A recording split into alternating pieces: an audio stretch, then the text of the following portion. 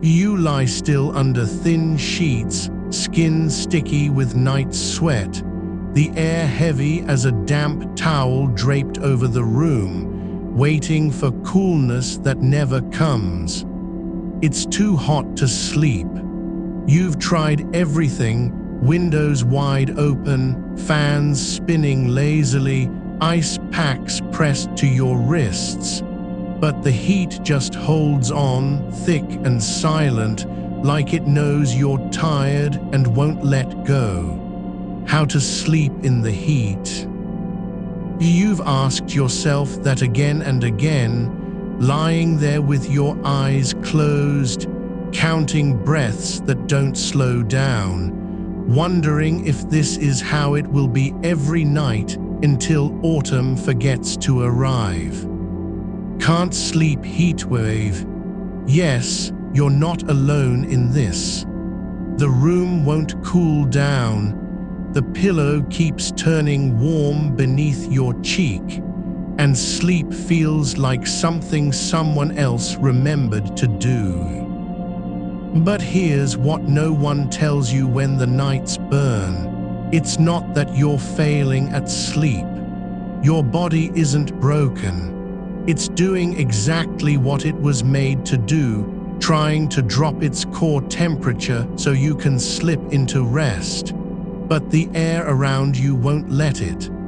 A human being needs to cool by about 1 or 2 degrees Celsius from daytime to fall asleep, and without that drop, your nervous system stays alert, waiting for relief that doesn't come.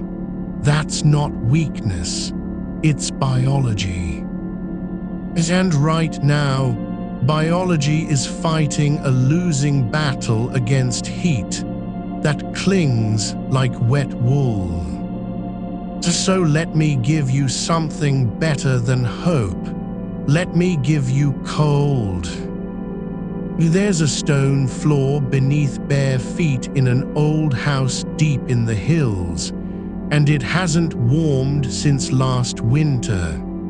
You step onto it slowly, first one foot, then the other, and the chill rises through your soles like a quiet sigh, traveling up your ankles, your calves, your thighs, as if the earth itself is breathing out coolness after centuries of holding it.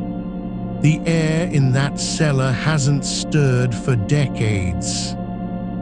It moves only when you do, and even then, barely, a slow drift, faintly damp with the memory of rainwater seeping through stone, carrying no scent but the clean, mineral quiet of underground earth.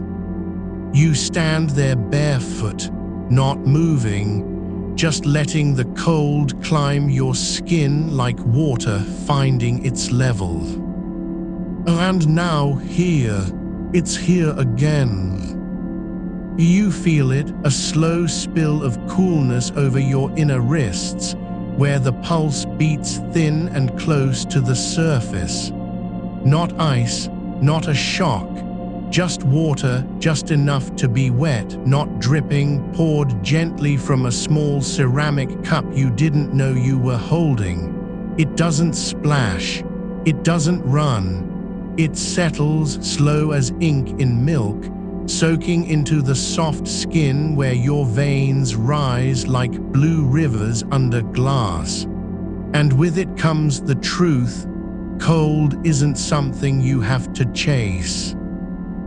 Sometimes it's already waiting, just beneath the surface of things. You breathe out, and for the first time tonight, your breath doesn't feel thick in your throat. It moves freely, lightly, as if the air itself has thinned, lifted away from your face like a curtain pulled back by unseen hands. You don't need to force it. You just let it come. The coolness on your wrists, the stone beneath your feet, the still dark of the cellar where time doesn't hurry and heat never reaches. Your shoulders loosen without you telling them to. You remember now how warm water before bed helps more than ice. Not because it feels good, but because it draws blood away from your core out toward your skin. And when that warmth dries, your body is left with nothing to hold onto except the memory of letting go. It's a trick, really a quiet surrender. You don't fight the heat by fighting it. You cool yourself by letting your skin do its work. Sweat evaporating, blood moving, temperature sinking like a stone through still water. And you remember open windows on opposite sides of the house when the night air dips below the room's warmth. Not just one window wide open, but 2, 3, maybe 4. The air doesn't need to roar, it only needs to move. A whisper is enough. The breeze that slips in from the east meets the sigh rising from the west, and suddenly there's a current, not loud, not strong, but steady, like the breath of something ancient beneath your roof. You don't need heavy blankets. One thin sheet, cotton, slightly damp from earlier, just enough to cling without sticking, is better than none at all. It doesn't trap heat. It holds sweat where it can evaporate, slowly, gently, pulling warmth away as quietly as dew leaves a blade of grass in morning. The ideal temperature for sleep is between 16 and 19 degrees Celsius. You know that now, and you also know this night won't reach it, not without air conditioning. But knowing that doesn't mean you have to fight it anymore. You can stop measuring the thermometer. Stop counting minutes until dawn. Let go of the idea that you need to be cool before you can rest. Because what matters isn't how cold the room is. It's whether your body believes it's safe to let go. And right now, in this quiet dark, with the stone beneath your feet and the water still cooling your wrists, your body is beginning to believe. You sink a little deeper into the mattress, not because you're trying, but because your limbs are heavier now, not from tiredness alone, from release. There's a stream somewhere far away, high in the mountains, where the water runs over smooth stones worn by centuries of rain and snowmelt. It doesn't roar, it murmurs, just enough to be heard if you're listening. The edges of the stream are lined with moss so thick it looks like velvet dipped in green fire. You kneel at its edge, not to drink, not to splash, but simply to let your ankles rest in the current. The water is cold, not biting, not shocking, deeply, patiently cold, like the inside of a mountain holding onto winter long after spring has come and gone. It slips around your skin like silk threaded with ice.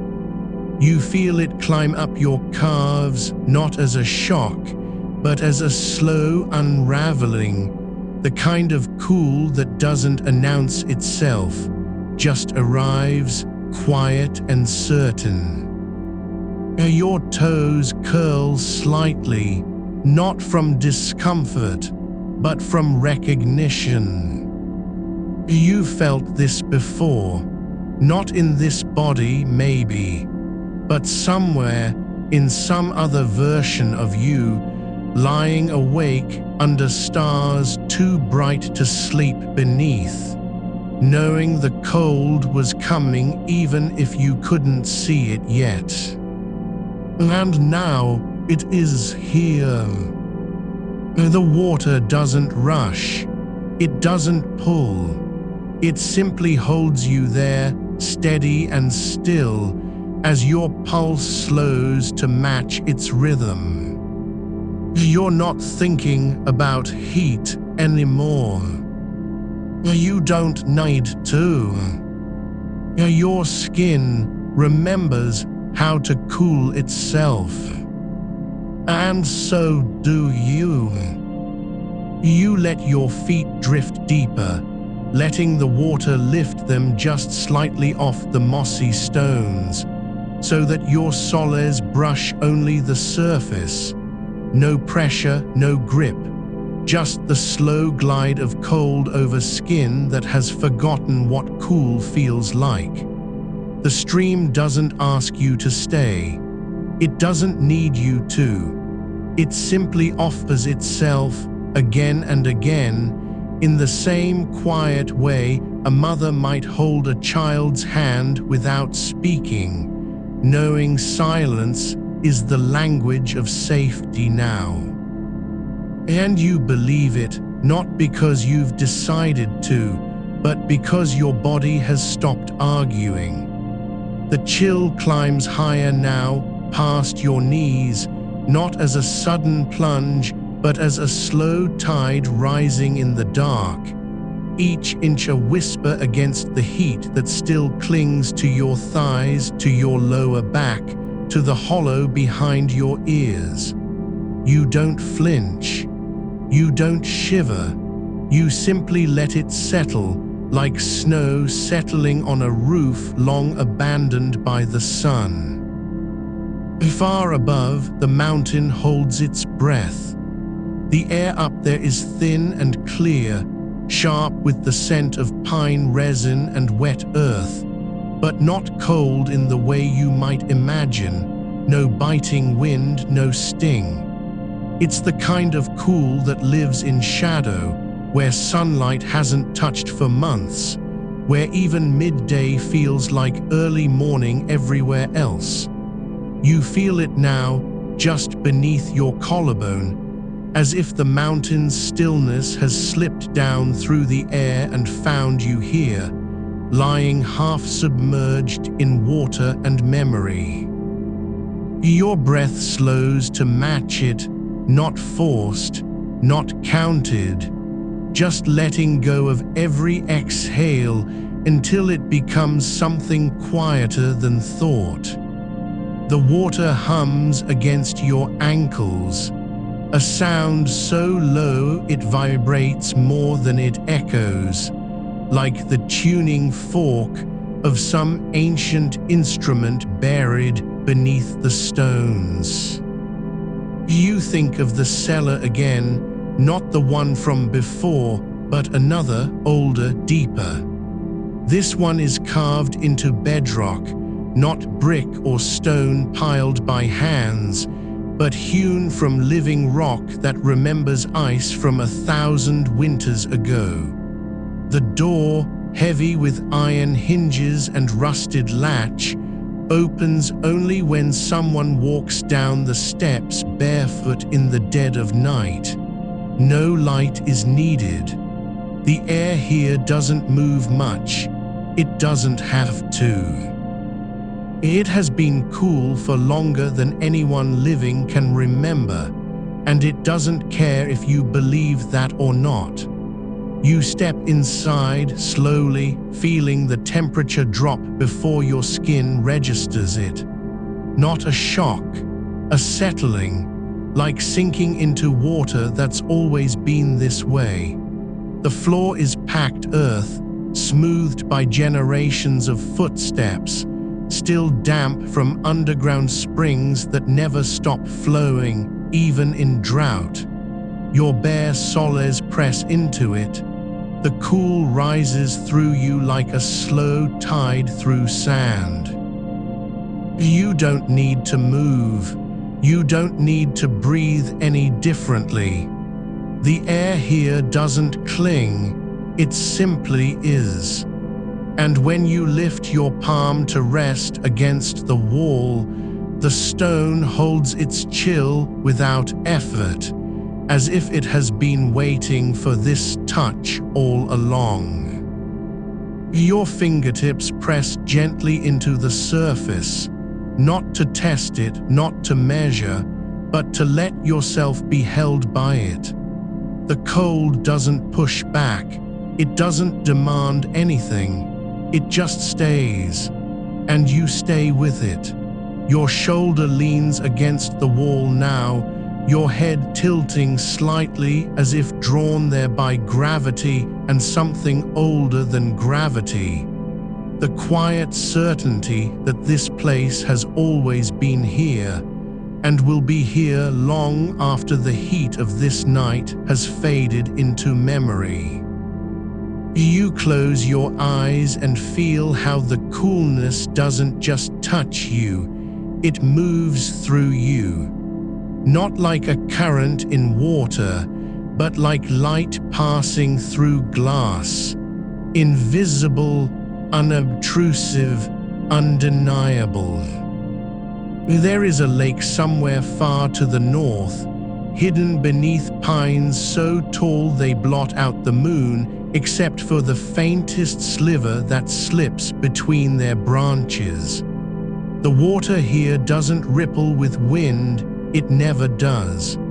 The surface is still as glass, black and deep, swallowing light until even stars vanish. You stand at its edge, barefoot on moss that feels like velvet dipped in frost. You don't jump, you don't plunge. You simply lower yourself inch by inch, letting the water take your ankles, then your calves, then your thighs, each step slower than the last, each breath held just a moment longer. The cold here is different from the stream's. It doesn't rush to meet you, it waits. It lets you decide when to surrender. And when you do, the water closes over your waist, your ribs, your shoulders. It doesn't steal warmth so much as it dissolves it. You feel every atom of heat inside you softening, unraveling, dissolving into the dark. Your skin doesn't tingle, your limbs don't shake. You simply sink deeper, not because you want to, but because there is no reason not to. Above you, the moon slips behind a cloud. The lake holds its breath. The water is colder now than it was a moment ago, but not because the night has changed. Because you are no longer resisting, you are receiving, and in that stillness something shifts inside your chest. Not pain, not fear, but the quiet recognition that you are allowed to be cool. That it's okay to let go of trying to sleep. That sleep doesn't come because you chase it. It comes when you stop chasing everything else. Your hands float now, just beneath the surface, fingers loose as seaweed in a tideless sea.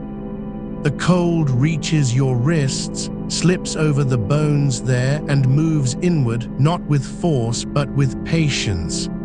You feel it travel up your arms like ink spreading through water, slow, dark, inevitable. Your shoulders relax into the lake's embrace.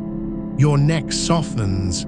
The heat that had pooled behind your ears in the hollow of your throat gone, not banished. Dissolved, like sugar stirred into tea you forgot to drink. Somewhere far away, a house, a town, a road, you know people are still awake. still sweating, still counting ceiling tiles, still rolling over, still wondering if tonight will ever end.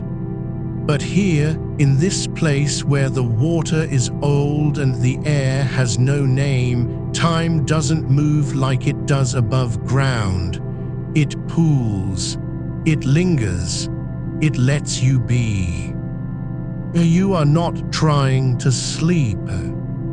You are becoming something slower than sleep.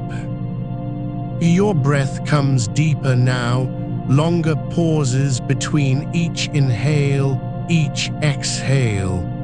Your heart slows its rhythm without being told. The cold doesn't force it. It simply reminds you that this is how the body was meant to rest, not in tension, not in resistance, but in surrender, in stillness, in the quiet knowledge that you are held. Your eyelids grow heavy, not from exhaustion, but from ease. You don't fight them, you let them close. The lake doesn't ask for your name. The cellar doesn't care if you came alone. The stream doesn't need to know where you're going. You are here. And here, where the cold is patient, the body remembers how to rest.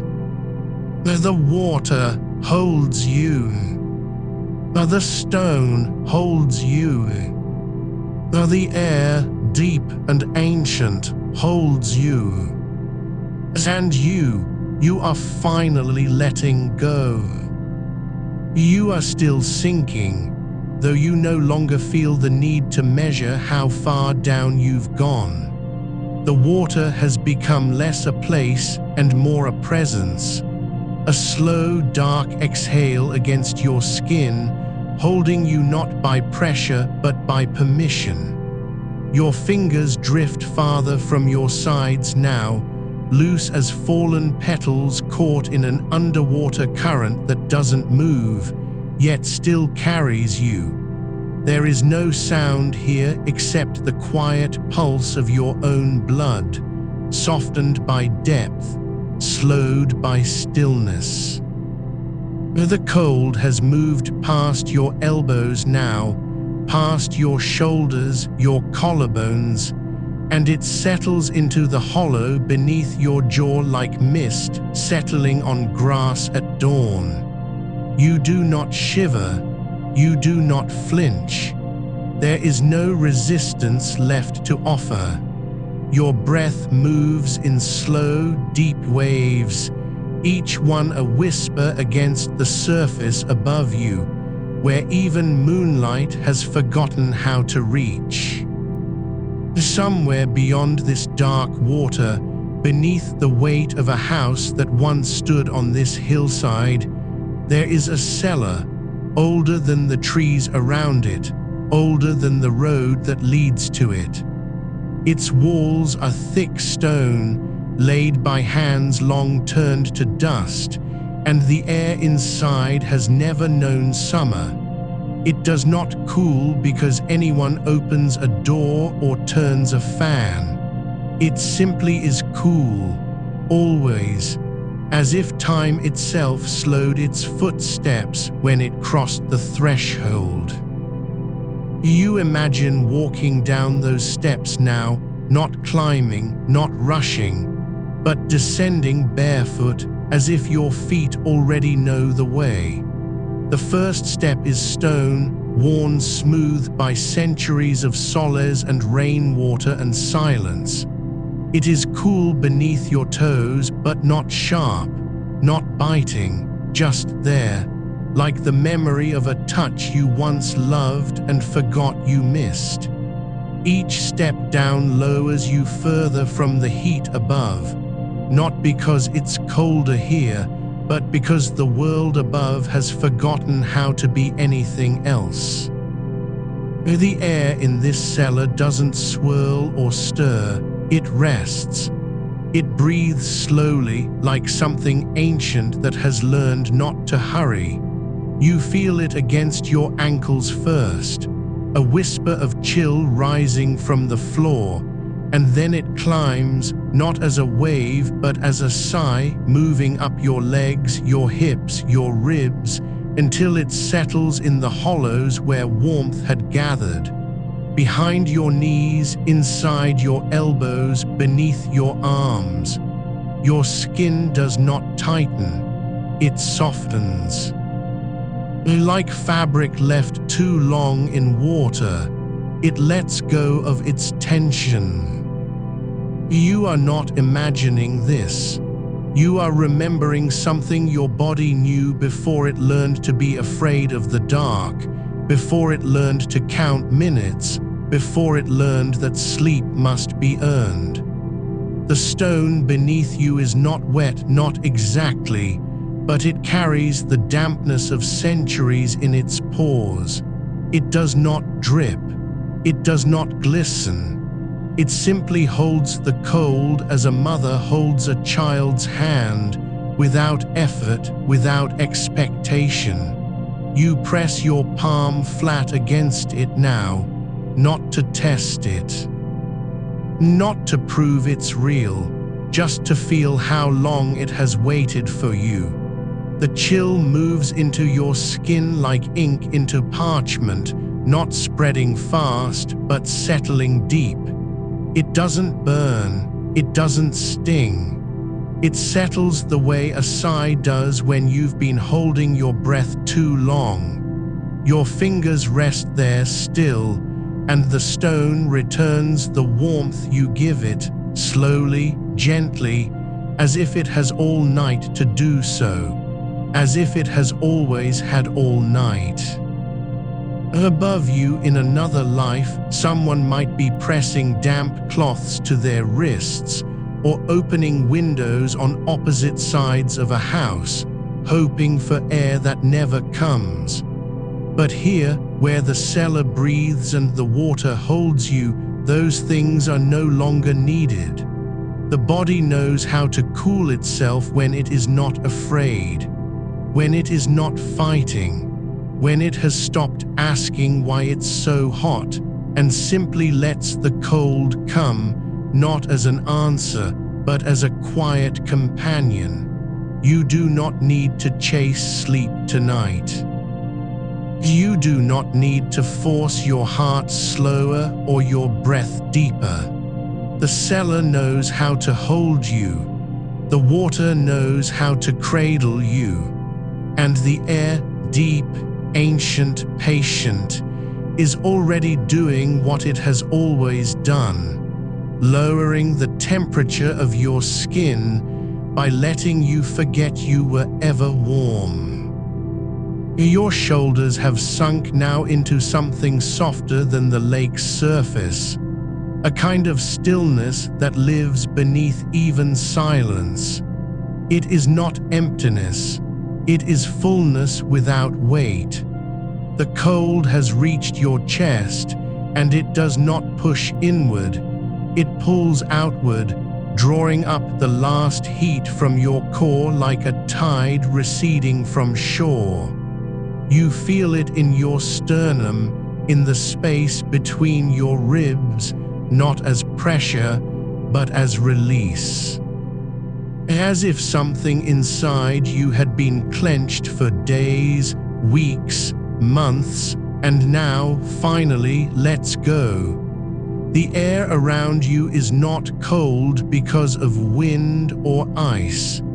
It is cold because it has forgotten how to be anything else. Like the stone, like the water, like this moment. You do not think about whether your sheets are still damp. You do not wonder if your pillow has turned warm again. There is no need. The cellar does not care what room you came from. The lake does not ask for your name. The air beneath the earth remembers only one thing: how to be cool. And so it remains, waiting, not for you to fix yourself, or to try harder, or to sleep on command, but simply to arrive. Your breath has become almost imperceptible now, not shallow, not thin, just quieter. Each inhale a slow gathering of stillness, each exhale a letting go that lasts longer than the last. Your limbs are no longer yours to control. They float not in water, not in air, but in the quiet between them. The cold has moved into your spine now, threading through the hollows like river water through moss-covered rock. It does not numb, it clarifies. It washes away the residue of the day, the noise, the worry, the heat that had gathered in your temples and behind your eyes. You feel it clearing now, not with force, but with patience, like dust settling after a storm. You are not falling asleep, you are becoming sleep. And the cellar, deep, silent, unchanging, holds you as if you were always meant to rest here. The cold does not hurry. It never has. And tonight, neither do you. The cold has moved into your hips now, slow and sure, like water seeping through the cracks of an old stone well. No rush, no splash, just the quiet filling of empty spaces. You do not feel it as a shock, but as a homecoming. The weight that had settled in your pelvis, the dull ache from standing too long, from lying too still, from the day's unspoken tensions, begins to soften, not gone, not erased, but held differently now, as if the stone beneath you has learned your shape and is cradling it without demand.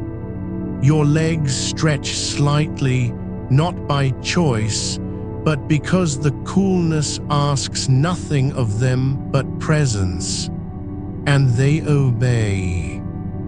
Somewhere beyond this stillness, beyond the walls of earth that keep the heat at bay, there may be a fan turning lazily in a windowless room, its blades stirring air too warm to matter. There may be someone pressing their forehead against a glass pane, hoping for even a whisper of night breeze. But here you do not need wind, you do not need movement. The cold is not outside anymore. It has slipped through your skin and settled in the spaces between your bones. It does not chase the heat away. It simply sits beside it, quiet as moss on granite, until the heat forgets how to burn. Your feet are bare beneath you, though you do not remember taking off your socks, and the stone is cool against the soles, not icy, not punishing, but deeply, profoundly still. It remembers every footstep that has ever touched it, the miner's boots, the child's toes, the silent tread of someone who came here long ago to escape a fevered summer night just like this one. The stone does not judge. It does not hurry. It only holds. And now it is holding you. The air above your head is different from the air in the room you left behind. Thicker, somehow, not heavy with moisture, but dense with silence. It carries no scent of dust or sweat or stale sheets. Instead, it smells like damp earth after rain that never fell, the memory of rain preserved in rock and root. You breathe it in slowly, and for the first time tonight, your lungs do not feel crowded. They open without effort. The air moves through them as if it has always known how. You think without thinking of a winter morning in a place you've never been. Frost on the inside of a window pane, delicate as lace, tracing patterns only the cold can draw. You remember how still the house was then, not silent, not exactly, but full of quiet things. The creak of wood settling, the distant sigh of pipes cooling, the faintest chime of ice shifting in a gutter far away. There was no rush to rise, no need to hurry into daylight. The cold had already claimed the morning, and you were simply part of it. That same stillness is here now. It does not ask you to be warm again. It does not remind you that dawn will come with heat. It only asks for your breath, slow, even, unhurried, and your presence. That is all. Your shoulders have loosened further. Your jaw has unclenched without your noticing. The warmth that had pooled behind your ears, the kind that comes from worrying whether tomorrow will be hotter than today, is gone. Not because you stopped thinking about it, but because the cold has taken its place, not as an enemy, but as a quiet witness. You feel the coolness now in your throat, not as dryness, not as chill, but as clarity, like drinking water that has been deep underground for years, untouched by sun or storm. It does not shock your system, it simply aligns it. Your tongue rests gently against the roof of your mouth, and you notice how little need there is to swallow. The air itself feels clean enough. And beneath you, the stone continues its slow work, not cooling you from above, not forcing you into stillness, but letting your body remember what it once knew. That rest does not require effort. That warmth is not a companion, but an accident of the day. That coolness is natural, that it has always been here. You do not know how long you have lain like this. You do not care. Time here does not move in hours or minutes. It moves in breaths, each one slower than the last, and in the quiet spaces between them, where even thought grows thin. The cold is no longer something you feel on your skin. It is something you are becoming. Your arms lie open at your sides now, palms up, as if waiting not for anything to be given, but simply to receive what is already here. The air above your hands is colder than the air near your face, not by much, but enough to notice, enough to trust. You do not move them, you do not adjust. You let the difference settle into your awareness like dust on a windowsill, unnoticed until you stop looking for it. And then, deeper still, the cold reaches your pelvis, your lower back, the curve of your spine where tension had knotted like old rope. It does not melt the knots.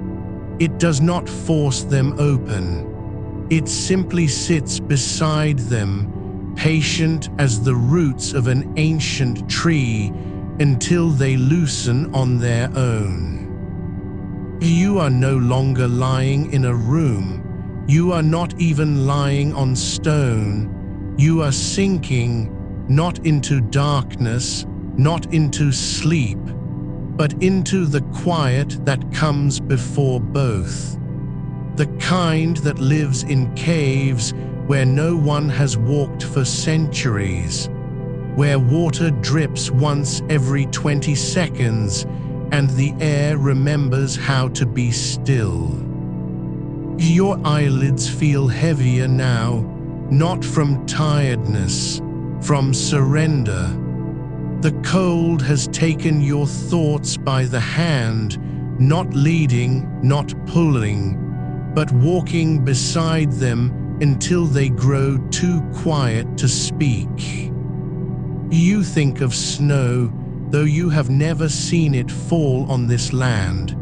You think of how it mutes sound, the way a blanket settles over everything, softening edges, blurring boundaries. You imagine standing in it barefoot, not because you want to be cold, but because the silence is too beautiful to ignore. And here now, that same silence lives inside your bones. The stone beneath you does not speak. The air above you does not rush. The water below, still hidden, still ancient, does not stir. And you are no longer trying to sleep. You are becoming the quiet. And the quiet is enough. You feel it again, not as a shift, not as a change, but as a deepening. The cold beneath you has begun to rise, not in waves, but in threads, fine as spider silk spun from the earth's own breath. It lifts slowly through your calves, past the hollow behind your knees, where the pulse still hums faintly, and into the soft place just below your ribs, where warmth clings like old habit. You do not fight it. You do not welcome it. You simply let it pass through you, as water passes through moss, as light passes through glass that has forgotten it was ever warm. There is a stillness here deeper than silence. It does not belong to the night outside, nor to the absence of fans or air conditioners. It belongs to this place, this unseen space where stone holds memory longer than skin remembers heat. You are no longer lying in bed. You are resting inside the shadow of a mountain that has forgotten its own name. The rock beneath you is not cold because it was chilled by wind or ice, but because it has never known how to hold onto warmth. It does not resist. It does not strive. It simply is. And now the air above your chest begins to change, not in temperature alone, but in texture. It grows denser, quieter, as if the night itself has thickened into something you could press a palm against and feel its weight. You breathe slower. Your lungs do not expand fully, they settle like leaves drifting down after autumn's last gust. There is no need to fill them completely. There is only need to let go. You imagine walking barefoot along the edge of a frozen lake that has not thawed since before your grandparents were born.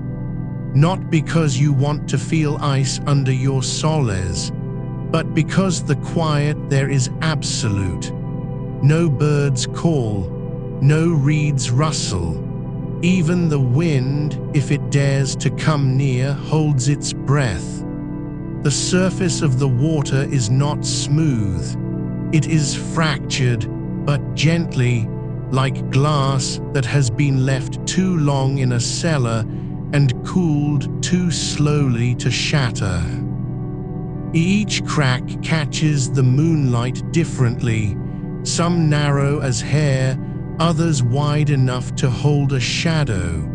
And beneath those cracks, the water below remains perfectly still, not frozen solid, not liquid either, but suspended somewhere between, a place where time does not flow but lingers. You are not there, but you feel it, how the cold does not bite here, how it does not punish or warn. It simply waits. And in that waiting, something inside you unclenches, not your muscles, not your mind, but the part of you that has been holding on to the idea that rest must be earned.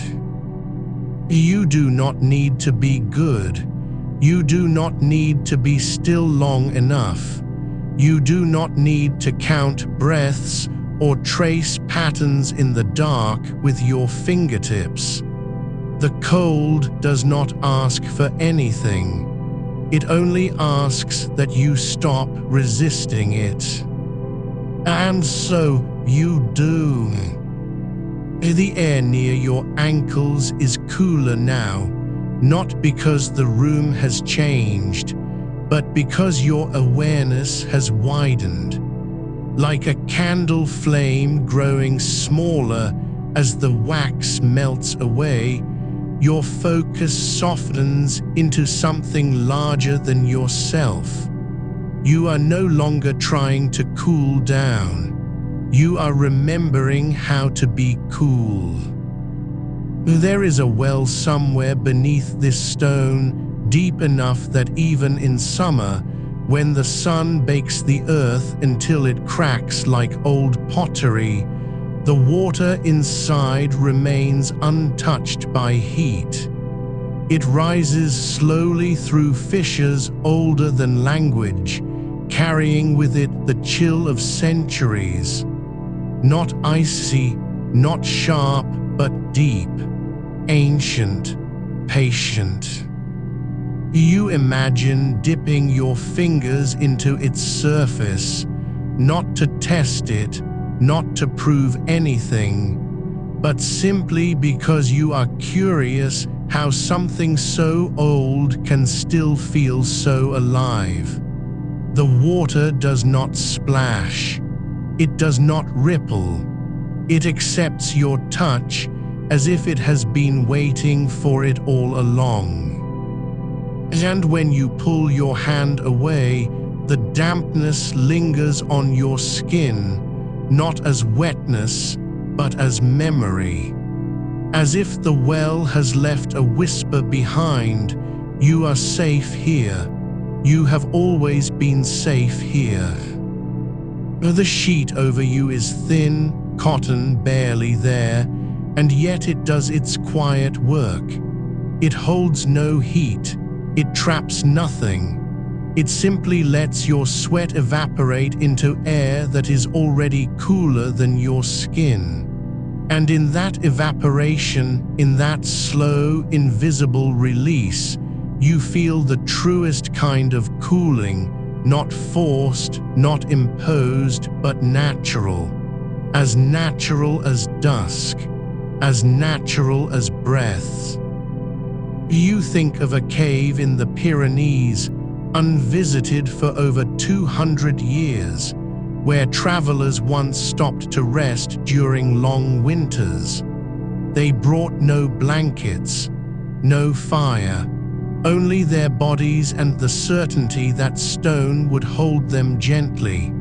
The walls there are lined with minerals that weep slowly day and night, releasing moisture into air that never rises above 54 degrees Fahrenheit, not cold enough to sting, not warm enough to soothe, just steady. You imagine lying on a flat slab of that rock, bare skin pressed against its surface, and feeling how the coolness does not rush in, but seeps, like ink through paper, like memory into bone, You do not shiver, you do not tremble. Your body settles as if it has been waiting for this moment since before you were born. Your thoughts grow thinner now, not gone but softened, fading like footsteps on snow. You think of a child long ago, pressing their forehead to the glass of a window on a winter morning, and watching the frost bloom in delicate branches across the pane. Not because they understood how it formed, but because it felt like magic made by silence. You do not need magic now. You only need stillness. And you have of it. The air above your collarbone is colder than the air near your lips, just enough to notice, just enough to trust. You breathe in through your nose and feel the coolness gather at the back of your throat, not as a shock, but as a return. As if your body had been holding its breath all evening, waiting for this moment to exhale. Your feet, bare beneath the sheet, are no longer restless. They do not twitch. They do not seek out cooler patches on the mattress. They simply rest. And in their stillness, something deep inside you begins to loosen, not like a knot unraveling, but like roots finding soil after a long drought. You think of snow again, but not as it falls, not as it piles, but as it settles, after the storm has passed, when the world is hushed and white and utterly still. The kind of snow that does not melt under sunlight because there is no sun, only moonlight. And beneath that light, every branch, every blade of grass, every stone in the field wears a perfect, silent coat. There is no wind here. There is no need for one. You are breathing so slowly now that you wonder if your breath has become part of the air around you, no longer yours, but belonging to the night, to the stone, to the well beneath. Your eyelids feel like petals closing, not because they are tired, but because they have remembered how to rest without effort. The cold is not outside anymore. It is inside. And it has been waiting for you all along. You think of a well in northern Sweden, dug by hand in 1792, its stones worn smooth not by water alone, but by centuries of hands lowering buckets into its dark. The rope still hangs there, frayed at the end, tied to an iron ring that never rusts because the air is too still, too cold for moisture to cling. You imagine dipping your fingers, just your fingertips, into that water, not plunging, not reaching, and just letting them rest on the surface where it meets the dark, and feeling how the chill does not bite but lingers, like a sigh held just a moment too long before release. The water is not icy, it is ancient. It has known frost longer than your bones have known warmth. And when you pull your hand away, the coolness stays, not on your skin, but beneath it, sinking slowly into the quiet places where blood moves slowest. Your wrist, your ankle, the hollow behind your knee, they all remember now. Not as pain, not as shock, but as a promise kept. You think of moss in a high alpine valley, thick velvet growing over rocks that have not seen sun for 6 months of every year. It does not drink from rain. It drinks from mist, from the breath of the mountain itself, condensing on its surface overnight, turning air into liquid without ever letting go of its stillness. You imagine pressing your palm flat against it, not to crush, but to rest. And to let the coolness rise through your skin like a slow tide returning to shore after being pulled far out. The moss is not damp in the way wet grass is damp. It is saturated with silence, with time, with the kind of cold that does not seek to numb but to hold, like a mother's hand cradling a fevered brow, patient and unchanging. Your fingers sink into it without resistance. There is no need to press harder, no need to search for relief. It comes anyway. Because here, in this place, cold is not an enemy. It is the ground you were meant to lie upon. You think of a forgotten stone courtyard in Prague, hidden behind a door that no longer opens, where the walls are lined with tiles glazed in blue so deep they look like pieces of the night pressed flat. The sun has never touched them. Not since before your great-grandparents were born. And yet even now, when the city above swelters under July's weight, this place remains untouched, cool as a closed book, still as a held thought. You imagine walking barefoot across its floor, not because you must, but because you are drawn to it, as if your soles remember something your mind has forgotten. The tiles are not cold in the way marble is cold. They are cool with memory, with centuries of footsteps that never rushed, of breaths that never shouted. You feel it rise through your arches, up your calves, into your thighs, not as a shock, but as an invitation to rest, to let go, to stop measuring how long you've been awake.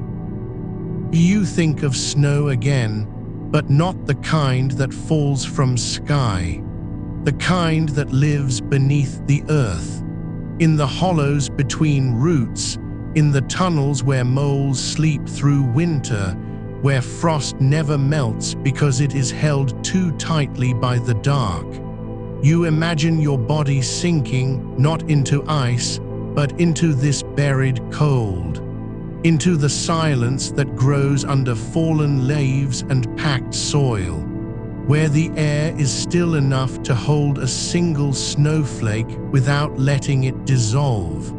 Your skin does not shiver here.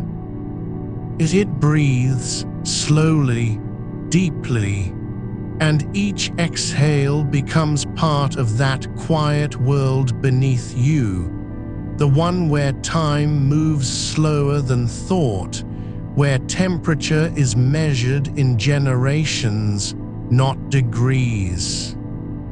You think of the inside of a glacier, deep enough that light cannot reach, so old that the ice itself has become stone, not white, not blue, but a color beyond color, a shade that exists only when pressure holds water for 10,000 years and turns it into something stiller than sleep. You imagine pressing your forehead against its surface, not to feel its chill, but to let it feel you, to let your warmth dissolve into the silence of it. And in that surrender, your pulse slows. Not because you are tired, but because you have finally stopped trying to outrun heat. The glacier does not care if you came too late. It does not judge how long you waited. It simply is. And in its presence, you begin to be too. You think of a cellar under an abandoned farmhouse in Maine, the kind where the floor is packed earth, and the walls are lined with shelves that once held jars of applesauce, pickled beets, dried beans. The door has not opened in 40 years. No one comes down anymore.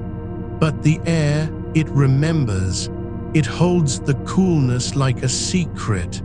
You imagine descending those wooden steps, barefoot, quiet, and feeling how the temperature changes before you even reach the bottom, not all at once, gradually.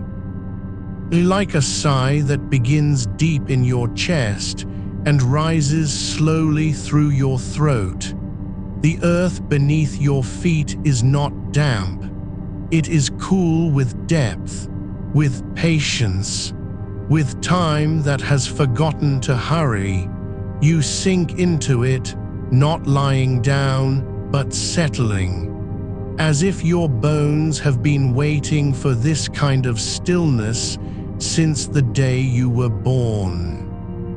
You think of rain falling on a lake at midnight, no thunder, no wind, just the slow, soft patter of droplets breaking the surface, each one sending out rings that never reach the shore.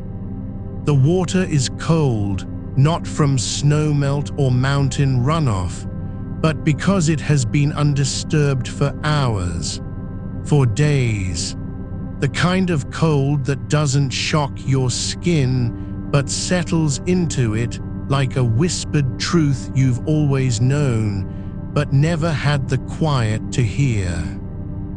You imagine dipping your feet in, just your toes, and feeling how the chill climbs, not as a wave, but as a thread, one strand at a time, tugging gently on every nerve ending until your whole body hums with stillness. There is no splash here, no ripple that lasts, just the quiet echo of each drop dissolving into water that has already forgotten its own warmth. You think of the inside of a seashell found on a northern beach, washed clean by tides, left behind in the dunes as the tide recedes for good. It is not empty. It holds the memory of salt and depth and pressure and darkness. And when you press it to your ear, not to hear the ocean, but to feel its surface against your skin, you find that it is cool, not because it was ever cold, but because it has never been warm enough to forget what deep water feels like. You hold it in both hands now, cupped gently, and let that quiet chill rise into your wrists, up through your arms, into the hollows of your shoulders. And for the first time tonight, you do not think about whether sleep will come. You think of nothing at all. The sheet is still there, thin, cotton barely there, and it does its work without asking. The air above your collarbone is colder than the air near your lips. Your breath moves slower now, not because you are trying to slow it, but because your body has remembered how to breathe without effort. Your feet do not twitch. Your hands do not clench. There is no need to reach for coolness anymore. It has found you. And here, in this deep and quiet place, you are already asleep.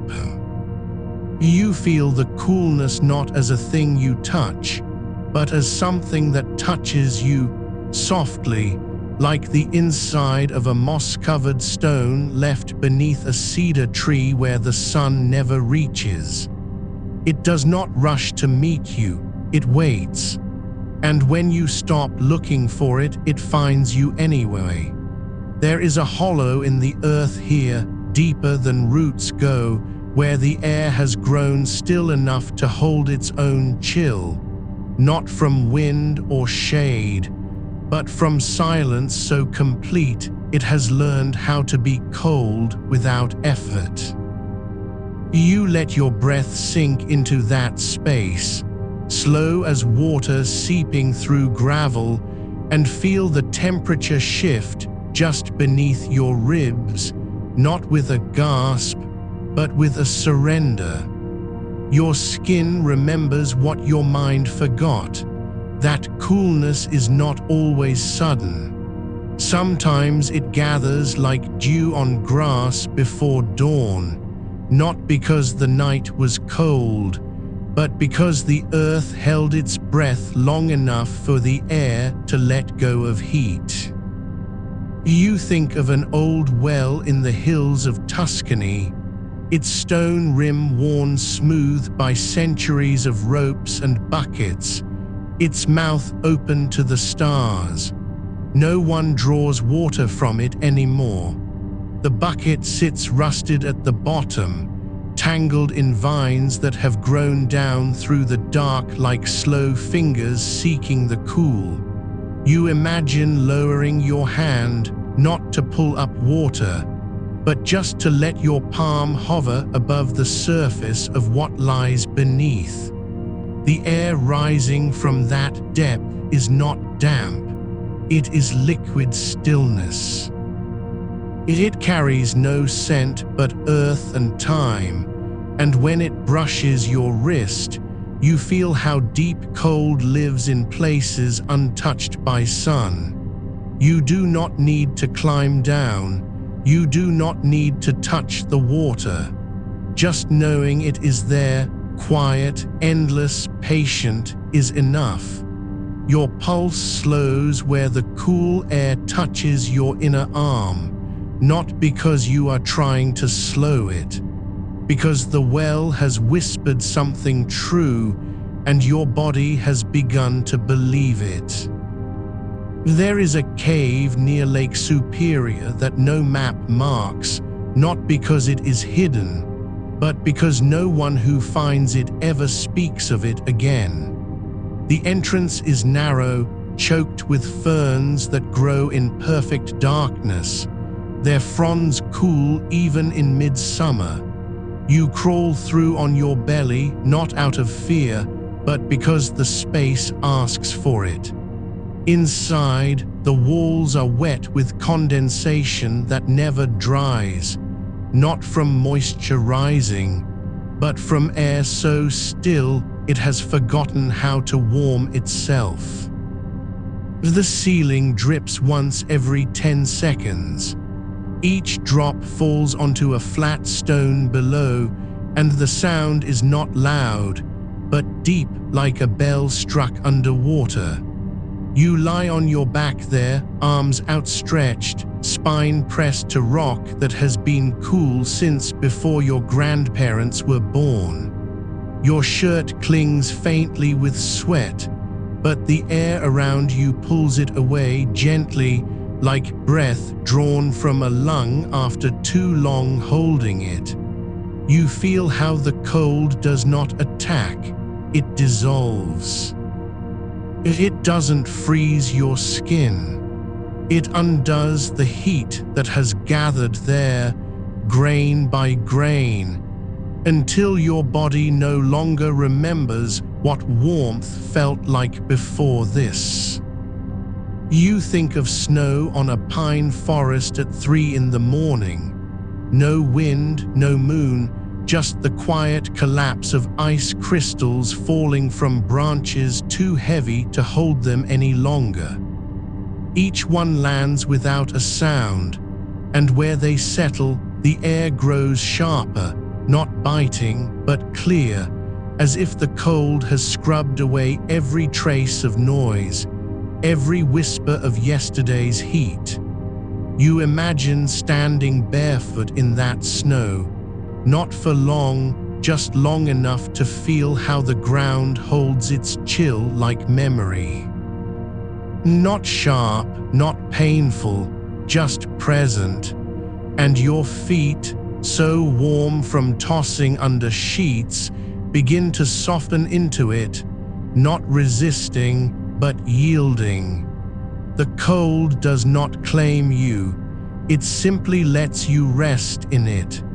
You think of how snow remembers the shape of a single footprint longer than any stone can hold a name. You think of a glacier's edge in late autumn, when the melt has stopped, and the water that pools at its foot is so clear you cannot tell where ice ends and liquid begins. The surface shivers with faint ripples, not from wind, but from the slow, silent release of trapped air bubbles rising after centuries buried under pressure. You dip your fingers in, not to splash, not to test, just to let them rest there, submerged just past the knuckles. The water is not cold like ice. It is cold like time. Like the silence between heartbeats when you are almost asleep and your body has stopped asking for anything at all. You feel how it pulls heat from your skin, not in a rush, but in threads. One thread from your thumb, another from your index finger, a third from the curve of your palm. Slowly, patiently, until your hand feels lighter than air. You think of a stone bench beneath an oak tree that has stood for 200 years, its bark cracked with age, its leaves thick enough to turn noon into twilight. The stone is gray and rough, worn smooth only where someone once sat every morning for 40 winters. You sit there now, not because you want to, but because the coolness of it calls you in a language your bones understand. It does not chill you all at once. It takes what it needs: the heat from your thighs, the warmth from your spine, the lingering fever of your shoulders. And when it has taken enough, it lets you stay just like that. No urging, no demand, just presence. Your breath is so quiet now, you wonder if it's still there. Your fingers do not move. Your toes have stopped curling. The sheet on your body is no longer a barrier. It is an echo of coolness, thin as mist over water, holding nothing but the memory of air that has learned to be gentle. You think of deep earth again, not the cellar from before, but farther down, where roots do not reach and beetles do not crawl, where the soil has forgotten it was ever warm, where pressure presses gently on every particle and time does not pass, it simply is. You imagine sinking into that dark, not with fear but with trust, not as if you are falling, as if you are being held. And somewhere very far below, in a place no sun has touched since the last ice melted, something ancient and quiet stirs, not to wake you, but to remind you you were never meant to fight the night. You were meant to let it cool you. You think of a cave mouth hidden behind a curtain of moss, where the air doesn't move but still carries the scent of wet stone and deep time. No draft, no breeze, just the slow exhale of Earth's own breath, cool and constant as a sigh held for centuries. You step inside, not because you must, but because your skin remembers how it feels to be cradled by something older than heat. The walls are not smooth, not polished, but softly worn by water that once dripped from above, leaving behind layers of mineral lace, each drop a silent sculptor carving patience into rock. You press your palm flat against one side just for a moment and feel how the cold doesn't attack, it absorbs. It takes the warmth you didn't know you were still carrying, the leftover heat from the day's restless turning, the quiet fever of worry that lingers even when thoughts have gone quiet. And just like that, your hand grows heavy, not with fatigue but with surrender. The stone does not demand you stay. It only offers itself, cool, unchanging, endless. You let your forehead rest against it next, just where the hairline meets the temple, and feel how the chill travels inward, not in a shock, but like ink spreading through water, slow and certain. Your eyelids grow heavier with each pulse of coolness that slips beneath your skin. You think of how this cave has never known summer, not really.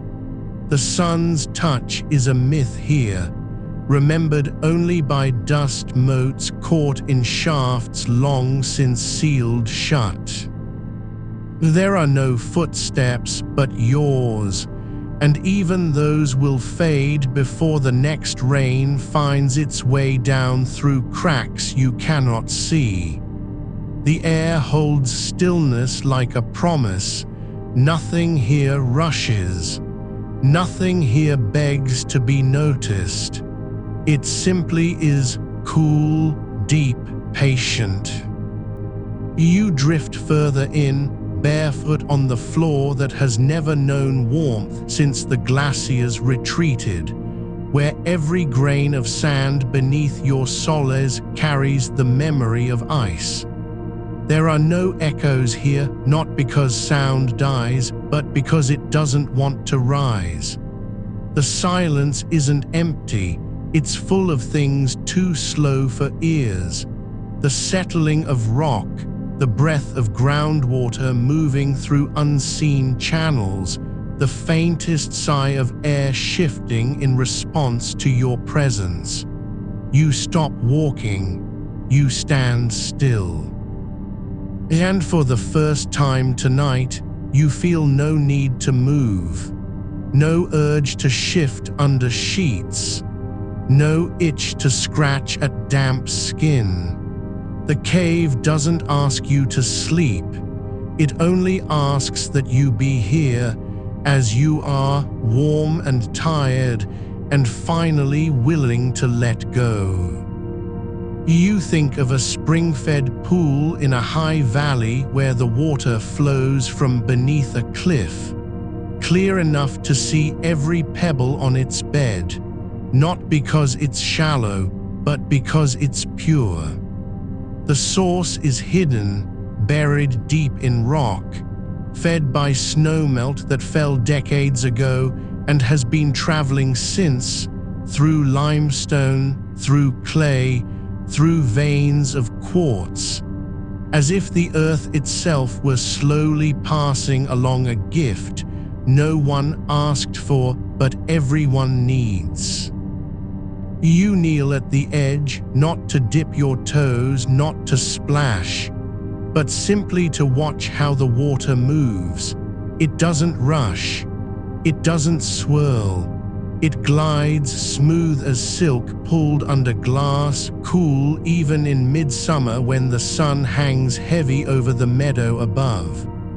The surface shimmers faintly with trapped light, but beneath, where the current deepens, there is only darkness.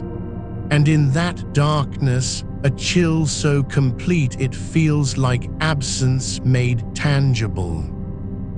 You imagine lowering your arms into it, forearms first, then wrists, then palms, until your skin begins to numb not from shock, but from recognition. This is what coolness sounds like when it has no voice. The quiet lap against stone, the whisper of current brushing over moss-covered rocks, the slow release of oxygen bubbles rising from unseen roots below. You think how this water has never known a human hand before yours, yet still welcomes you without hesitation. It does not ask why you are here. It does not care if you sleep or wake. It only flows, and in its flow there is rest. You lift your arms slowly, letting the droplets cling for just a moment longer than they should, each one carrying away a sliver of heat. And when they fall back into the pool, they do so without sound. You feel lighter, not because you've lost weight, but because something inside you has stopped holding on. You think of a forest after midnight in late autumn, when the last leaves have fallen and the ground is thick with damp moss, brittle ferns, and the scent of rotting bark that smells like earth dreaming. There are no animals stirring, not owls, not foxes, not beetles, because even they know some nights belong only to stillness. The air here doesn't cool by wind or shadow, it cools because it has simply stopped trying to be anything else. It hangs low and thick, saturated with the quiet chill of a world that has let go of daylight's grip. You walk barefoot through it, not toward anything, not away from anything, and feel how each step sinks slightly into the earth, how your soles press against moss that holds moisture like a sponge soaked in starlight. The cold here is not sharp, it is soft, like wool wrapped around bone. It doesn't bite at your ankles or crawl up your calves. It settles, it wraps. It lingers where your skin meets air and you realize you've been breathing too fast all night. Your breath has been shallow, quick, anxious, trying to escape the heat when all it needed was to slow down. Now in this forest after midnight, your lungs remember how to draw in air that doesn't burn. It carries no scent of dust or sweat or closed windows. Just damp earth and pine resin, and the faintest hint of frost that hasn't yet formed. You stop beneath a tree whose roots have cracked through stone and now curl upward like fingers cradling something precious. You press your back against it, not for support, but because you feel how deeply its wood has cooled over centuries. The bark is rough, yes, but beneath the surface there is only cold. And that cold doesn't push you away, it holds you. You close your eyes again. And somewhere deep in the quiet between heartbeats, you remember this is what it feels like to be held by something older than sleep. Not rescued, not fixed, just cooled. The night does not ask you to fight it anymore. It only asks you to let it touch you. One breath, then another, and then just the quiet hum of your body, finally learning how to rest in the dark. You drift lower, deeper still, past the moss, past the roots, past the quiet hum of the forest's breath, and into a place where the cold has no beginning and no end. It is not water, not air, not stone. It is the silence between two snowflakes falling in the same instant, separated only by time, yet never touching. You feel it first as a thinning, not of your skin, but of your awareness of heat, as if your body has forgotten how to hold onto warmth and no longer tries. The air here doesn't move. It doesn't need to. It is already still enough to hold the cold like a secret kept for centuries beneath glaciers that never melt, only sigh. You imagine standing barefoot on a plateau where the earth has frozen so deeply it remembers winter before memory had a name. Beneath your feet, the ground does not yield.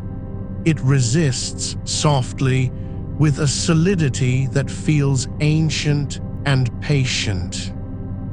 Not hard like concrete, but dense like folded wool left in a chest for decades, still holding the chill of a long-dead winter's night. You press one palm flat against it, not to test, not to measure, but because you want to know what cold sounds like when it has no wind to carry it. And it answers nothing, not even the whisper of your own breath, just the quiet certainty that this is where the earth goes to rest. You do not shiver, you do not flinch. The cold here does not punish, it simply exists, and in existing, it invites you to stop resisting. Your skin, still damp from sweat that no longer matters, meets this chill without protest. There is no shock, only surrender, like a hand slipping into a glove made of moonlight. You lift your foot slowly, feeling the faintest residue of frost clinging to your sole. Not ice, not snow, but something softer, older. The ghost of frozen dew that fell long before you were born and never fully thawed. It leaves no wetness behind, only stillness.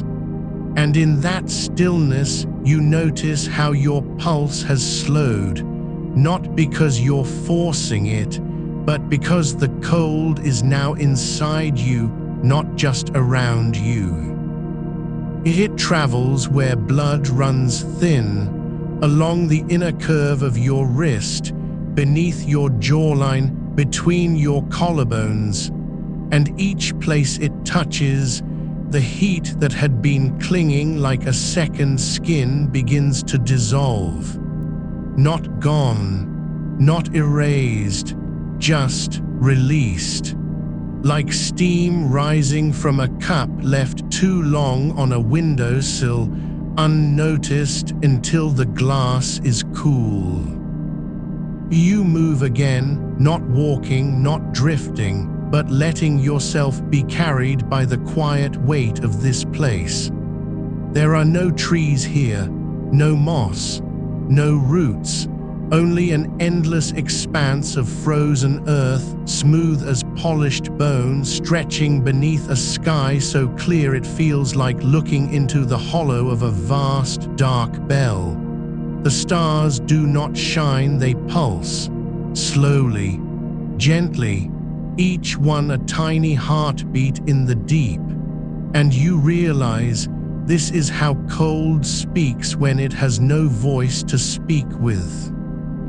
Not through wind or rain or thunder, but through presence, through the absence of heat, through the space between your breaths where time forgets to hurry.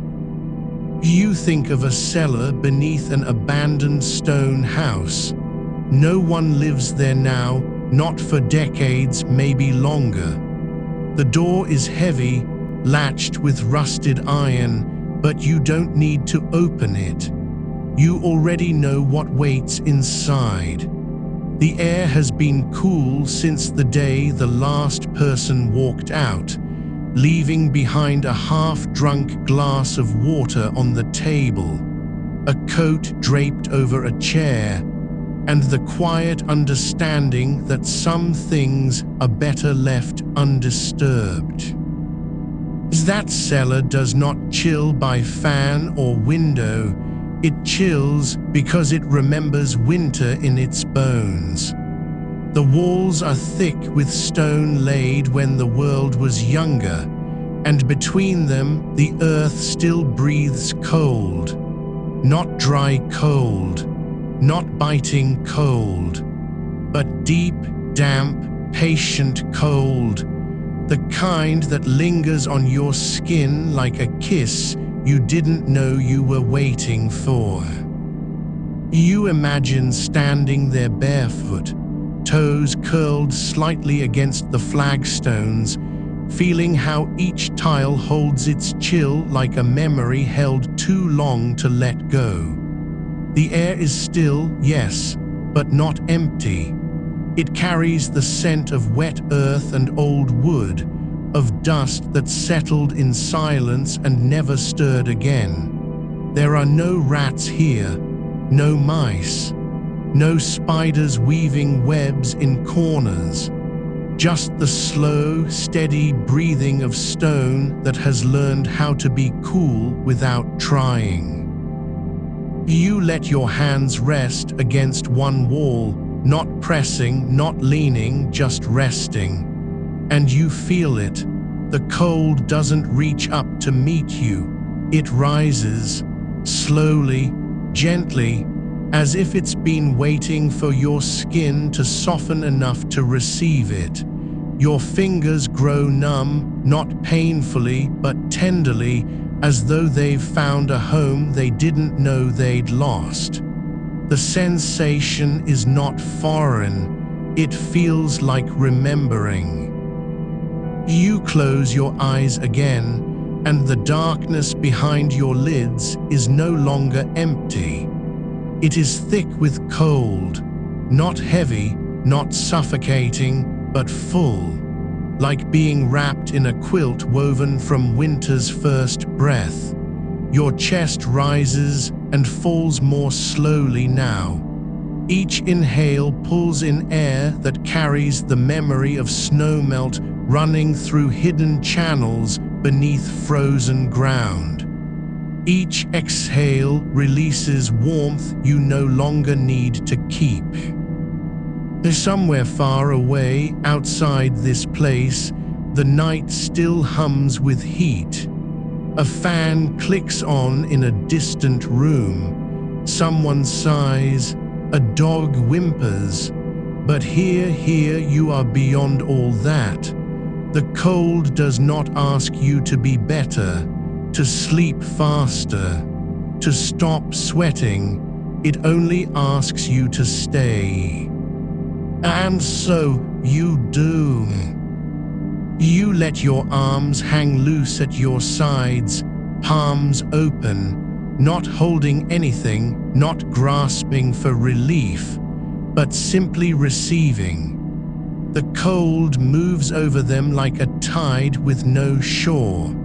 It slips between your fingers, gathers in the hollows of your wrists, settles into the curve of your elbows. You feel it creeping up your forearms now, slow, sure, inevitable, and you do not pull away. You think of water again, but not the mountain stream, not the lake. This is different. This is a well dug deep into bedrock where no sun has touched the surface in hundreds of years. The water inside is still as glass, colder than any icebox, clearer than thought. You imagine lowering your hand into it, not dipping, but letting go until your wrist disappears, then your forearm, then your elbow, and you feel how the cold doesn't shock. It recognizes you. And when you pull your hand out, no water clings to your skin. Not because it's dry, but because it has already absorbed what was hot inside you and turned it into silence. You do not need to think anymore. You do not need to try. The night is still warm where you came from. But here, you are cool. And that is enough. For now, that is everything. You drift deeper, and the cold doesn't follow you. It meets you where you are already there, waiting in the quiet between your breaths. The well is gone now, not because it vanished, but because you've stepped beyond it, into a space older than wells, quieter than stone. You are standing at the edge of a glacial hollow, buried beneath centuries of soil and silence. Above you, the sky holds no stars, no moon, only the deep violet of an earthbound night, the kind that comes when even the wind has learned to hold its breath. But below, where your bare feet sink slightly into moss-covered ice, there is motion, not rushing, not flowing, but settling. The ice here does not melt, it sighs. A slow exhalation of crystalline air that rises in faint, invisible threads, brushing against your ankles like the ghost of a winter that never ended. You do not shiver. You do not tense. Your skin knows this cold not as enemy, not as relief, but as belonging. The moss beneath you is damp with condensation, soft as velvet soaked in liquid night, and each step you take leaves no print, only warmth drawn gently away, carried upward by the air's quiet hunger. You lift your hand just slightly and let it hover above the ice. No need to touch. The cold reaches up anyway, not pulling, not grabbing, but offering. A breath of it curls around your wrist, slips into the hollow beneath your thumb, and lingers there like a secret whispered only once. Your pulse slows in response, not because you command it, but because your body remembers how to rest when the world is still enough to hold it. You think of snow again, but not the open field, not the moonlit drifts. This snow is buried, pressed deep beneath fallen pines, under layers of leaf litter and frozen loam, where even the coldest winter wind cannot reach. It does not glisten, it does not sparkle, it simply is dense, compact, ancient. And when you press your palm flat against the earth above it, you feel the cold rising not as a shock but as an answer. Like the earth itself has been waiting for your skin to stop fighting its own heat. Your fingers grow heavy with it, not numb, not painful, but full, like they've been filled with water that never warms. You close your eyes again, and the darkness is not empty now, it is layered. Thick with cold air moving in slow, silent currents beneath your eyelids. There are no sounds here, no crickets, No distant sirens, no rustle of sheets, just the hush of ice breathing its long, slow breath, and you breathing with it. You do not need to imagine this place anymore. It is already inside you. The cold has slipped past your skin, past your muscles, past the heat that clung stubbornly to your bones. It moves through your forearms now, down into your elbows, up toward your shoulders, not invading but rearranging, as if it knows exactly where your warmth has been trapped, and gently, patiently is making room for stillness. You feel your ribs expand more slowly now. Each breath pulls in air that carries the scent of frozen pine resin, of wet moss crushed underfoot by nothing but time. There is no smell of sweat here, no salt on the air. But only the clean, mineral tang of ice that has never known sun. And when you exhale, your breath does not fog, it dissolves. As if your warmth was never meant to be seen. You are not trying to sleep. You are not waiting for it. You are simply becoming quieter than the cold around you. Your arms hang open now, not resting on the sheets, but suspended above them, as though gravity has forgotten how to pull you down. The air beneath your palms is cooler than the air near your chest, and cooler than the air by your ankles. It pools there in the hollow of your armpits, in the soft curve behind your knees, places where blood runs close to the surface, and cold can slip inside without asking. You do not need to know why this works. You only need to feel it. How the coolness doesn't fight your heat, it welcomes it.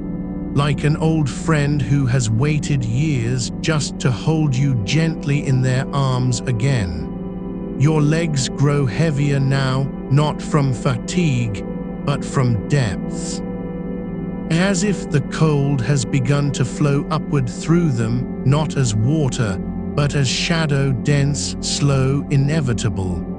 You feel it in your calves first, the quiet pull of frost beneath skin like a thread being drawn tight and then loosened again. Then your thighs, then the hollow behind your knees where warmth used to gather like a last refusal before surrender.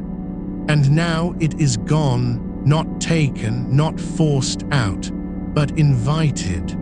The cold does not take what it wants. It only asks if you will let it stay. You do not answer with words. You answer with stillness, with the slow release of your breath, with the way your fingers uncurl just slightly as though they've forgotten how to hold on. Somewhere far away, beyond this hollow, beyond the ice and moss and buried snow, the night is still hot. A car passes on a distant road.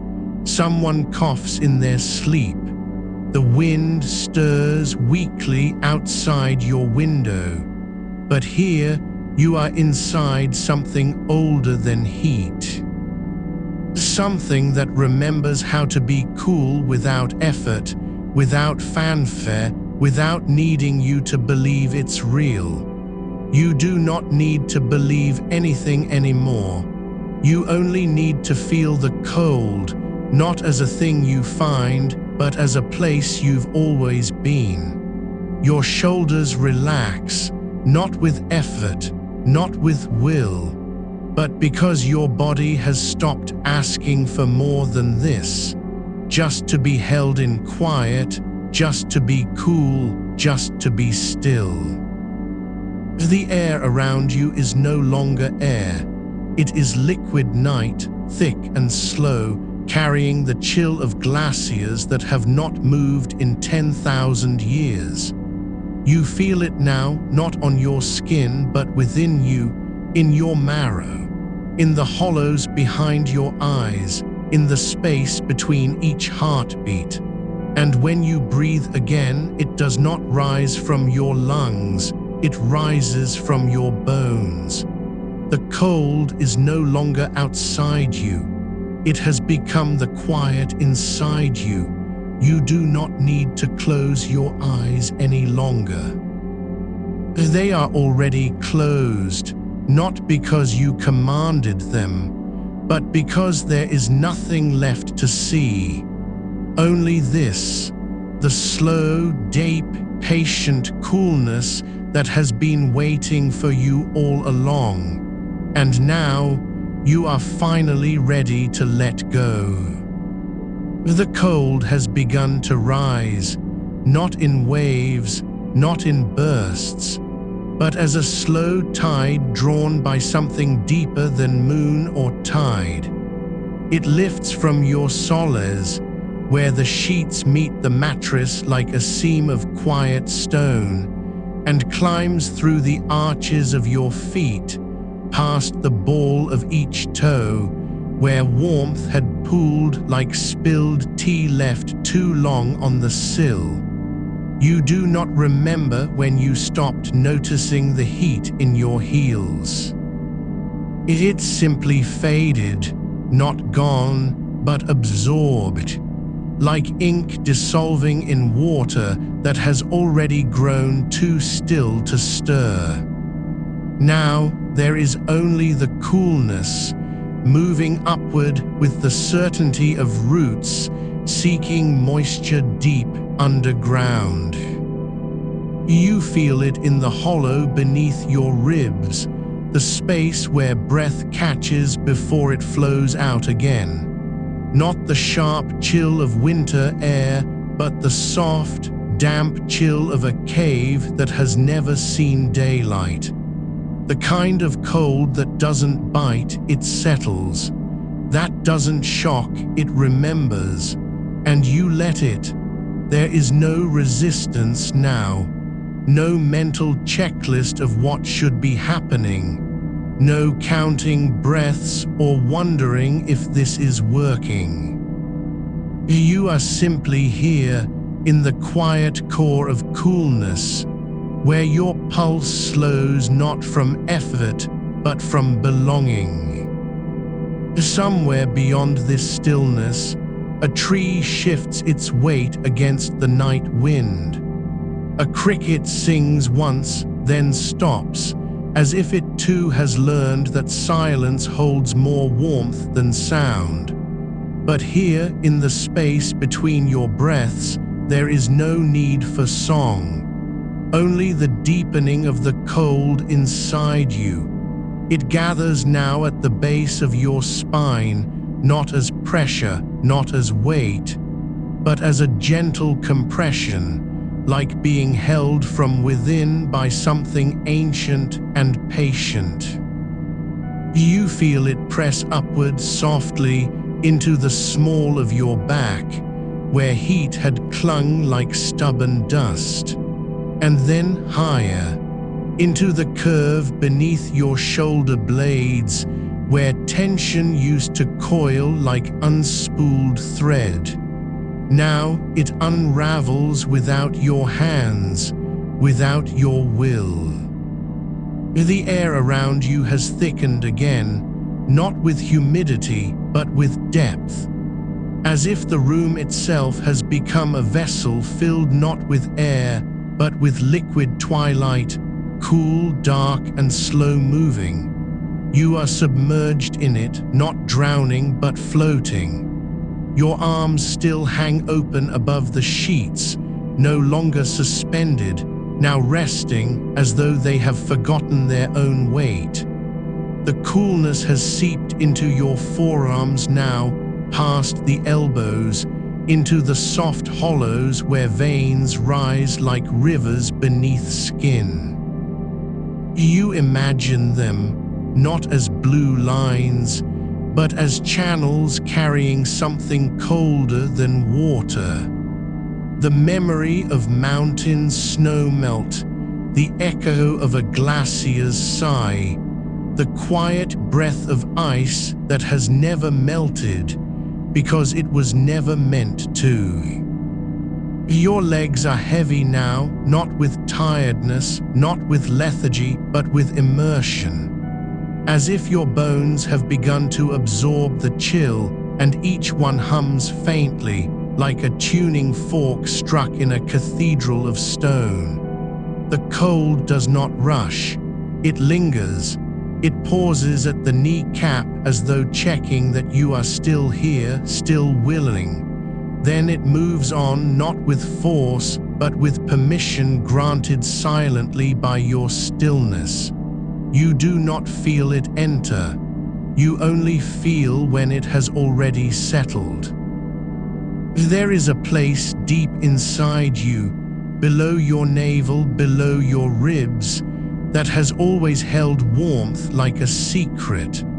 A pocket where heat collected after long days, where the body stored its last stubborn fire before surrendering to rest.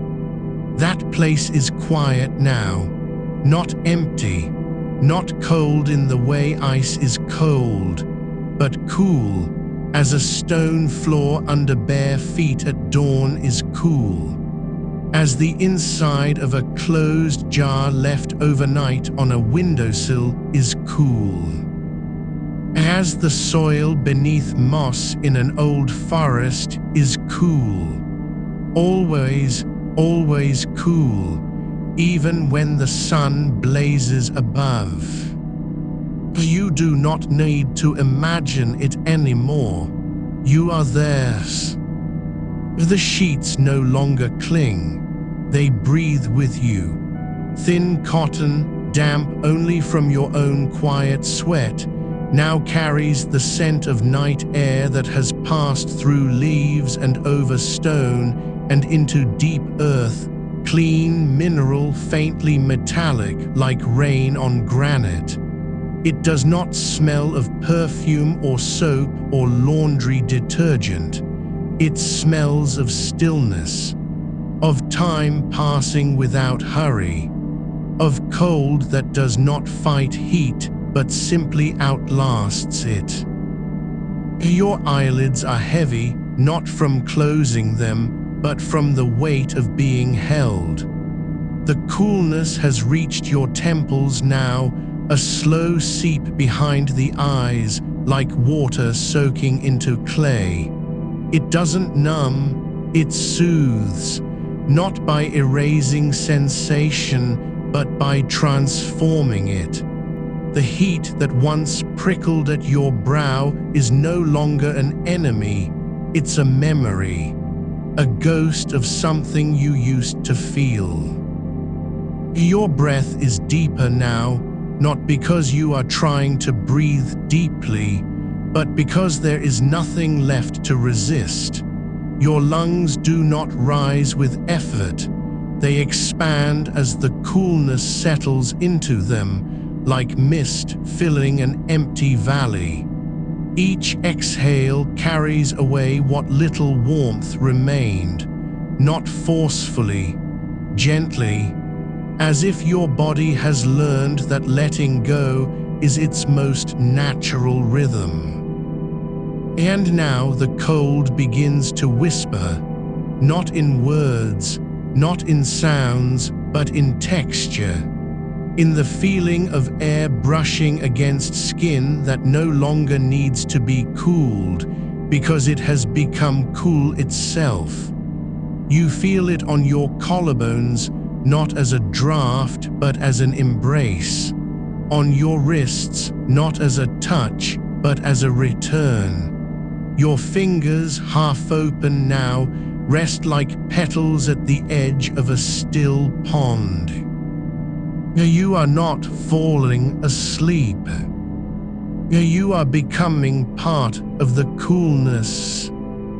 And the coolness, so patient, so quiet, is learning how to hold you.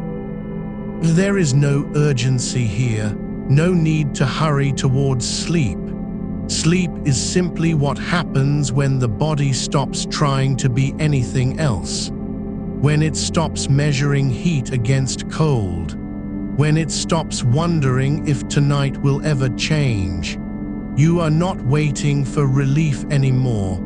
You have already found it, not in a fan, not in ice packs, not in open windows or damp cloths, but here, deep inside your own skin, where the chill has taken root and begun to bloom. Do you feel it now, the way cold becomes memory, the way memory becomes body, the way body becomes stillness? And stillness, so soft, so slow, is beginning to carry you. You feel it now, not in your skin, not in your bones, but in the quiet between them. The cold that doesn't press, doesn't pull, doesn't demand anything except to be noticed. It moves through you like a river that has forgotten its banks, flowing without direction, yet never lost. There is no source you can name, no wind you can trace. It simply is as the dark is, as the silence between heartbeats is. You do not need to find it. It has found you. Somewhere beneath your ribs, where warmth used to coil like smoke around a dying ember, there is now a hollow space, filled not with air but with the absence of heat. And in that absence, something softer begins, the sensation of being cradled by what was once your enemy. The mattress beneath you no longer holds the memory of the day's sun. It has cooled, not from outside influence, not from fans or drafts, but because your body, at last, has stopped giving it warmth to hold on to. You are not lying on a bed anymore. You are resting upon stone that has slept through centuries of summer, stone that remembers frost and never forgets it. Your feet, still bare, still slightly damp, are no longer searching for coolness on the sheets.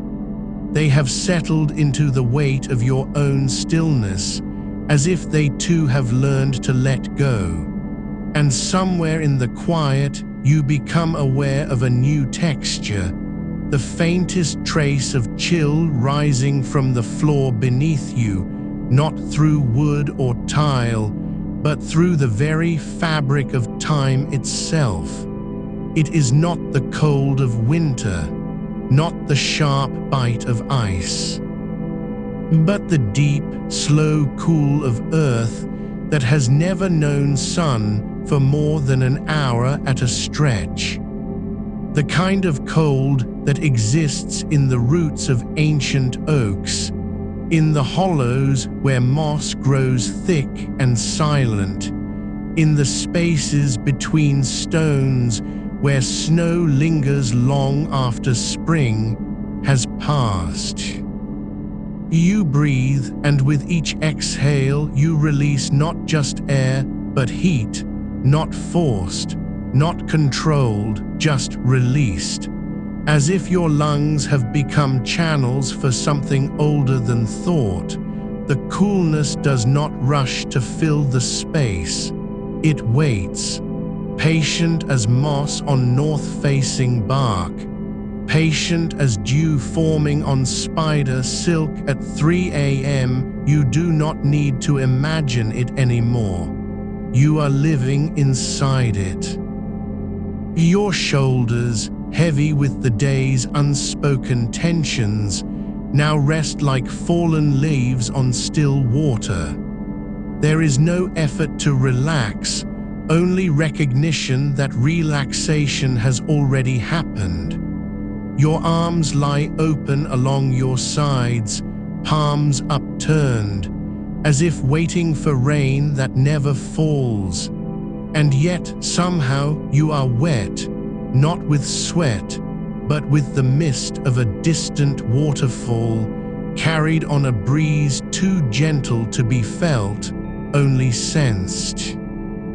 You are not thinking about sleep anymore. You have forgotten it was ever something you needed to chase.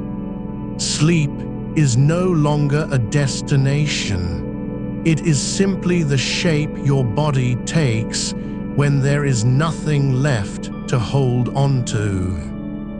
And now the cold deepens, not in temperature, but in presence. There is a place deep under the earth where roots twist like fingers through dark loam that has never known daylight. Not true daylight, not even moonlight. Just the slow, steady pulse of something older than seasons, groundwater moving in silence, carrying minerals from mountains that no longer stand. You are not imagining this place. You are remembering it from before you were born, before your mother's bones knew heat, before your father's breath met summer air. This is where the cold lives, not as a state, but as an origin. And now you are sinking toward it. Not falling, not dropping, just letting go. Your thoughts grow slower, not because they are fading, but because they no longer need to move quickly. Each one drifts like a single leaf caught in an underground current, turning slowly, gently, over and over, until even the shape of it begins to blur.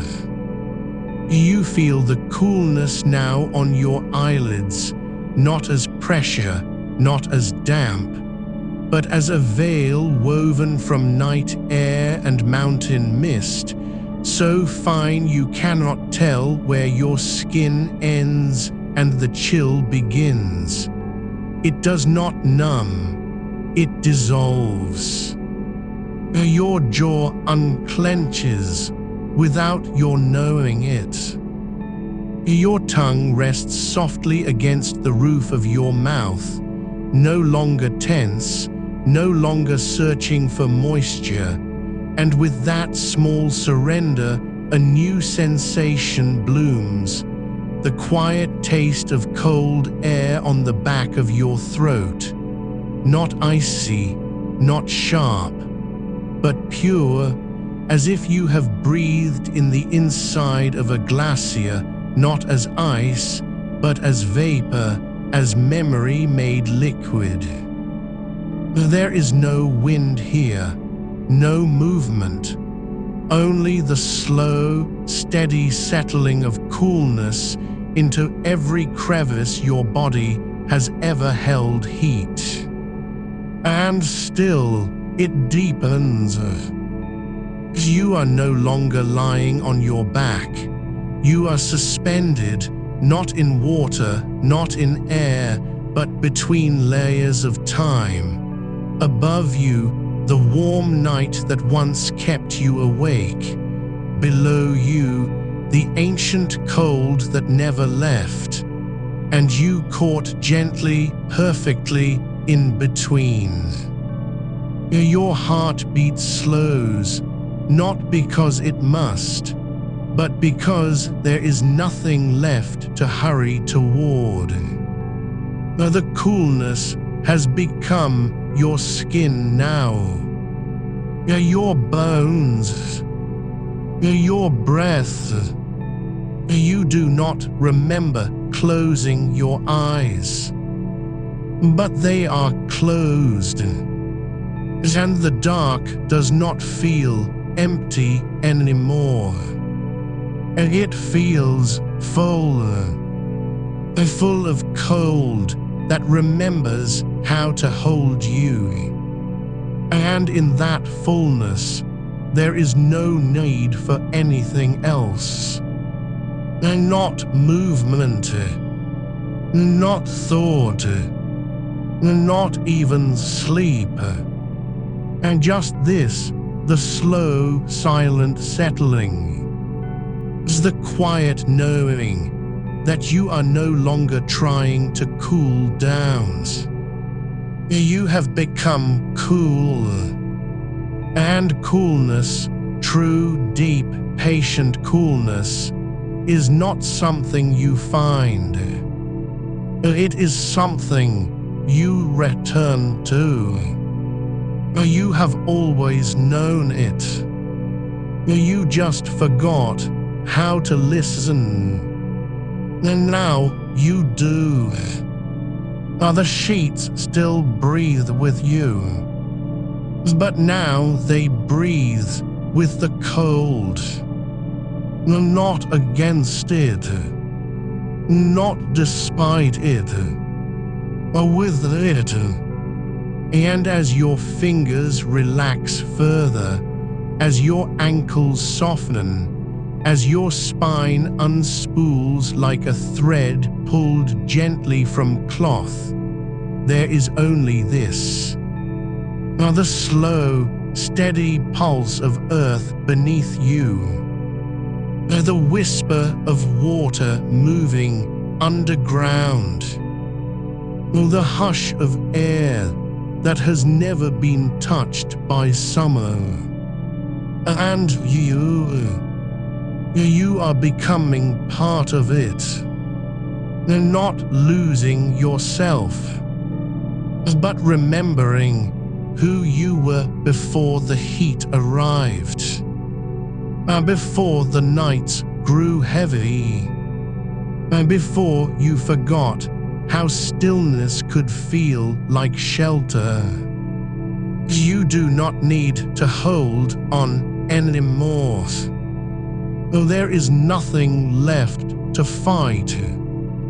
The cold has already won, not by force, but by patience.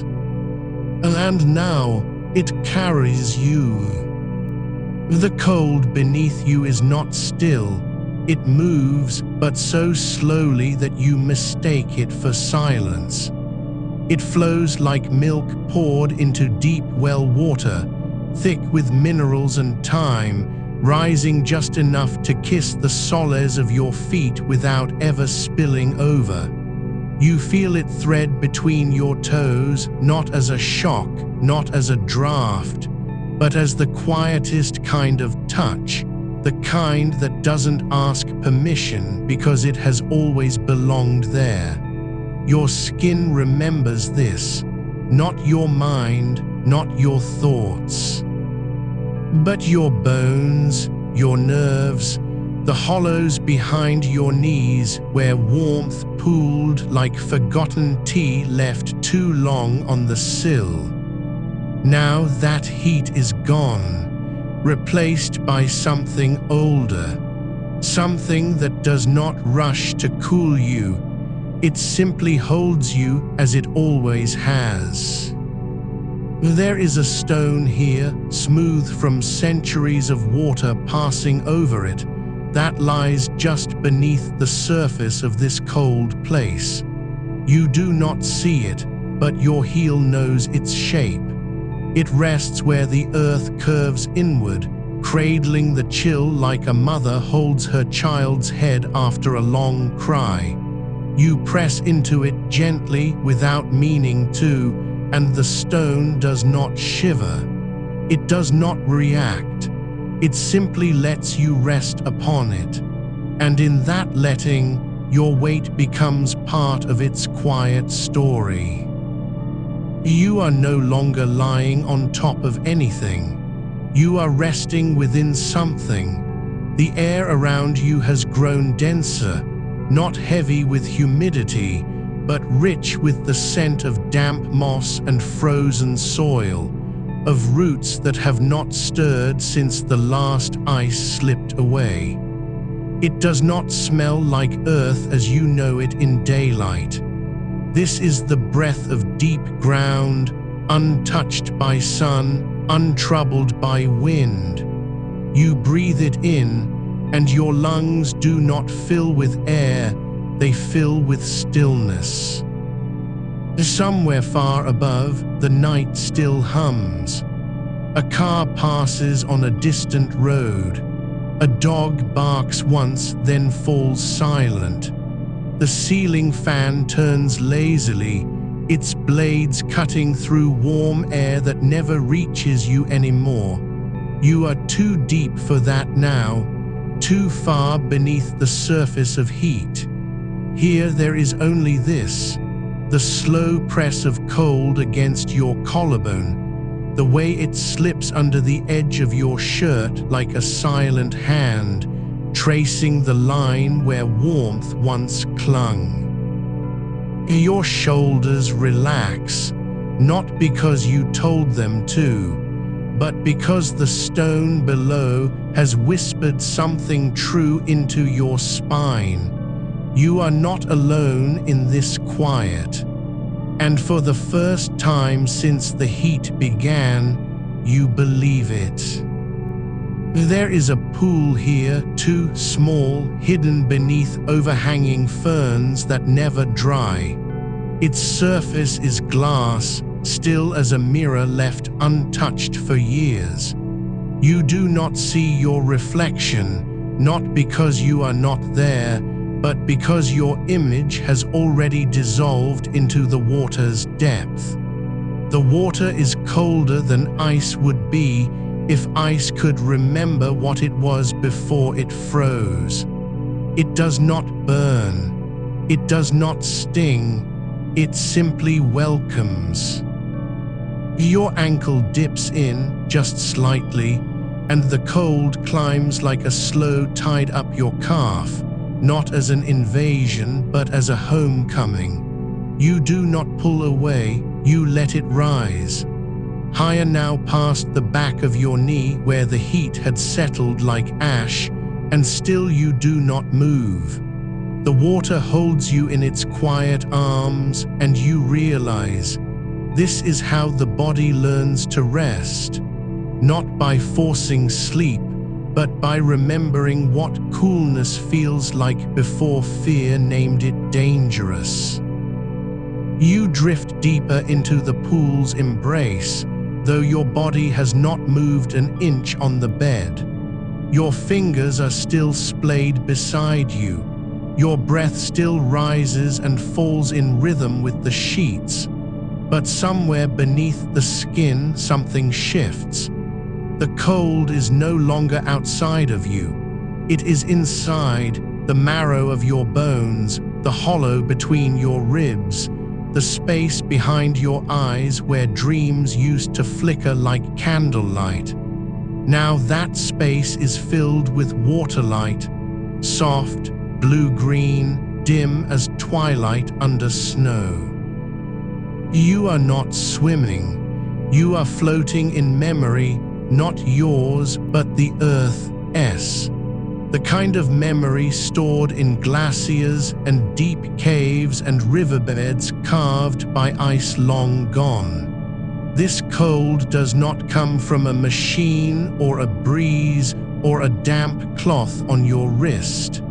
It comes from the same place that taught rivers to carve canyons and trees to grow roots into stone. It has waited, and now it is yours.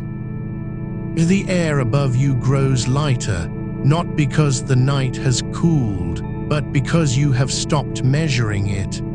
You no longer wonder if the window is open or whether the curtains are drawn tight. You no longer calculate degrees or check your pulse for signs of fever. The thermometer on the wall does not matter here. Neither does the clock. Time is not a thing that passes in this place.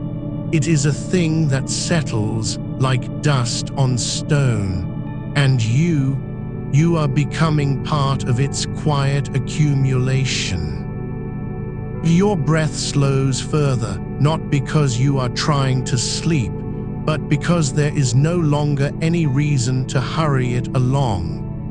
Each inhale draws in the scent of wet lichen and frozen sandstone. Each exhale releases a warmth that rises only an inch before dissolving into the chill around you. There is no fight left, no resistance.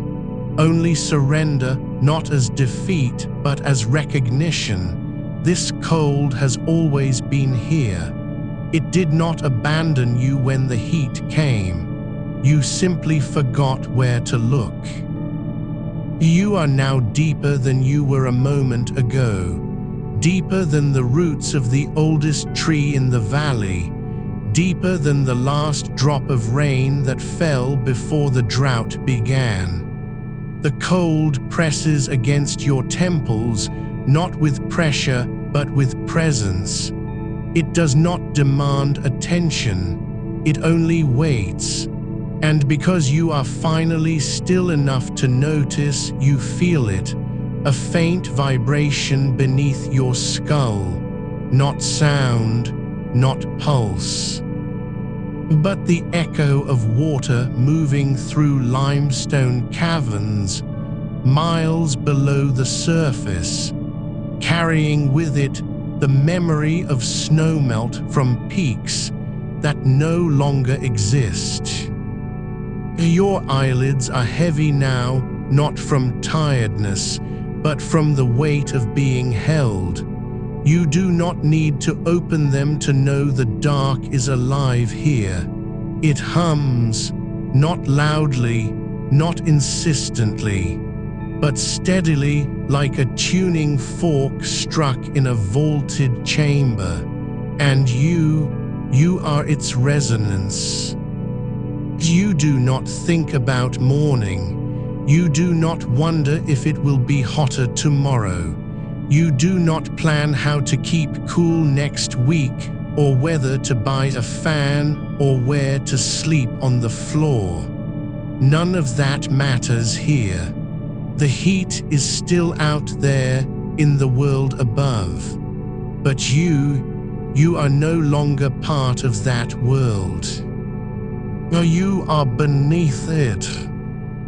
And below, the cold does not hurry.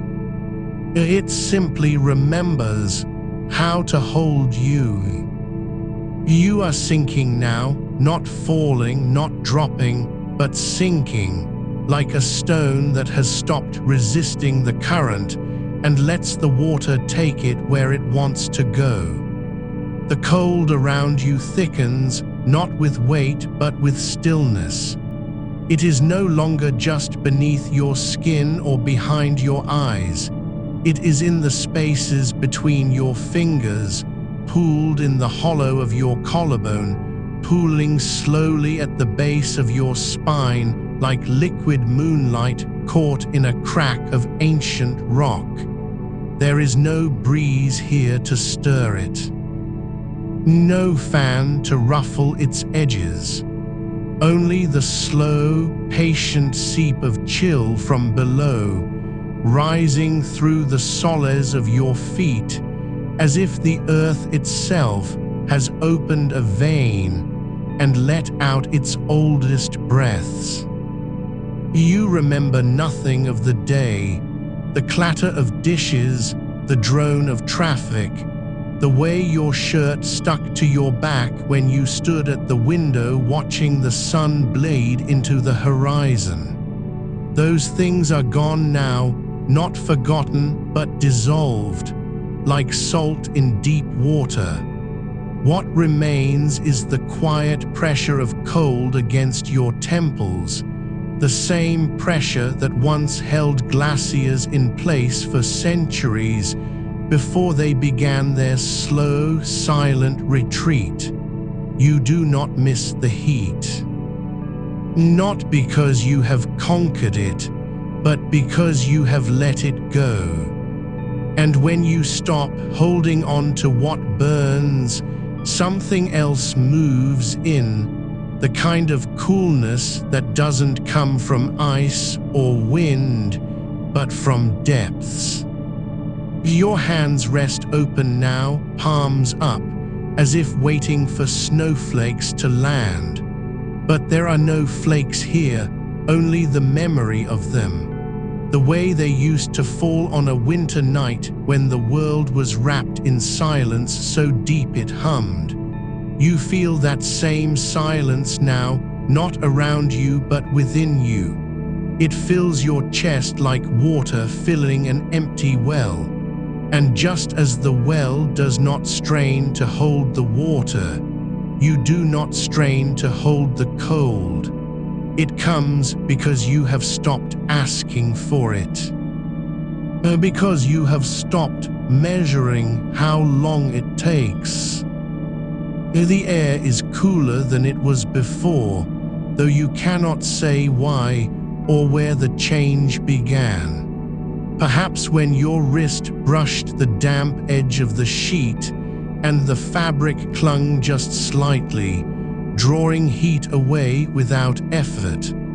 Or perhaps when your ankle grazed the cool seam where two sheets met, and for a moment, the skin there remembered what it was like to be touched by something that did not burn. It does not matter now.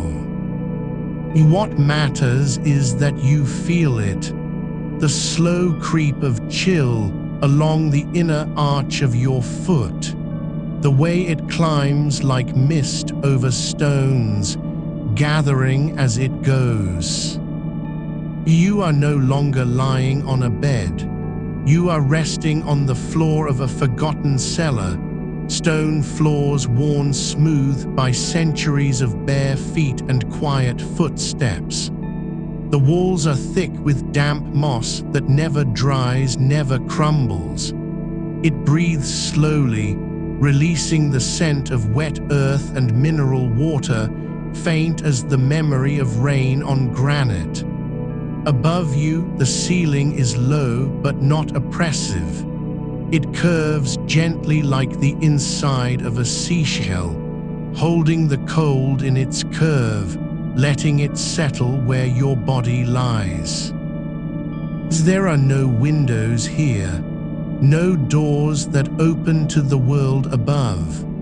Only the slow drip of water from somewhere far overhead, each drop falling into a shallow basin carved by time, each splash echoing once, then dissolving into the hush. You do not count them, you do not need to. Each one is a small bell ringing in the dark, not loud enough to wake you, but clear enough to remind you, you are not alone here. The cold has company. It has always had company, and it does not mind that you have arrived late. Your breath is so slow now that each inhale feels like dipping your fingers into a mountain stream at dawn, cool without being sharp, clean without being biting. Each exhale rises only an inch before the air around you pulls it back in, as if the room itself is breathing with you. You feel it, the rhythm matching yours, not forced, not copied, just there. The stone beneath you is not hard, it yields slightly, as though it remembers every body that has lain here before. It holds their warmth for a while, then lets it go. Slowly, gently, without judgment. And now it does the same for you. Your heat rises, not in protest, not in panic, but like steam from warm soil after rain. The air takes it, carries it upward, and replaces it with something older, something that has known cold longer than trees have known roots. You think, though thinking is soft now, like fog rolling over a lake, that you could stay here forever, not because you are tired of the world above, but because this place does not ask you to be anything other than what you are.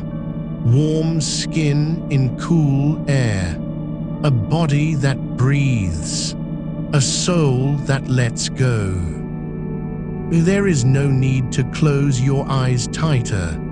They are already closing on their own, softly like petals at dusk.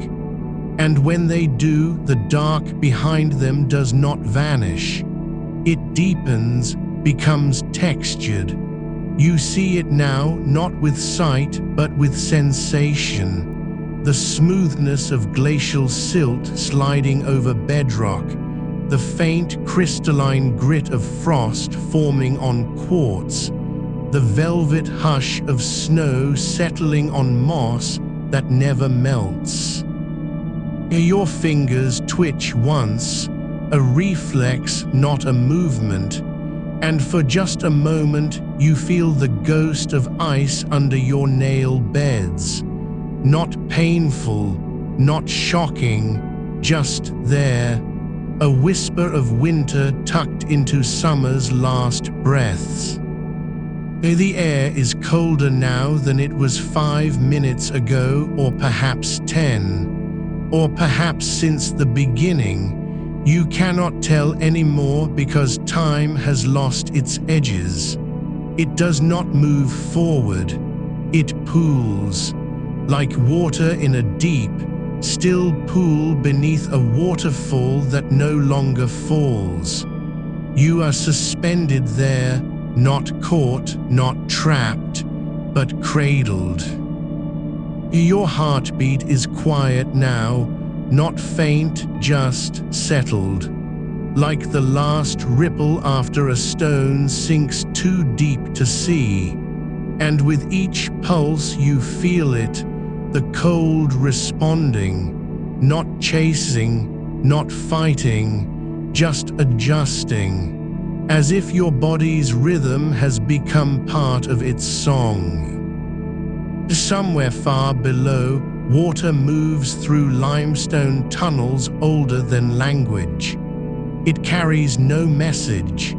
It needs no destination. It simply flows, cool and constant, and you are listening to it now without ears, through the bones in your skull, through the hollows behind your knees, through the quiet space between your ribs where your lungs rise and fall like tides. You do not know how long you have been here. You do not care. The cold is not waiting for you to sleep. It has already begun. And so have you. The coolness deepens, not in weight but in stillness, as if the air has begun to thicken with frost that never falls. You feel it along your collarbones, where the skin is thin and tender, a quiet shiver that isn't cold at all, but recognition, like remembering a name you hadn't spoken in years. Your shoulders sink further into the stone, not because you are heavy, but because the surface beneath you has learned your shape and now holds it without asking for anything in return. There is no need to adjust. No need to shift. The coolness moves with you, not against you. It does not demand compliance. It simply waits, patient as groundwater. Somewhere beyond the walls of this place, beyond the dust-laden air of your room, beyond the hum of distant traffic, beyond the last flicker of daylight that clung to the horizon, you are still connected. Not by sound, not by sight, but by temperature. The earth remembers what the sky forgets. Beneath every pavement, beneath every root and buried pipe, there is a current that never warms. A slow pulse of ancient chill, drawn up through millennia of silence, now brushing against your ankles as if to say, You are not lost. You were always meant to find this. You breathe again, slower than before, and with each exhale, the air above your lips feels lighter, thinner, as though the heat that once clung to it has been lifted away by something unseen. Not wind, not fan, but presence. A quiet, liquid presence that moves through you without touching you. Your feet, bare and warm only moments ago, now rest on something that does not feel like floor at all. It is smooth, too smooth for wood, too dense for tile, and it carries the memory of winter in its grain. You do not know if it is marble or granite or something older still, but you know this: it has never been hot, not truly. Even when the sun blazed overhead, even when the earth cracked open with drought, this surface held its secret, and now it offers it to you. Your hands have stopped fidgeting. They lie open on your chest, not as if praying, not as if waiting, but simply resting, like leaves that have fallen and forgotten they were ever attached to a branch. The coolness rises from the stone and meets them halfway. It slips between your fingers, not as water would, but as thought does, quietly, without resistance. You feel it in the hollows of your palms, where the skin is softest, where nerves lie close beneath the surface. A sensation like holding a single snowflake that never melts, not because it refuses to, but because it has no need to. It simply exists, and so do you. The air grows quieter still, not silent. No, there is always movement, but the sounds that remain are not of this world. There is a distant drip, slow and rhythmic, like water falling into a well lined with moss. You do not know where it comes from, you do not need to. It does not call for attention, it simply is. And in its presence, your thoughts, those last flickers of worry, the ghost of tomorrow's heat, the half-formed plan to drink more water, to open a window to find relief, dissolve like sugar in cold tea.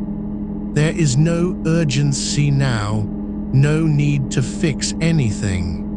The night has already done what it needed to do. It has lowered itself around you. Your eyelids are heavier than blankets, not from exhaustion, from belonging. You are not fighting sleep anymore. You have stopped trying to reach it. It has come to you as the cold came, took root in your wrists, slipped under your shirt, pulled behind your knees. And now it is wrapping you gently, layer by quiet layer. Your breath no longer rises and falls. It simply flows, like a river that has found its bed and no longer needs to rush. Somewhere far beneath you, deeper than the stone, deeper than memory, there is water flowing through tunnels carved by ice before humans walked upright. It moves without hurry, without direction. It does not seek warmth. It does not fear it. It simply is cool, clear, endless. And now your blood carries its echo. You feel it in the arch of your foot, the slight pressure of something unseen pressing upward, as if the earth below has opened a single vein and is offering you its chill. Not to shock, not to wake, but to hold, to cradle, to remind you that even in the heart of summer, there are places untouched by heat, and they have been waiting. Your shoulders relax fully now. No tension lingers behind your ears. No clenching remains in your jaw. Even your tongue is still, resting against the roof of your mouth like a leaf on quiet water. The coolness has moved into your throat, not as a gasp or a shudder, but as a slow sigh that began long before you drew breath. You are no longer cooling down. You have become cool. And this is not relief. Oh, this is return. The air around you does not change temperature, it changes meaning. What was once heavy now carries the scent of wet stone and pine needles after rain. What was once thick now moves like mist over frozen earth, thin, silent, inevitable. You do not feel the pillow beneath your head anymore. It has dissolved into something older, a slab of lichen-covered rock, perhaps, or the inside of a cave where no sun ever reaches. The darkness behind your eyes is no longer empty. It is full, not with images, but with texture. The roughness of glacial till, the smoothness of river-polished quartz, the faint grit of ancient dust suspended in air that has not stirred for centuries. You are not dreaming. You are remembering. A place you have never been, and yet know by your bones. Your heartbeat slows further, not because it is fading, but because it no longer needs to be loud. It hums now, low and steady, like the deep tone of a bell struck once and left to resonate in stone. And somewhere, far below, the water continues its slow journey. And you are moving with it. Not swimming, not floating, just allowing. The cold is not outside anymore. It has become your skin, your breath, your silence. The coolness has slipped beneath your collar now, not as a draft, but as something older, something that remembers how to be still. It settles along the hollow of your throat like mist clinging to moss on the north face of a cliff that has never seen noon. You do not shiver, you breathe into it, and in that breath you feel the weight of centuries, not heavy, not crushing, but deep, patient, holding space. There is no wind here, no rustle of leaves. Only the slow press of cold against your skin, as if the air itself has thickened into liquid glass and settled over you like a second layer of silence. Somewhere beyond the walls of this room, beyond the heat that still clings to rooftops and pavement, there is a forest where the trees grow close enough to share their roots.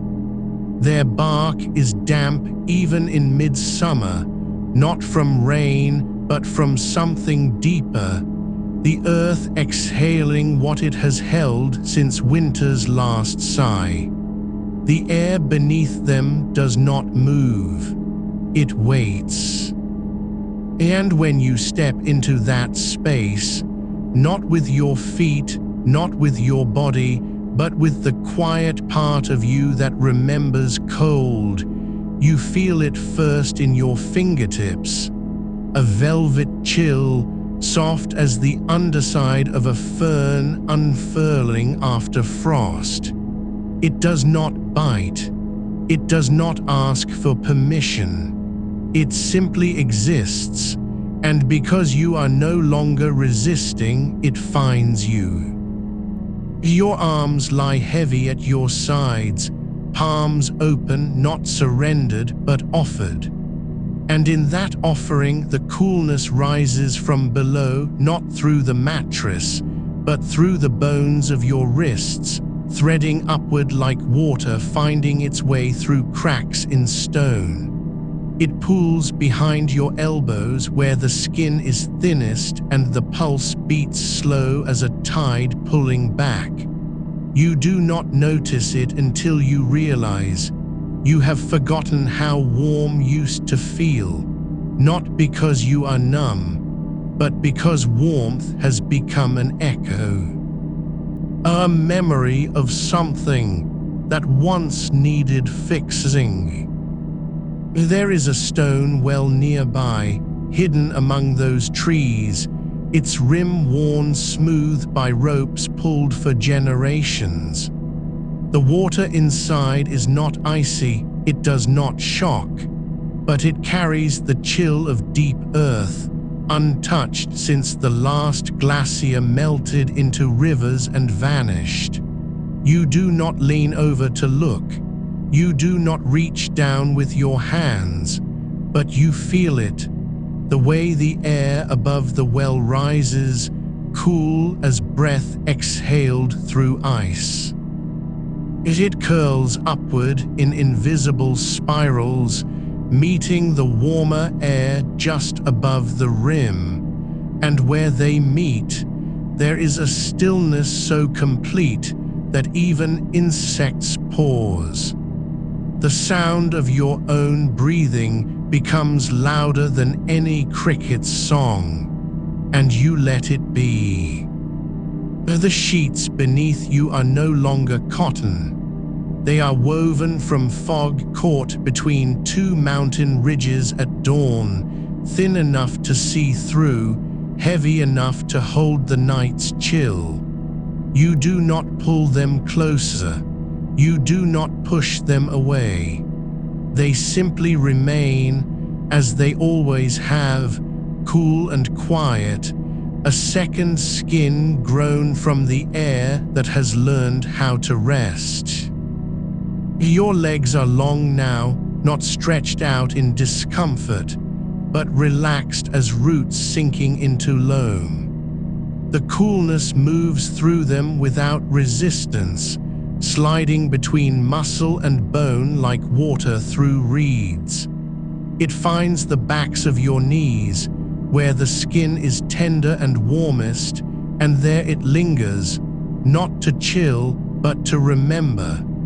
To remind you that even the hottest days end with nightfall, and even the most stubborn heat cannot hold back what has been shaped by time. You are not falling asleep. You have already arrived. There is a cave beneath this forest, deeper than any map records, its entrance hidden behind a curtain of ferns and fallen bark.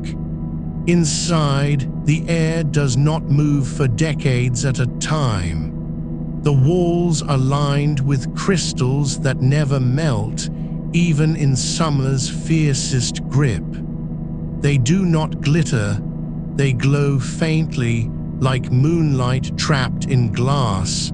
You do not enter it, you do not need to. The coolness from within has already traveled up through the earth, through roots and rock and water, and now it rises into your ankles, then your calves, then your thighs. Slow as a tide returning after an ocean has forgotten its pull. The darkness behind your eyelids is no longer empty. It is textured with the scent of wet granite and old cedar resin, with the taste of clean air that has passed through ice twice the age of your grandfather's oldest memory. You do not imagine it. You breathe it in, and it settles not as thought, but as sensation. Your breath slows further, not because you are trying to sleep, but because sleep no longer requires effort. It is already here, woven into the coolness that now lives inside your blood, inside your marrow, inside the hollows of your collarbones where the light never reaches. Somewhere far below, the water still flows, not rushing, not searching, but simply continuing its slow, silent journey through tunnels carved by ice before humans learned to name the stars. And you are moving with it, not swimming, not drifting, not even dreaming, but simply remembering how to be still. Your fingers curl slightly, not in tension, but in response to the coolness rising from your palms. It is not water on skin, it is not wind against neck. It is the quiet hum of something ancient holding you. And for the first time since summer began, you do not wonder when it will end. Because now you know, it never left. It only waited.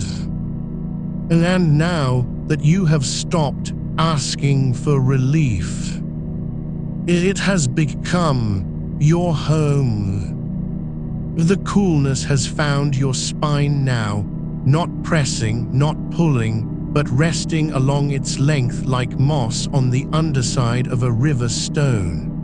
It doesn't rush to fill you. It knows you've been waiting longer than memory holds. You feel it trace the curve where your neck meets your shoulders, where the warmth clung most stubbornly last night, and now it settles there, not as relief, but as recognition. As if something deep inside you had been whispering for hours there, and finally, at last, someone answered.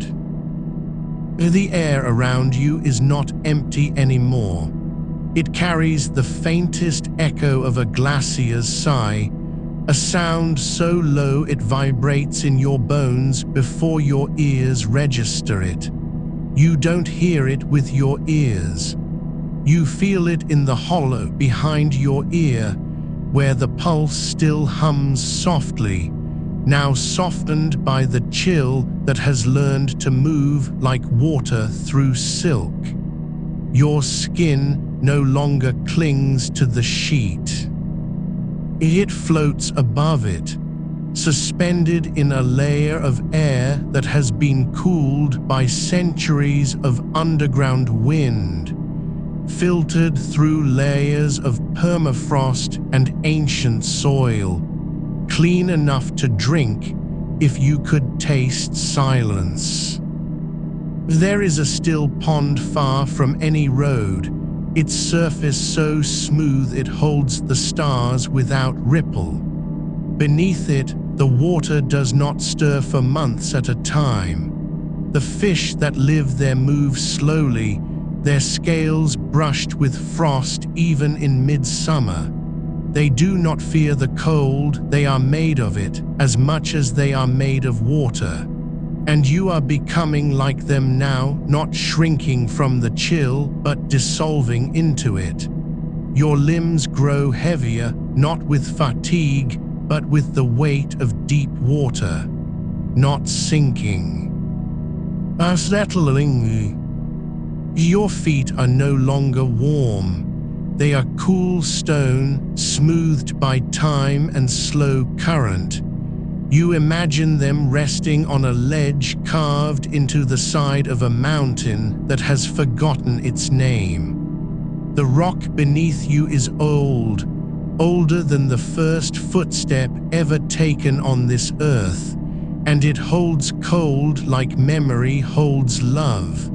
It does not try to keep it, it simply carries it. And now, so do you. Somewhere beyond your thoughts, beyond the edge of breath, there is a forest where the trees grow upward from frozen ground. Their roots drink from aquifers that have never known sunlight. The air between their trunks holds no heat, only the quiet compression of time, thick as honey, slow as thought. You are walking through it now barefoot, though you do not remember removing your shoes. Each step sinks slightly into moss, so damp it exhales mist with every pressure. It does not cling to your skin. It welcomes you. The cold here is not sharp. It is soft, like the inside of a snowdrift that has settled for weeks without melting, still holding the shape of the storm that made it. You do not need to breathe deeply here. Your lungs have learned to take only what they need. The air is pure enough to fill them without effort. You exhale, and your breath does not vanish. It lingers just above your lips, a faint silver thread dissolving into the dark. You watch it go, not with longing, but with quiet understanding. Some things are meant to leave, others are meant to stay. Your eyelids feel lighter now, not tired, just open, as if they have forgotten how to close, not because you resist sleep, but because you no longer need to hold yourself awake. The coolness has taken over the work of stillness. It moves through your temples now, cool as a river stone pressed gently against skin at dawn. And with each pass, it carries away something you didn't know you were holding. The tightness behind your eyes, the ghost of afternoon's glare, the echo of a fan that never turned fast enough. There is a door in this place, not wooden, not metal, but made of mist and moonlight. It does not open, it simply becomes.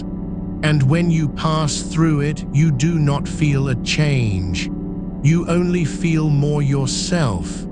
The air on the other side is colder still, so cold that your breath no longer forms mist, but dissolves before it leaves your lips.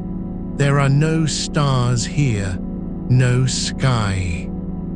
Only darkness so deep it has become a presence, a velvet hush that presses gently against your skin like the inside of a seashell, held to an ear long after the tide has gone.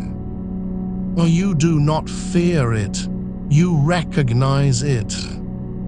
It is the same quiet you felt when you were very small, before you learned to name things, the hour between sleep and waking, when the world was still half remembered, and your body knew only warmth and safety. This is that hour again, only now it has no end. Your hands rest on your chest, palms up, not in prayer, not in surrender, but in open reception. The coolness flows upward from your ribs, through your sternum, into the space between your shoulder blades, where tension had gathered like dust over years. It does not erase it. It holds it gently, as a mother might hold a child's trembling hand after a nightmare. You are not falling asleep. You have become sleep. The cold is no longer outside you. It has learned to live inside your bones. And when the morning comes, if it ever does, it will find you here, still, quiet, cradled in the dark that remembers how to be gentle. You do not need to wake. You are already resting. The water beneath this place moves slowly, not toward anything, not away from anything, but simply because it has always moved. It flows through cracks older than language, past roots that have grown and died and grown again without ever needing to know their purpose. You are part of its current now, not carried by it, but belonging to it. You do not think about tomorrow. You do not think about yesterday. The only thing you feel is the slow, steady pulse of cold, deep in your marrow, soft against your skin, steady as a heartbeat that has forgotten how to hurry. And so you rest. And so you let go. And so the night holds you. The stone beneath you is no longer just cool. It is alive with memory, worn smooth by centuries of silence, each groove holding the echo of a footstep that never returned. You feel it through the thin cotton of your sheet, not as pressure, not as texture, but as an invitation to sink deeper into the earth's quiet rhythm. There is no need to press down. The stone knows you are here, and it welcomes you without demand. Your spine settles against its curve, slow as tide retreating from sand that has forgotten how to tremble. Above this place, there was once a house, wooden beams darkened by smoke, windows shuttered tight through summer's longest days. But the house is gone now, or perhaps it never existed beyond the wish for shade. What remains is only the cellar, deep enough that sunlight hasn't touched its walls in generations, cool enough that frost still lingers in the corners when the world above burns golden and loud. You are not imagining this. The air here has been breathing the same slow breaths since before clocks had hands. It does not rush to meet you. It waits, patient as groundwater, until your skin forgets how to thirst. Your fingers drift downward just slightly until they brush the edge of something smooth and wet, not puddled, not dripping, but resting in a hollow where the stone dips like the curve of an old bowl filled with moonlight instead of water. You do not touch it directly. You let your palm hover above it, letting the chill rise like vapor from a well at midnight. As it meets your skin gently, no shock, no sting, just a quiet transfer, as if your warmth had been holding its breath and now exhales into something older than time. You remember being small, lying on cool tile in someone else's kitchen during a heatwave that cracked the pavement outside. You didn't know then why it felt like salvation. Now you do. It was never about temperature alone. It was about stillness meeting skin without resistance. The way cold can be a kind of mercy when offered softly. Here there is no ceiling to press against, no walls to lean into, only the slow descent into Earth's embrace, where heat cannot climb and noise cannot reach. The air carries the scent of damp moss and ancient clay, not musty, not decayed, but rich with patience. It settles in your nostrils like a whisper you've heard before, but never learned to understand. You shift slightly, just enough to let the coolness flow beneath your shoulders, sliding between collarbones as if drawn by gravity itself. And for the first time since dusk, there is no sweat clinging to your neck, no stickiness at the small of your back. Only this, a gentle, even pressure from below and around you, holding you like water holds a stone that has ceased trying to sink. Somewhere far above, a car passes on a distant road, a low rumble swallowed before it reaches these depths. A dog barks once, then nothing. The silence here is not empty. It is full of the hush between heartbeats, the pause between breaths when your body remembers how to be still without effort.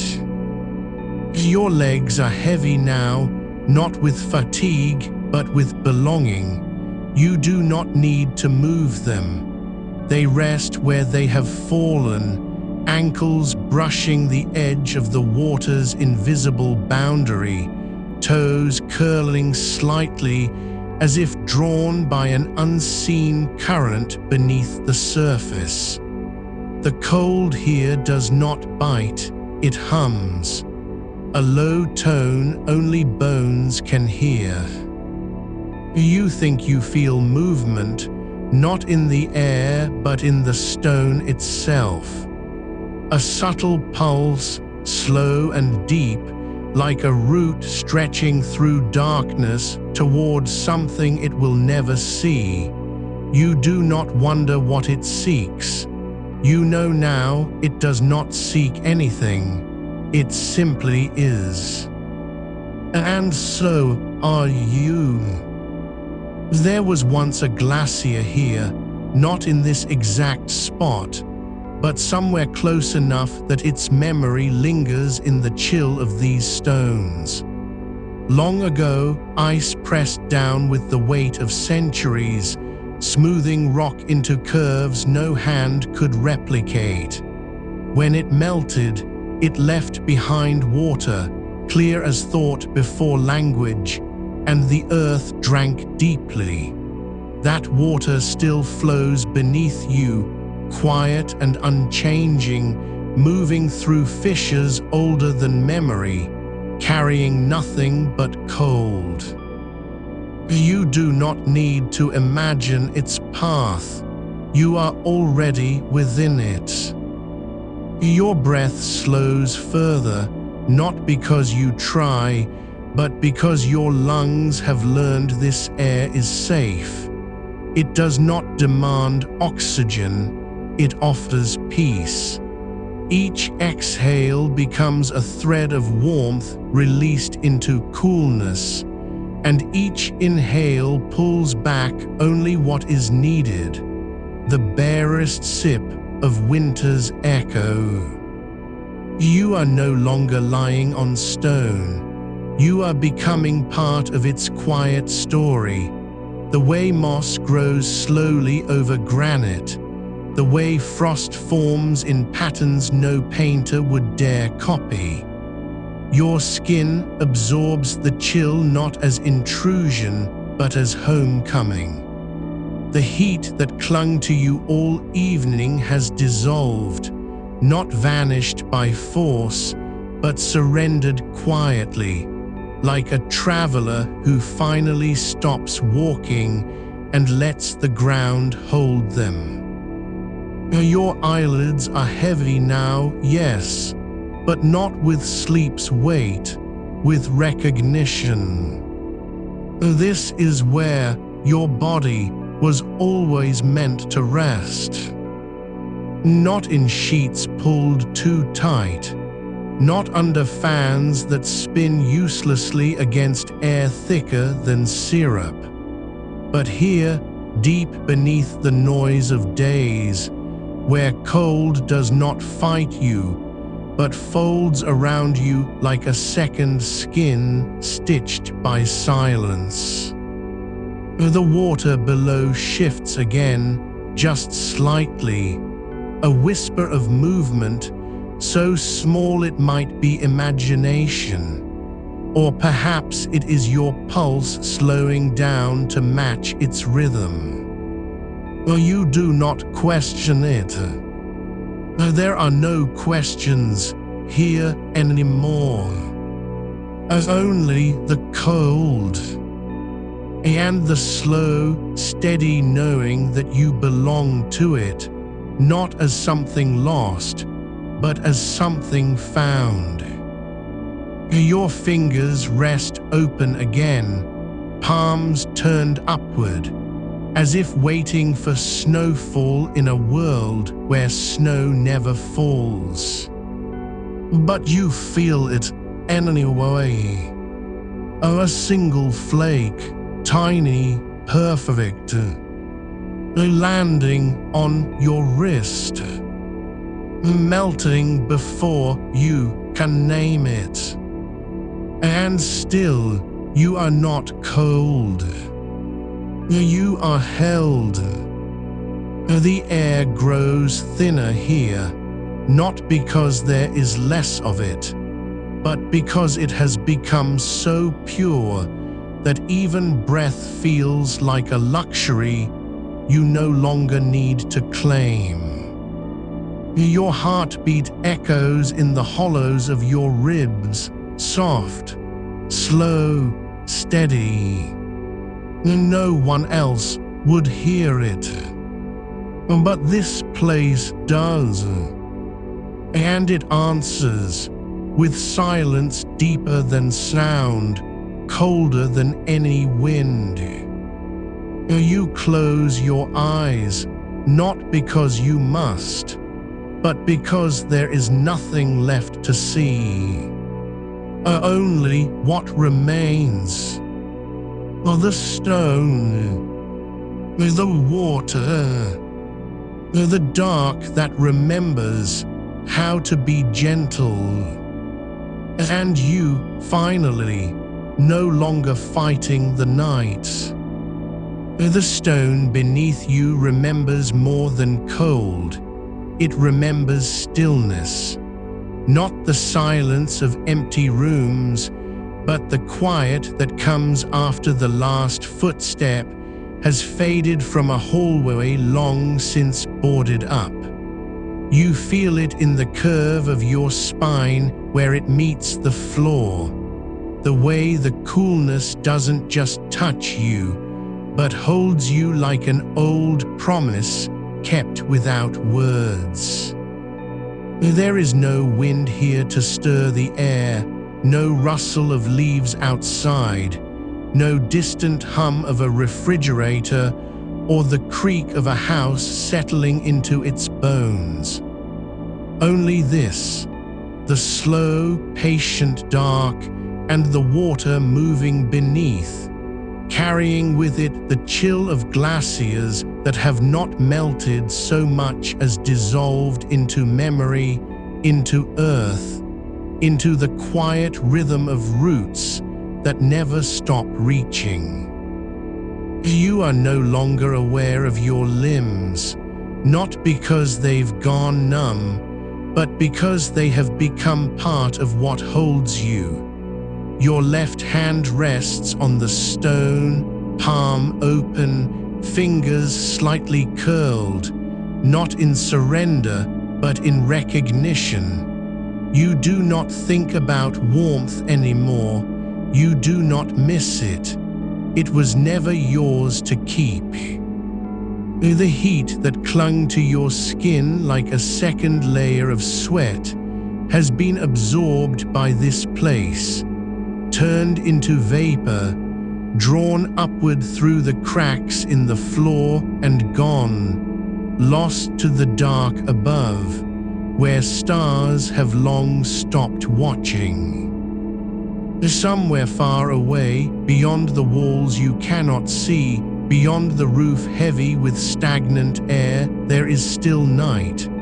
But here, beneath the earth's quiet breath, time does not move forward, it moves downward. Slower than dripping water, slower than the settling of dust on forgotten shelves, you are falling not into darkness but into depth. And in this depth, cold is not an absence of heat. It is a presence, a voice without sound, a touch without skin. Your breath comes now like mist over frozen glass, barely there. Each exhale lingers just long enough to be felt, then slips away, dissolving before it can rise. You do not need to breathe deeply anymore. Your body knows how much it requires. It takes only what it needs and lets the rest drift into the stone's quiet keeping.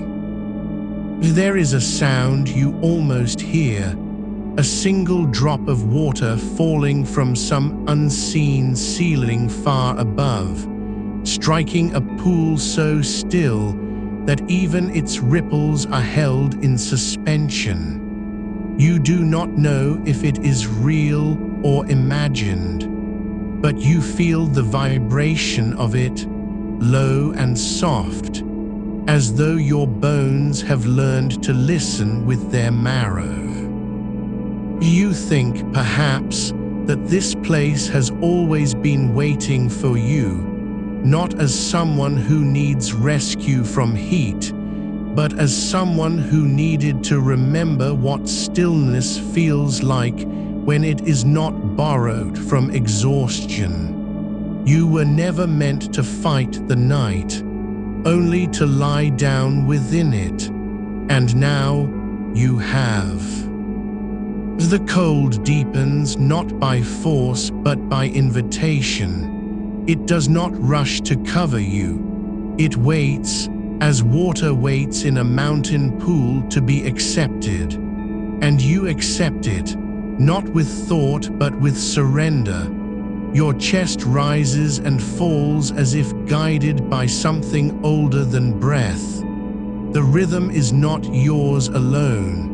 It belongs here with the stone, with the water, with the dark that has held the world's quiet for longer than any clock could count.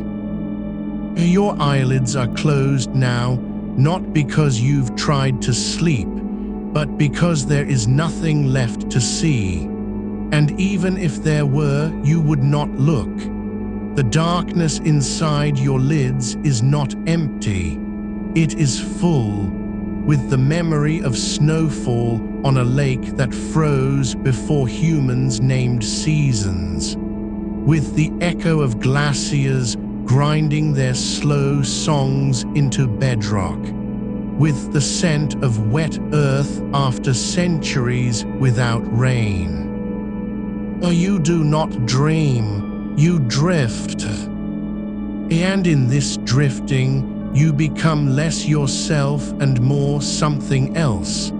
Something held, something carried.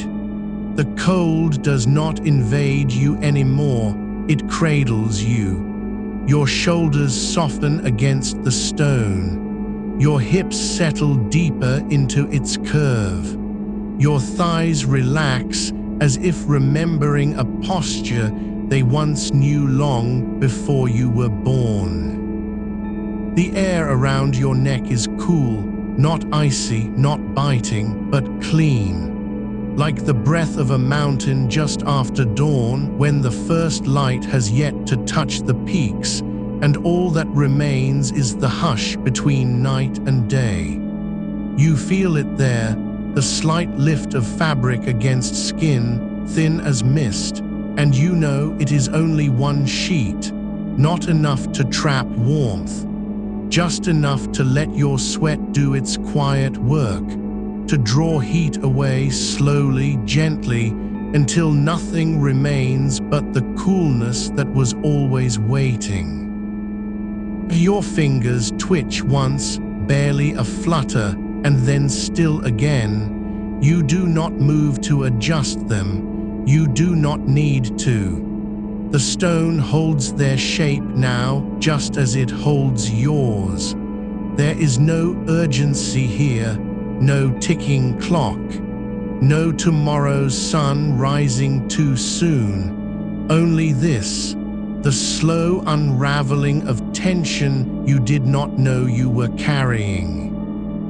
You think, perhaps you always thought, you needed air conditioning, you needed fans, you needed ice packs and chilled towels pressed to your wrists, to the hollows behind your knees. But here, beneath the earth's quiet pulse, you understand now. None of that was ever meant to be the answer. It was only a desperate echo of what your body already knew: how to cool itself, how to rest, how to let go. And so you do. The cold is not outside you anymore. It is inside, in your bones, in your blood's quiet flow, in the hollows between your ribs where warmth used to cling like a shadow. Now it is gone, not chased away, but welcomed in. You are no longer trying to fall asleep. You have already slipped beneath the surface, and still the water moves below you. Still, the stone remembers. Still, the dark holds you without asking for anything in return. Your breath slows again, so gently now that you wonder if it has stopped entirely. But it hasn't. It is just quieter, deeper, more like the air itself breathing through you, rather than you breathing into the world. You feel nothing but coolness. And still, you are not cold. You are held. The dark grows heavier, not with weight but with presence. Like velvet stitched from silence, you do not fear it. You have learned its name. Oh, it is peace. And now you are falling deeper, not into sleep, as into belonging. The stone beneath you is no longer just stone. It has become the bed of an ancient river, long dried, but still humming with the memory of flow. You feel it in your spine, the slow, smooth curve where water once whispered over pebbles smoothed by centuries. Not a rush, not a splash, just the patient turning of time against rock, until even the sharpest edge forgot how to cut. Your skin remembers this too. Even though you've never walked here, your body knows the shape of coolness that lingers when sunlight has left and the earth holds its breaths. Somewhere far above, the night still presses warm against rooftops and windowsills, but down here, where silence is thick as moss, the air carries no heat at all. It moves in thin currents, not from wind, but from depth, from places where the sun never learned to reach. You breathe it in slowly, so that each inhale feels like dipping your palm into a spring fed by melted snow still clinging to the highest peaks, untouched since before your grandparents' names were spoken aloud. Your fingers lie open now, palm up, not waiting for anything, not even coolness anymore. They simply rest as if they've always belonged here. And when you think of them moving, it's only in memory, once perhaps brushing against the rim of a ceramic bowl filled with ice water on another hot night long ago. But that was elsewhere, that was noise. This is quiet. This is the kind of stillness that doesn't ask for your attention. It simply takes it gently without asking. The sheet over you is not covering you anymore. It's listening, thin as a sigh, woven from cotton grown under stars, spun by hands who knew how to make something light enough to float on air, yet strong enough to hold the shape of rest. You don't pull it tighter. You don't push it away. You let it be what it is. A veil between your skin and the coolness that has no need for walls. And beneath you, deeper than stone, deeper than memory, the earth itself exhales, not in bursts or gusts, but as a steady, low hum. A rhythm older than language, older than fire. It doesn't cool you by force. It cools you because it never stopped being cold to begin with.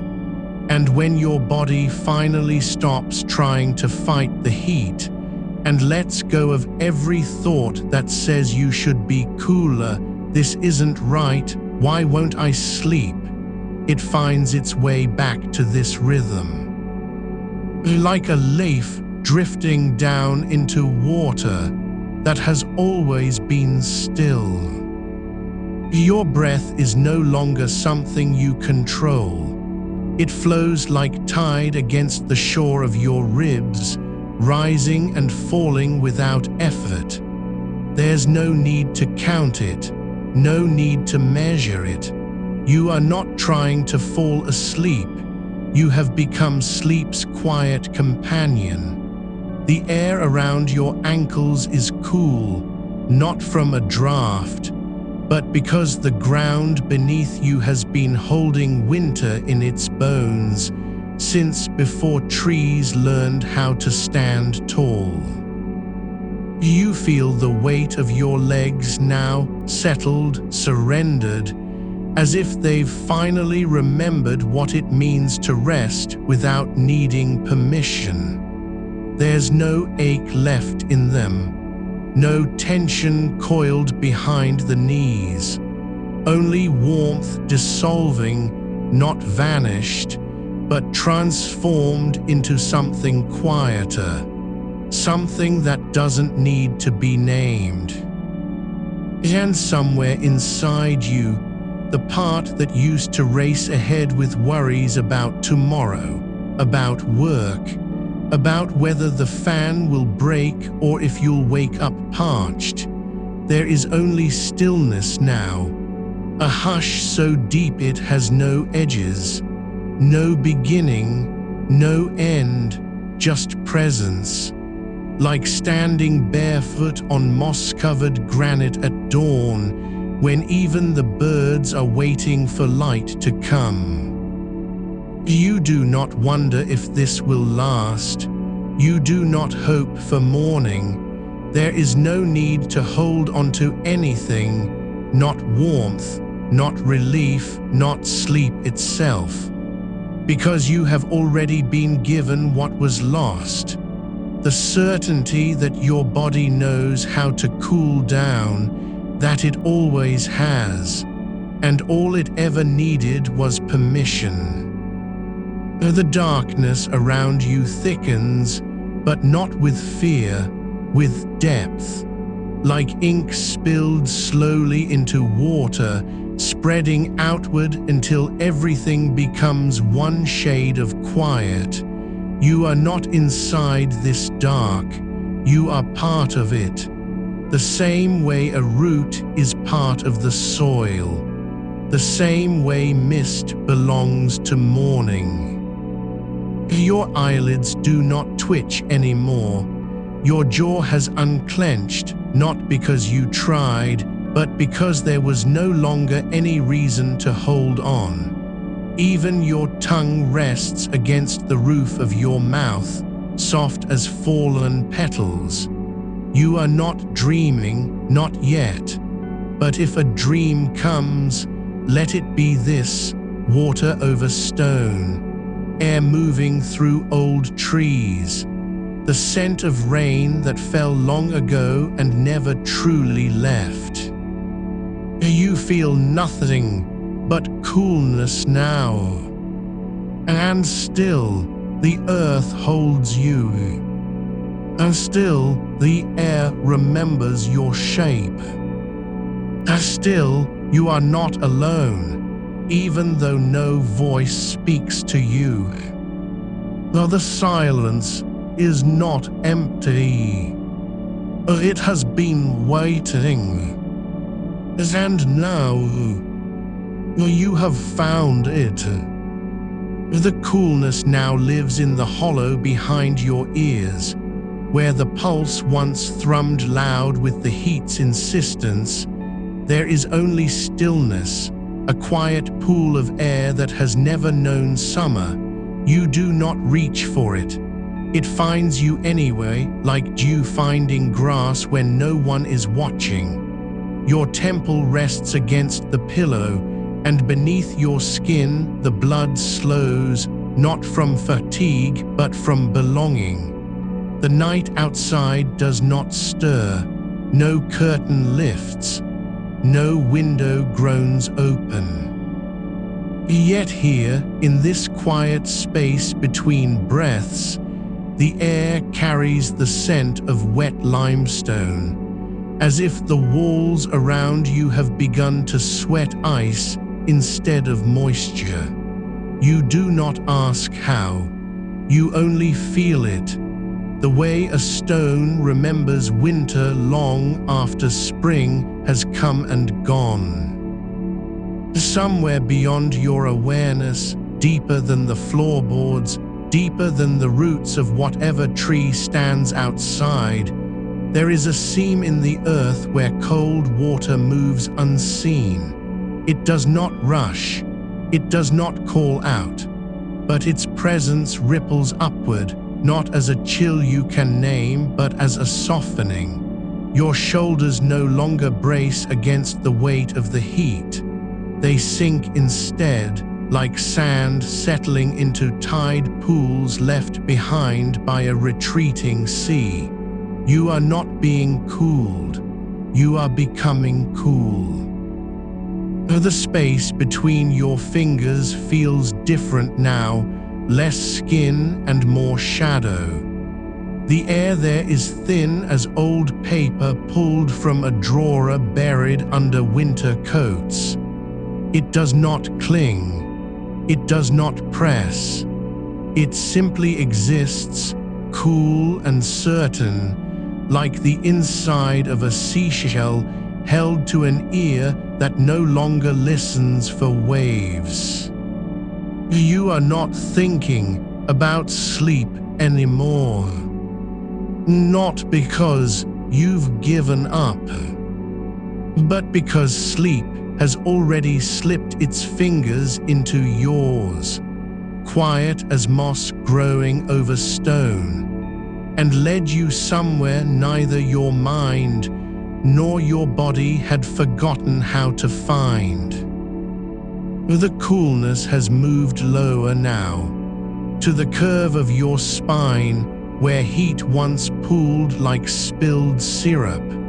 There beneath the thin sheet that never left your skin, not because you remembered it, But because your body knew to keep it, there is a gentle pressure, not from weight, not from fabric, but from depth. As if the mattress itself has become a pool of liquid night and you are sinking into its center without resistance. Your hips have softened. Your thighs no longer press together for warmth. They rest apart now, open to the air that moves between them, not as wind, but as memory. The memory of mountain runoff slipping over mossed rock at midnight, when even the stars pause to listen.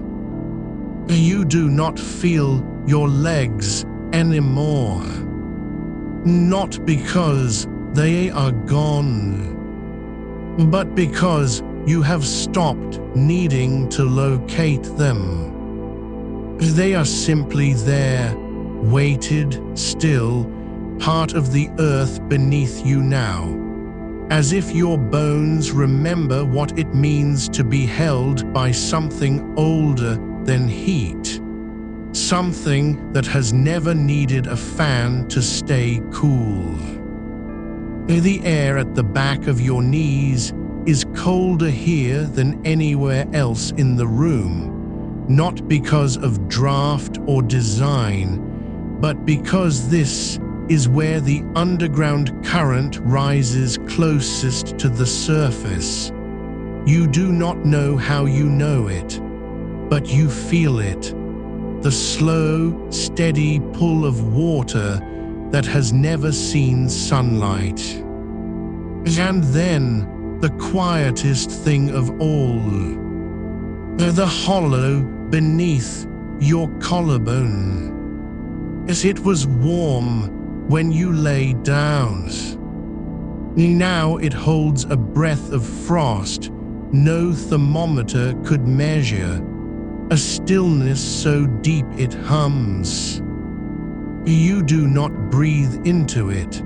You simply let the air settle there, like snowflakes finding their place on a windowsill long after the storm has passed.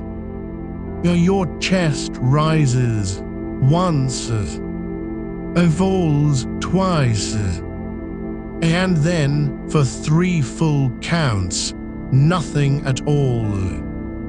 Not because you forgot how to breathe, but because your body no longer needs to remind itself that it is alive.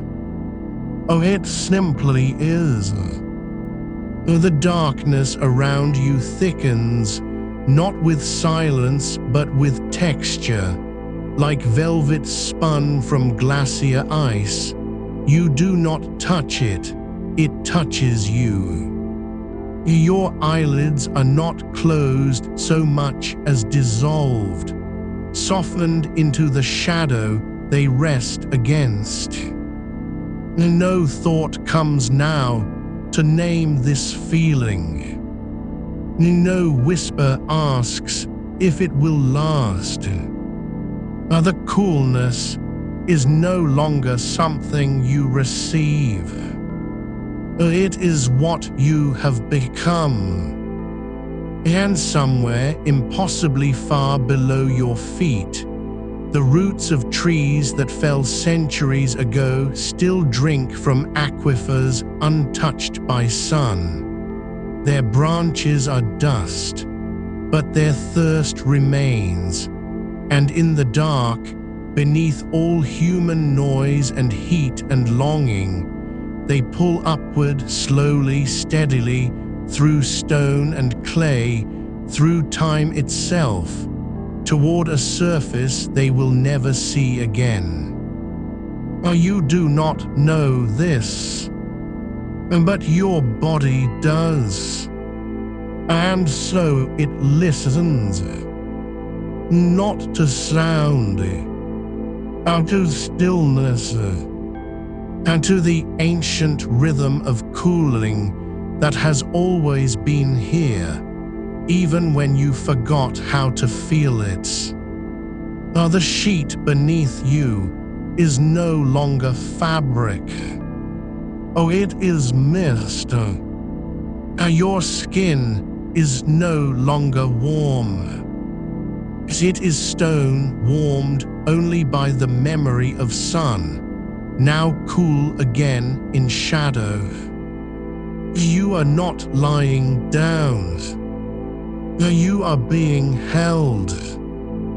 And the cold, this quiet, deep, patient cold, is what has been waiting for you all along. The coolness has slipped beneath your ribs now, not as a shock, not as a breeze, but as a slow seep, like groundwater finding its way through cracked limestone. You do not feel it entering. You only notice that the space inside you, where heat had pressed and pulsed all day, is no longer tight. It is open, wide, and in that openness there is a quiet echo, not of sound, but of absence. The kind of silence that comes after rain has soaked into dry earth, and the air still holds the scent of it, though the clouds have moved on. Your arms lie loose at your sides, palms turned upward, not in surrender, not in prayer, but as if they remember how to receive. Once they reached for fans, for ice packs, for the cool edge of the sink. Now they simply open, and there above each wrist, where the pulse beats soft and slow, a thread of chill threads through the skin like silver filigree woven by night itself. You do not press your fingers to it, you let it find you. Let it rise, not from the air around you, but from somewhere deeper than your bones, as if your blood has learned to carry winter in its veins. The sheet still hovers over you, no longer a barrier, no longer cotton woven for comfort, but something thinner now, something closer to mist, to breath held too long and then released into the dark. It does not cling, it does not trap, it merely rests, like moss on stone that has forgotten it was ever warm.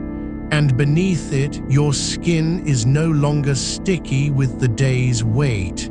It is smooth, cool.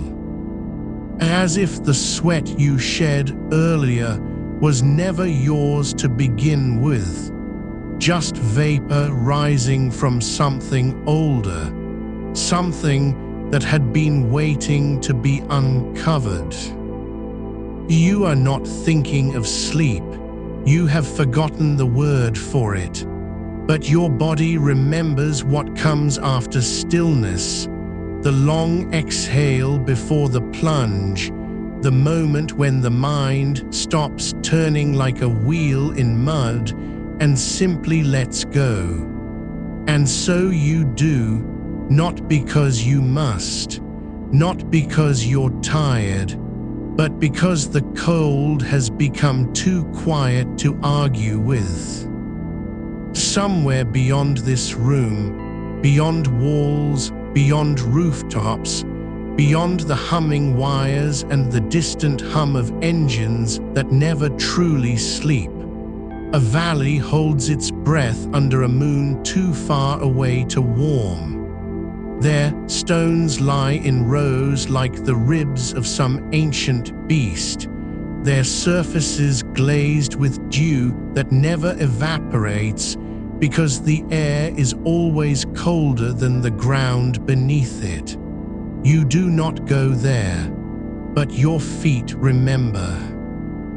The soles of them, still bare though you no longer recall taking off your slippers, are pressed against something unseen, something vast and deep.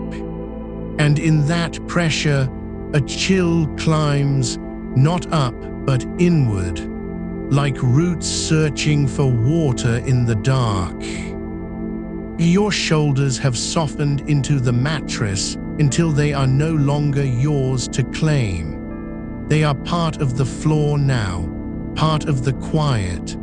The coolness moves through your collarbones again, not as a touch, not as a breeze, but as a memory of wind that once passed over glaciers, long before trees learned how to stand. You feel it in your throat, low and slow, like water flowing over polished river stones that have been smoothed by centuries of ice melt. There is no rush here, no need to hurry the drop. The body knows. Sleep does not come when you chase it. It comes when you stop measuring how long you've lain awake. The air around your ears has grown still, not empty but full, full of the absence of heat, of the quiet hum that lives between heartbeats when the world forgets to pulse. And in that space, something shifts.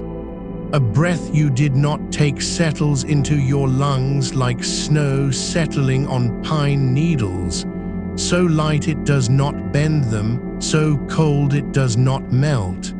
You do not shiver, you do not stir, you simply let it rest there. Your eyelids are no longer skin. They are the inside of a seashell, pale, smooth, cool to the touch of your own thoughts. And behind them, darkness is not absence. It is texture, thick as velvet woven from frozen mist. It does not press, it cradles. You do not close your eyes, you dissolve into what was already there. The cold has no edges now, no beginning, no end. It simply is.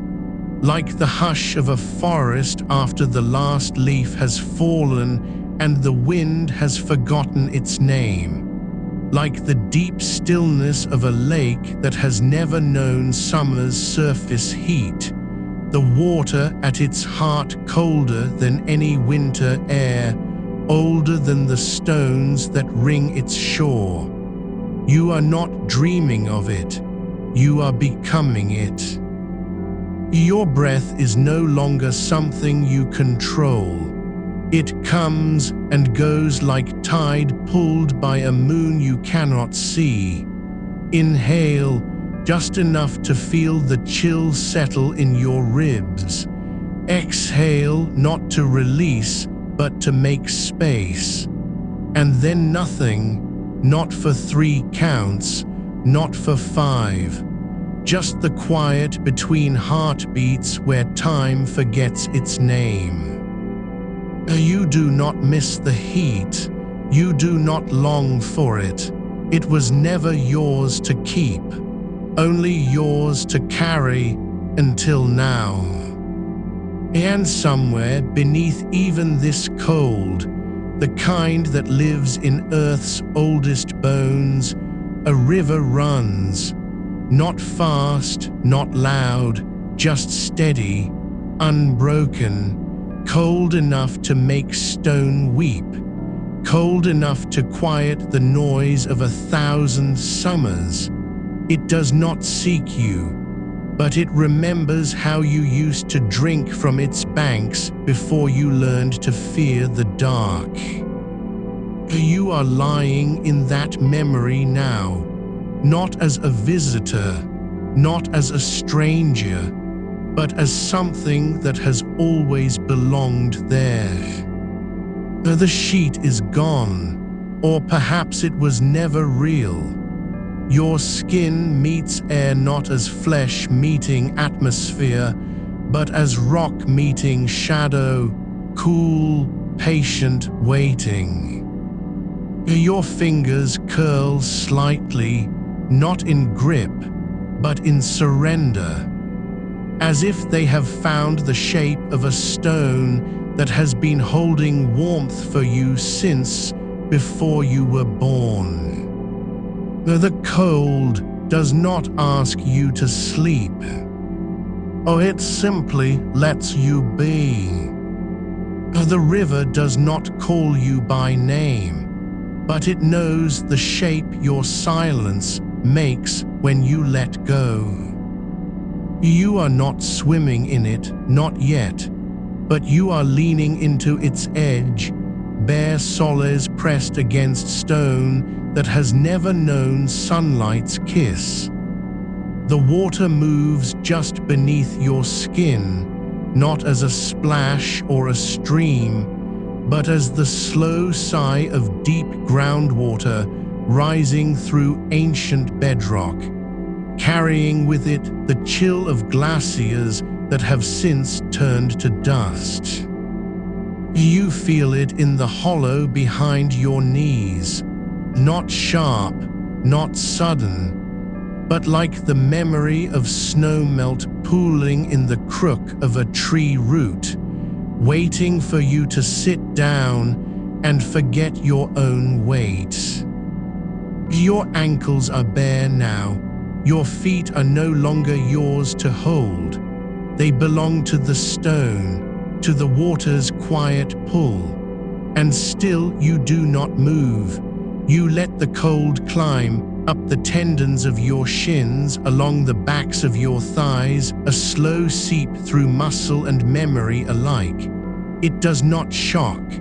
It settles, like moss on the north side of a cliff where no sun dares linger, like frost that forms overnight in the hollow beneath a windowsill, delicate as breath held too long. Above you, the air is still, not because it is trapped, but because it has learned to wait. The ceiling does not press down. It simply holds space for your breathing. Your ribs rise and fall, not with effort, but with rhythm older than clockwork. Inhale, and the coolness gathers in the curve of your collarbone like dew on spider silk. Exhale, and it slips deeper into the hollow where your lungs rest against your spine. There is no need to force it. The body remembers how to cool itself when it stops trying to fight what cannot be changed. You are not cold. You are becoming the kind of cool that lives in places untouched by human footsteps. The underbelly of a mountain range where snow lingers through August, where the wind carries only the scent of wet granite and crushed pine needles long turned to loam. Your skin does not sweat here. It breathes, slowly, deeply, as if it has forgotten how to be sticky. Somewhere far below you, beneath floors, beneath foundations, beneath even the roots of trees that have died and returned to earth, a chamber exists where the air has never warmed since the last ice retreated. Not because it is sealed tight, but because it is patient. The stones there remember the weight of glaciers. They hold the chill like a secret they were never meant to tell. And you are sinking now, not falling, not drifting, sinking into that chamber's breaths. You feel it in your palms as if you've pressed them against the wall of an abandoned well. Its walls lined with moss so thick it drinks the heat before it can rise. The air here is thick with silence, not empty, but full of slow things. The drip of water from unseen cracks, the settling of earth over centuries, the quiet sigh of minerals exhaling cold into the dark. You do not need to see it. You only need to let your skin remember what it once knew. That coolness does not have to be earned. It does not demand anything. It simply waits. Your breath is slower now, not because you are trying to slow it, but because there is nothing left to hurry toward. The heat you carried with you from the day has dissolved, not vanished, but transformed into mist that rises only to be caught in the cold's embrace and held gently, like a child's hand given back after wandering too far. You are not alone here, but you do not need company. You are the quiet between two heartbeats, the pause before the tide returns, the space where a single drop of water falls into a still pond and the ripples never reach the edge. Your fingers have loosened. Your toes no longer curl against imagined warmth. They rest open as if they've found the shape of something that has been waiting for them, smooth river stones worn by centuries of current, cool even in July, cool even when the sky burns above. You do not pick them up. You do not hold them close. You simply let your skin meet their surface and know this is where you were meant to rest. The air around your neck is no longer air. It is liquid shadow, thick as old silk dipped in mountain spring, cool enough to still the pulse without startling it. You feel it move with each breath, not as wind, but as a presence. A quiet guardian who has been here long before you arrived and will remain long after you've forgotten your own name. You do not think about sleep anymore. Sleep is not a destination here. It is the ground beneath you, the water around you, the air inside your lungs. You are already there, not trying to get there, already becoming it. Your shoulders have sunk into the space between two stones in some forgotten cellar wall, where the mortar has crumbled and time has moved through like smoke. The cold does not bite, it holds, like a mother's hand on a fevered brow, not to cool, but to remind you are safe here, you are held. Your eyelids are no longer lids. They are the inside of a clamshell, opened by tides long past, still damp with ocean breath, still humming with the echo of deep water. And beneath all of this, the deeper stillness, the older cold, a root stretches, not of any tree you know, not of any plant that grows in sunlit soil, but something older, something that drinks from aquifers buried under continents, something that remembers when the earth was younger and colder, and sleep came as easily as nightfall. You do not follow it. You do not reach for it. It reaches for you. And you let it. You are drifting now, not falling, not sinking, but dissolving into the slow pulse of something older than stone. Beneath you, the earth hums faintly, a vibration so low it lives in your bones before your mind recognizes it as sound. It is the whisper of groundwater moving through fissures no lamp has ever lit, threading its way through layers of shale and quartz, carrying with it the memory of glaciers that melted long before your ancestors learned to name the seasons. You do not hear it with your ears. You feel it in the hollow behind your knees, where the skin is thin and tender, where the blood runs close enough to be touched by the cold that rises from below. It does not shock you, it settles. Like dust settling on a shelf no one has cleaned for years, quiet, inevitable, complete. Your ankles rest against something smooth, a slab of slate perhaps, or the edge of an old cistern buried beneath what was once a farmhouse, now gone to ivy and moss and silence. The stone is not icy, it is not sharp, it is simply cool, a cool that has been waiting, not for you specifically, but for someone like you who carries the weight of sun on their skin and forgets how to let go. You do not move to adjust your position. There is no need. The stone knows where you belong.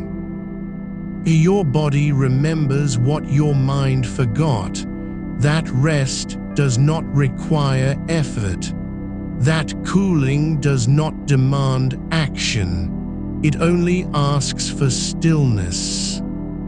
Above you, the air has changed again, not because the night moved, but because you have gone deeper. Here, the atmosphere holds its breath, not in suspense, but in reverence. You breathe into it, and it breathes back, not as wind, not as draft, but as a slow exhalation from the earth itself. It carries the scent of wet clay and crushed mint that grew wild along the edge of some forgotten well, long since covered over by time.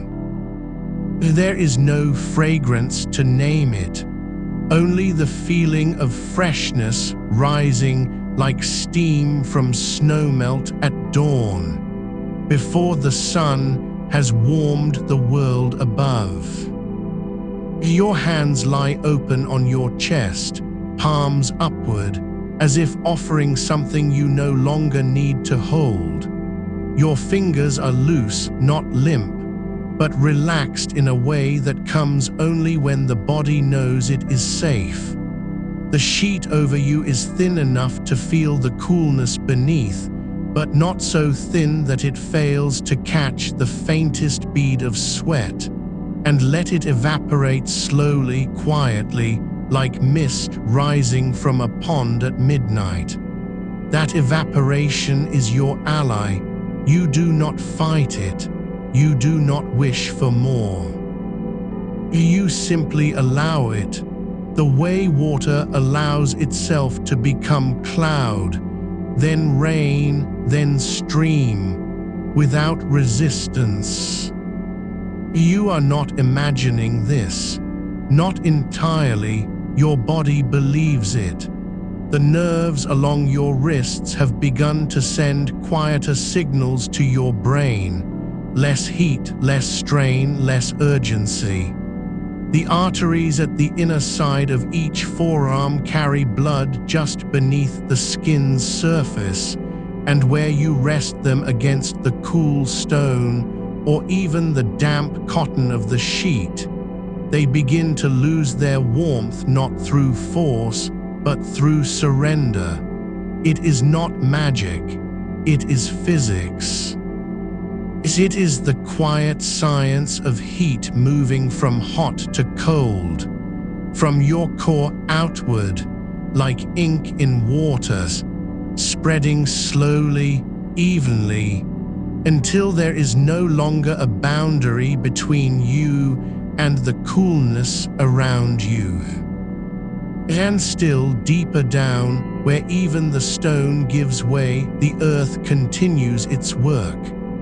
A vein of aquifer runs beneath this place, not far, not near, but close enough to touch with your bones, It does not rush. It does not roar, it simply is. And it remembers how to be cold, not like winter's bite, not like a freezer's sting, but the kind of cold that has lived inside mountains for 10,000 years, untouched by sun, untroubled by time. You do not need to know its name. You only need to let your body remember that such cold exists, and that it is yours to receive. Your breath has slowed until it feels less like breathing and more like the tide pulling gently away from shore. Each inhale a slow return, each exhale a quiet letting go. There is no rhythm you must follow, no count, no instruction, only the echo of something older than thought. The sound of water moving through roots, of air settling in caverns, of silence thickening around stillness. Somewhere far above, the moon moves across the sky. You do not see it, but you feel its pull, not as gravity, but as a quiet reminder that even the heavens turn with patience. The stars do not hurry to shine. The wind does not rush to find its path. And you, your body, your mind, your tired, overheated self, are allowed this same grace. Your spine has found its curve against the coolness below, not because you adjusted it, but because the earth shaped itself around you. Your neck no longer aches from tension. Your jaw is unclenched. Even the muscles between your shoulder blades have released their grip on the day's weight. You are not being healed. You are being returned. And to water, and to the place before heat became something to fear. And before sleep was a task, and before the world told you that rest must be earned. Here in this cellar of time and stone and slow-moving water, there is no requirement, no expectation, only the quiet invitation, stay. You do not answer with words. You answer with breath, with stillness, with the way your fingers have begun to grow heavy, not from sleepiness, but from belonging. The cold does not ask you to be better. It only asks you to be here. And so you are, not trying, not waiting, not counting seconds until morning. I'm just here. Your eyelids are full of darkness, but not empty. They are filled with the texture of deep water, the kind that lies beneath glaciers where light has never touched, and yet still glows faintly with its own memory. You do not see shapes, you do not dream, you simply dissolve into the cool. And somewhere far below your feet, beneath the roots, beneath the aquifer, beneath the centuries, the earth continues to hum. You are listening now, not with your ears, with your skin, with your bones, with the quiet part of you that has always known how to rest. The cold beneath you has no edges. It does not press, it does not reach. It simply is like the space between heartbeats, like the hush that follows a sigh long forgotten. You do not need to find it again. It found you, and now it holds you not with arms but with weight. The kind of weight that feels like belonging. Like the stone floor remembers every body that has lain upon it and still does not hurry to forget. Your skin is no longer seeking relief. It is remembering how to be cool, not as a reaction, not as a trick, but as its natural state, waiting beneath the sweat, beneath the heat's insistence. The dampness on your arms is not stickiness anymore. It is mist. A thin veil drawn by night air that has passed through moss and limestone, through centuries of shadowed roots, carrying with it the scent of wet earth and deep time. You do not breathe it in, you breathe into it, and it breathes back. Somewhere beyond the walls, beyond the roof, beyond the sky where stars blink without urgency, a valley sleeps under frost that never melts, not because it is winter, but because the air there has learned stillness. It does not rise with the sun. It does not stir when the wind calls. It settles thick and slow into every hollow, every crevice, every fold of grass curled tight against the ground. You are not there, but your body knows its shape. The coolness you feel now is not borrowed from that valley. It is echoed by it. A whisper carried on a current older than wind. Your ankles rest lightly on the sheet, not because you moved them there, but because the cold beneath has drawn them downward, gently, like stones sinking into silt. There is no need to adjust your posture, no need to find comfort. The earth below has already reshaped itself around your bones. Your spine is cradled in a curve that was waiting for you before you were born. The air near the floor is not colder because of physics alone. It is colder because it remembers. It remembers the rain that fell 3 nights ago and seeped into the ground, the dew that gathered at dawn and vanished without sound, the breath of 100 summers that passed through this house before yours. The walls hold none of that heat. They were built to let go, to exhale, to carry away what is no longer needed. And so they do, slowly, quietly, endlessly. You do not feel the temperature change. You feel the absence of resistance. Your hands lie open on your thighs, not clenched, not folded, but simply resting, as if they had forgotten how to hold anything at all.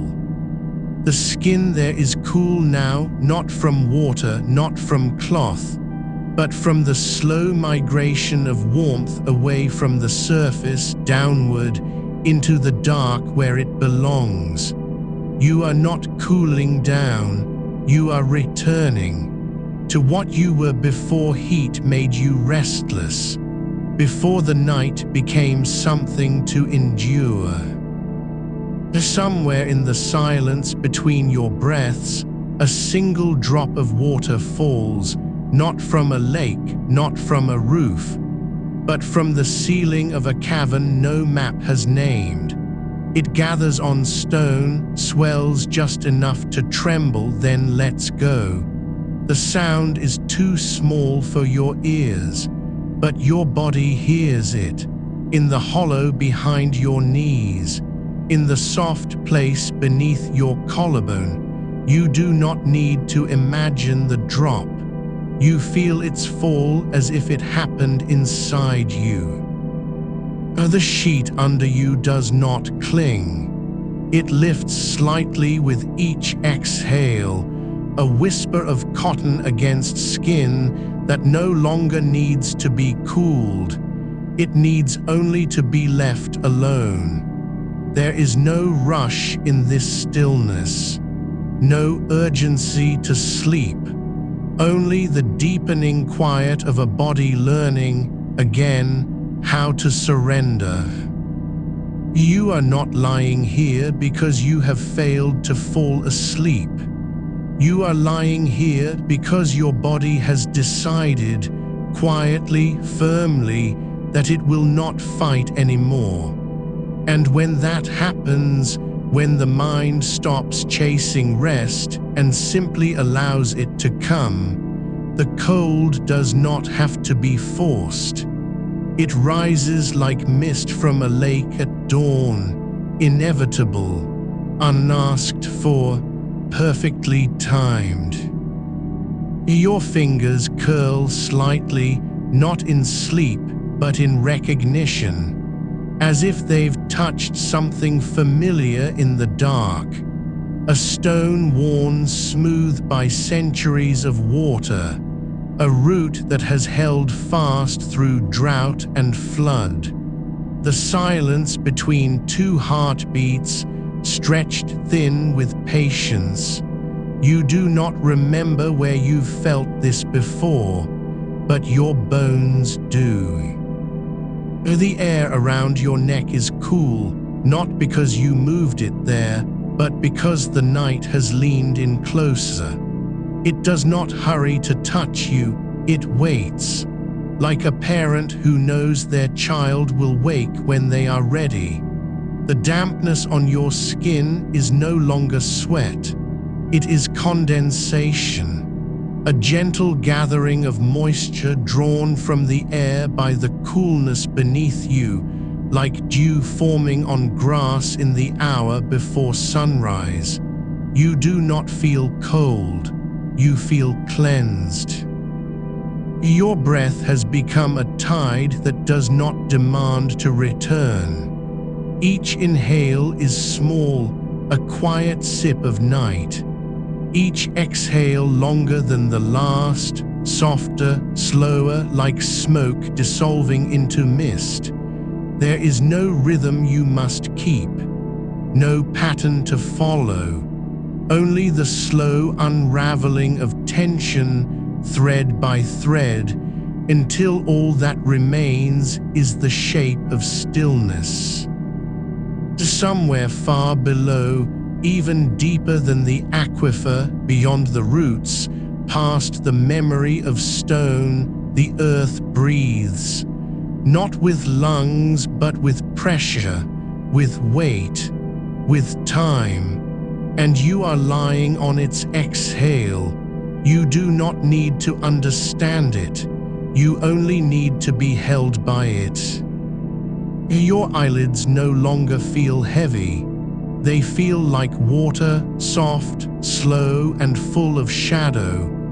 The darkness behind them is not empty.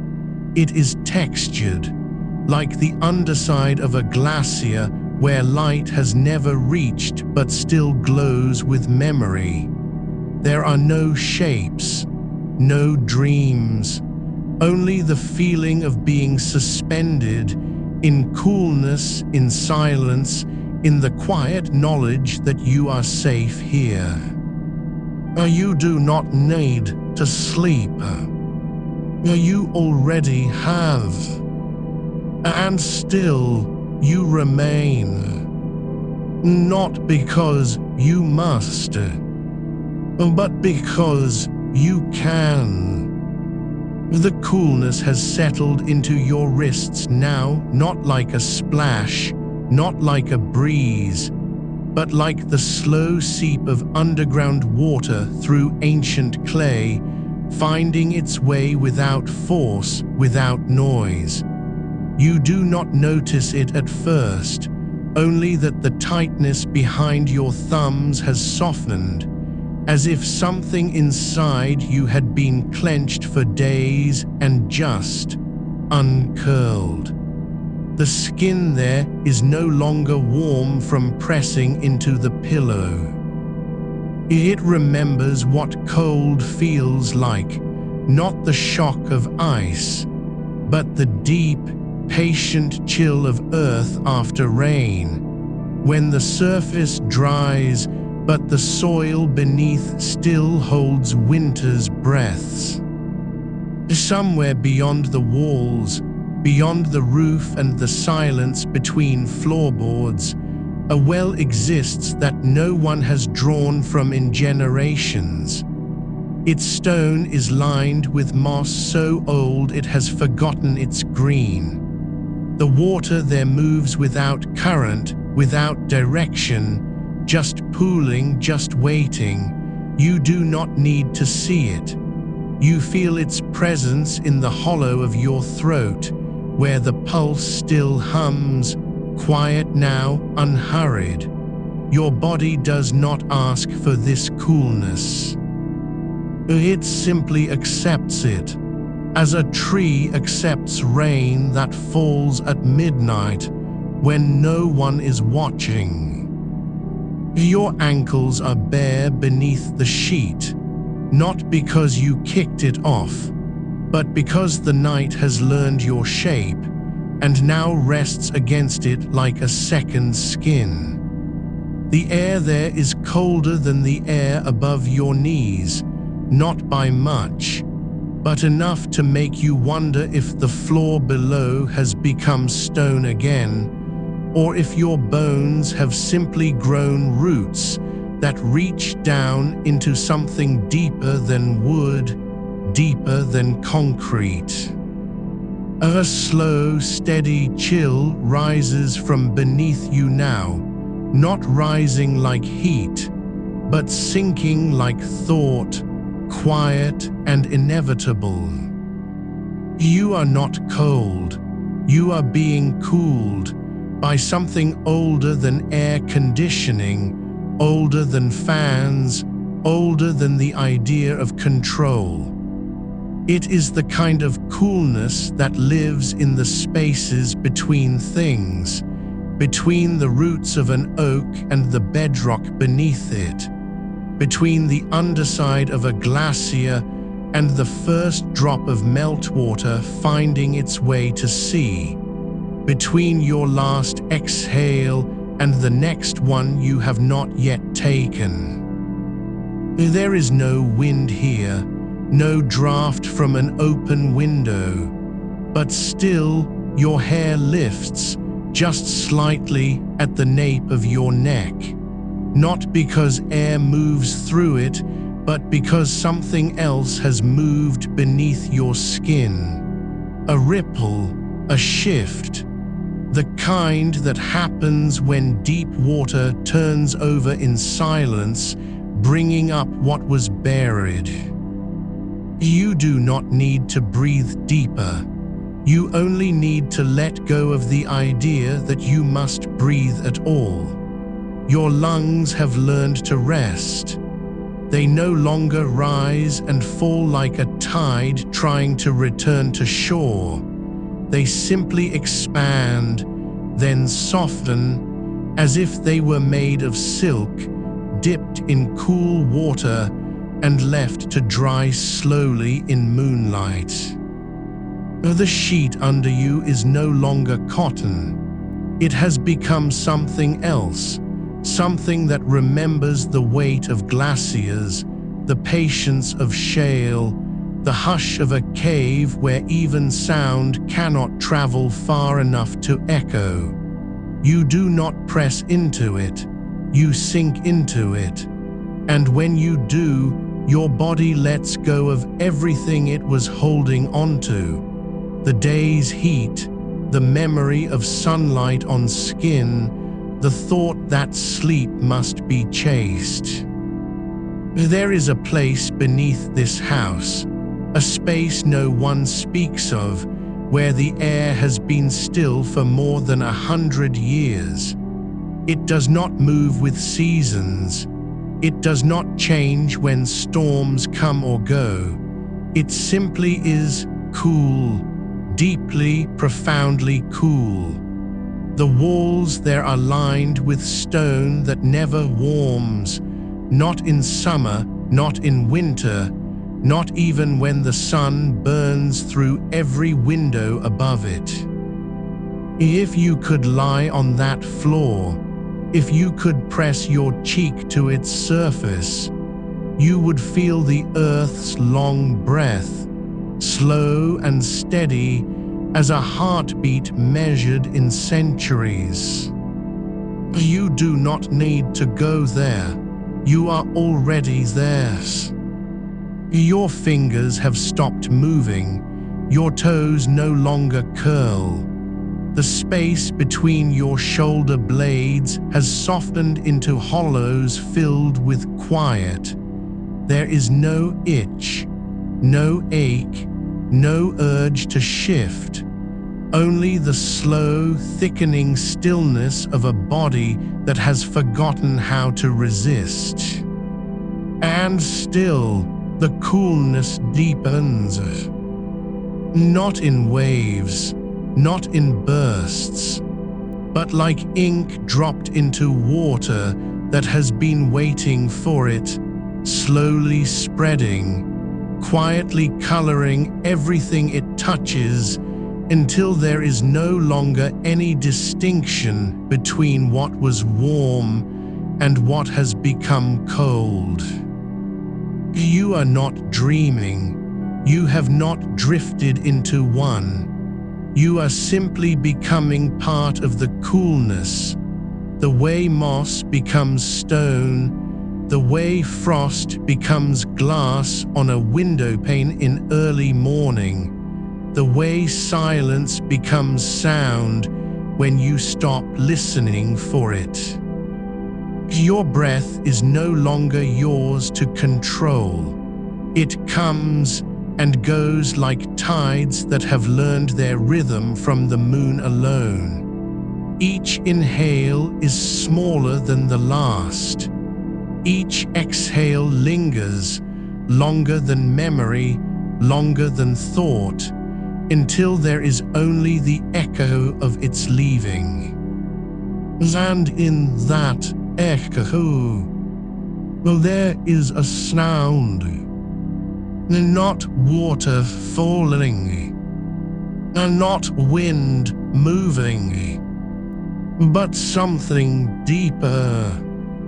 The faintest whisper of ice forming, not cracking, not shattering, but growing slowly, patiently, in the dark places where no light has ever reached. You do not need to know what it means. You only need to feel it, growing inside you now, as gently as roots grow through stone. The stone beneath you is not cold because it has been chilled. It is cold because it has never been warm, not truly, not in all its years. It remembers what the earth felt like before fire, before skin, before the weight of a body pressing down on silence. You do not lie upon it, you rest within it. And as you do, your bones begin to remember too. The slow press of deep time, the quiet hum of rock that has held its breath for millennia. Your spine aligns with the curve of ancient earth, and where your skin touches the surface, a new kind of stillness gathers, not the absence of motion, but the presence of something older than movement. A coolness that does not seek to lower your temperature, but to dissolve the idea that temperature matters at all. Your hands have stopped thinking about sweat. Your feet no longer twitch against the sheet's thin veil. The air around you is not moving, but it is not stagnant either. It is patient, like water held in a cavern where the ceiling drips once every 12 hours, and each drop falls with such precision that the pool below never ripples, only deepens. You do not need to cool yourself. You are being cooled by the weight of the night, by the gravity of quiet, by the fact that somewhere far beneath this house, in a place untouched by sun or fan or breath, the temperature has settled into a rhythm older than your name. There is a well here, not dug, not carved, but formed when the land sighed and sank. Its walls are lined with moss so old it has forgotten its green. It is grey now, soft as damp wool, and it drinks the moisture from the air without ever growing thirsty. You can feel it, the way the air near that well thickens just slightly, like syrup poured slowly into glass. It does not chill you by force. It cools you by invitation. And you, without knowing why, lean toward it, not with your body, but with your breath. Each exhale becomes a whisper sent downward, and each inhale draws back what the well has held, coolness that has been waiting for someone to notice. Your eyelids are heavier than they have ever been, not from tiredness, from surrender. You do not fight it. You do not wonder if you're sleeping yet. You simply let your mind soften into the same texture as the moss, slow, dense, unafraid of darkness. The air near your temples has changed. It carries a scent, not floral, not earthy, but something closer to frozen mist caught between two stones in winter, long after snow has melted and the wind has forgotten its name. You breathe it in, and for the first time since evening, your throat does not feel dry. It feels like the inside of a seashell left on a tide-washed cliff, smooth, salt-kissed, and cool with the memory of ocean. You do not remember closing your eyes, but you are not blind. You see the dark not as absence but as substance. A velvet that has been spun from midnight itself, woven through with threads of starlight too faint to name. And beneath it all the stone, always the stone, beneath your back, beneath your heels, beneath the hollow where your breath settles like snow on a rooftop at dawn. It holds you, not tightly, not forcibly, but as the earth holds a seed, not to contain it, but to let it rest until it is ready to become something else. Your pulse has slowed beyond counting. There is no need to measure it now. The coolness does not ask for rhythm, it asks only for stillness, and you have given it that. Your wrists are no longer warm from the heat of your own blood rushing beneath skin. They lie open, flat against the sheet, and the air around them has grown thin with chill, not sharp, but deep. Like the breath before snowfall, when the world holds its silence just long enough for frost to form on the inside of a windowpane you cannot see. You do not feel the passage of minutes. There is no clock here, only the slow turning of the earth beneath you, The same one that has turned since before your grandparents were born, since before this house was built, since before the first person ever lay down in the dark hoping for relief. And still, the stone holds its coolness. Still, the well remembers how to breathe without lungs. The sheet over you is no longer a barrier between you and the air. It has become an extension of the coolness itself. Thin as a sigh, light as memory, it does not trap heat. It carries it away, like mist lifting from a lake at first light, invisible but undeniable in its leaving. Your skin does not need to be bare to feel the chill. It only needs to stop resisting.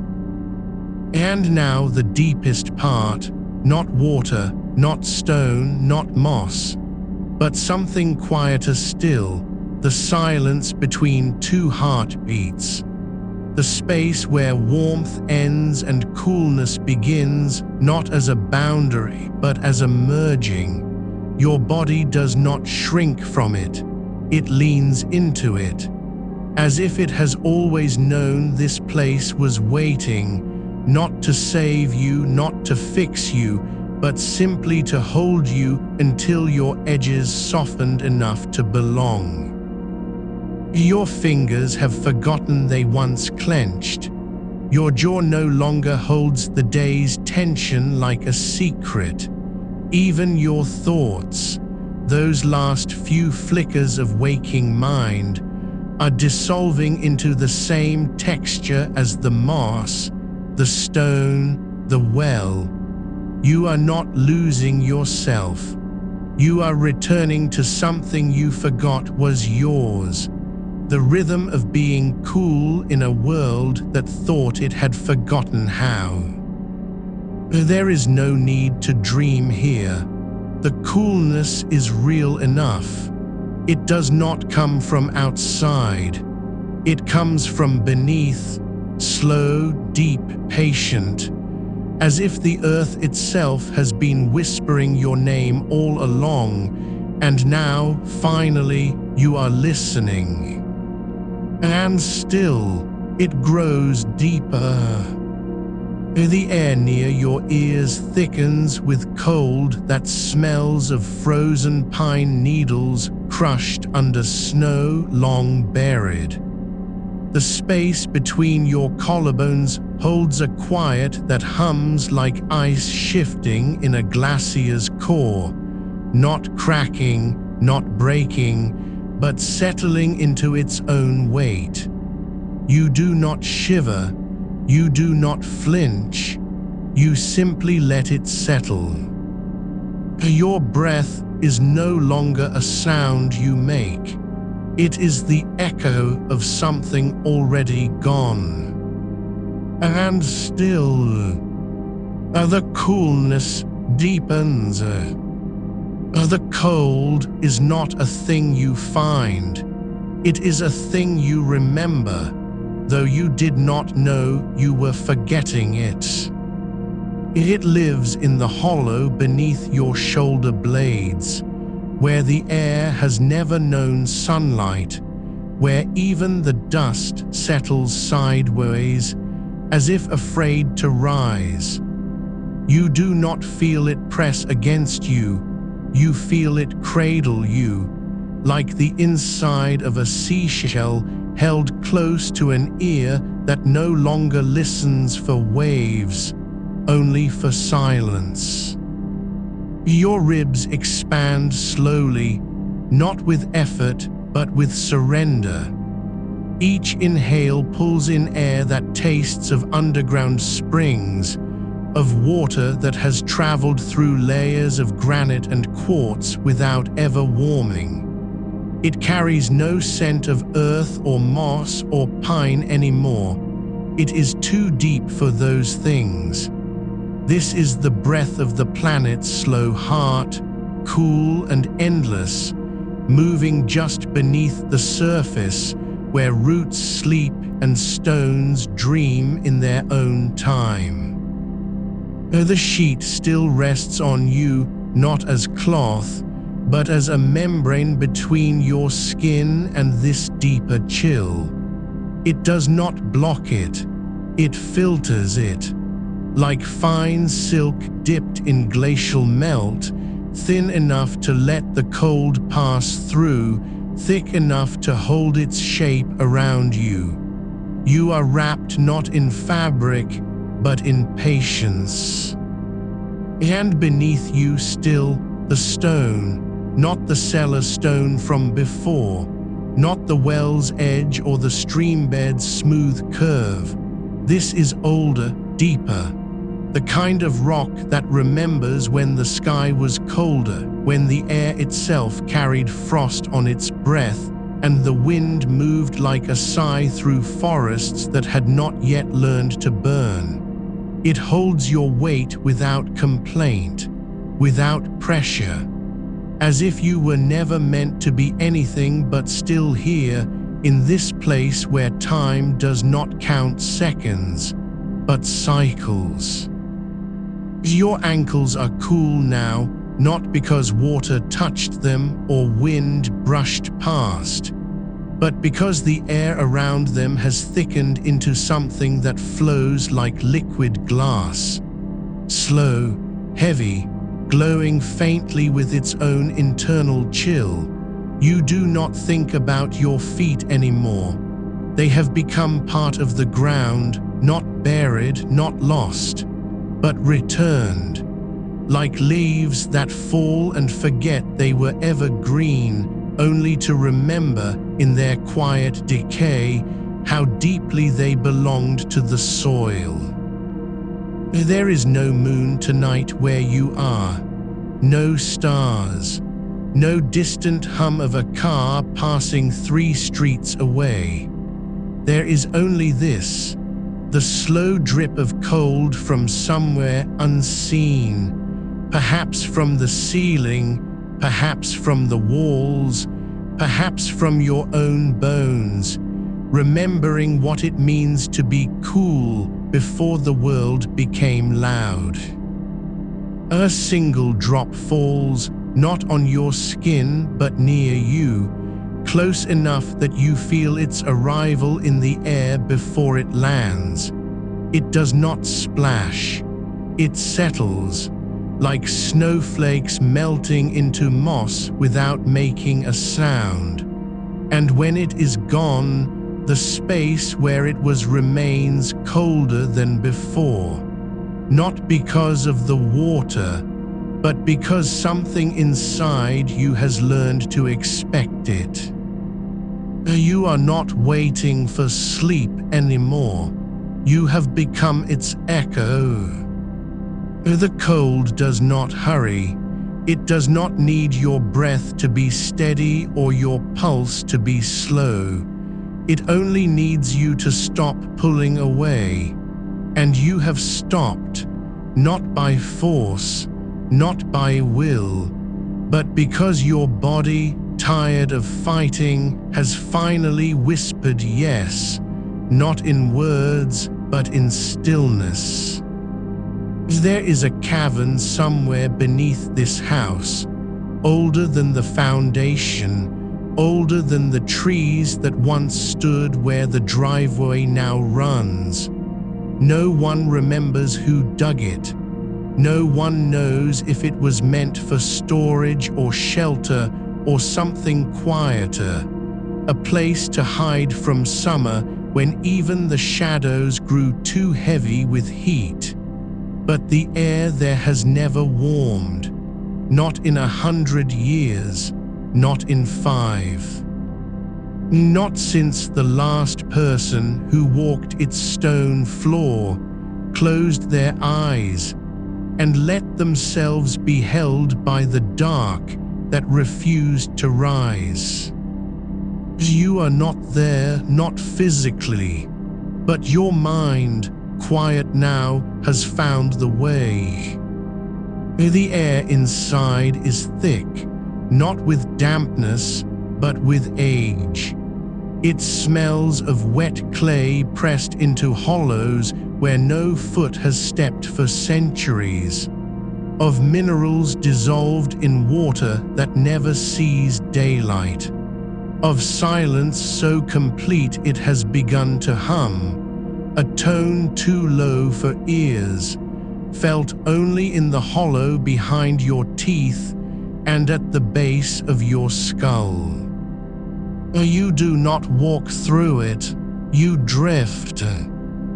Your fingers brush against walls that are not stone but something older, fossilized rock, smoothed by centuries of condensation, cold as the inside of a glacier's eye.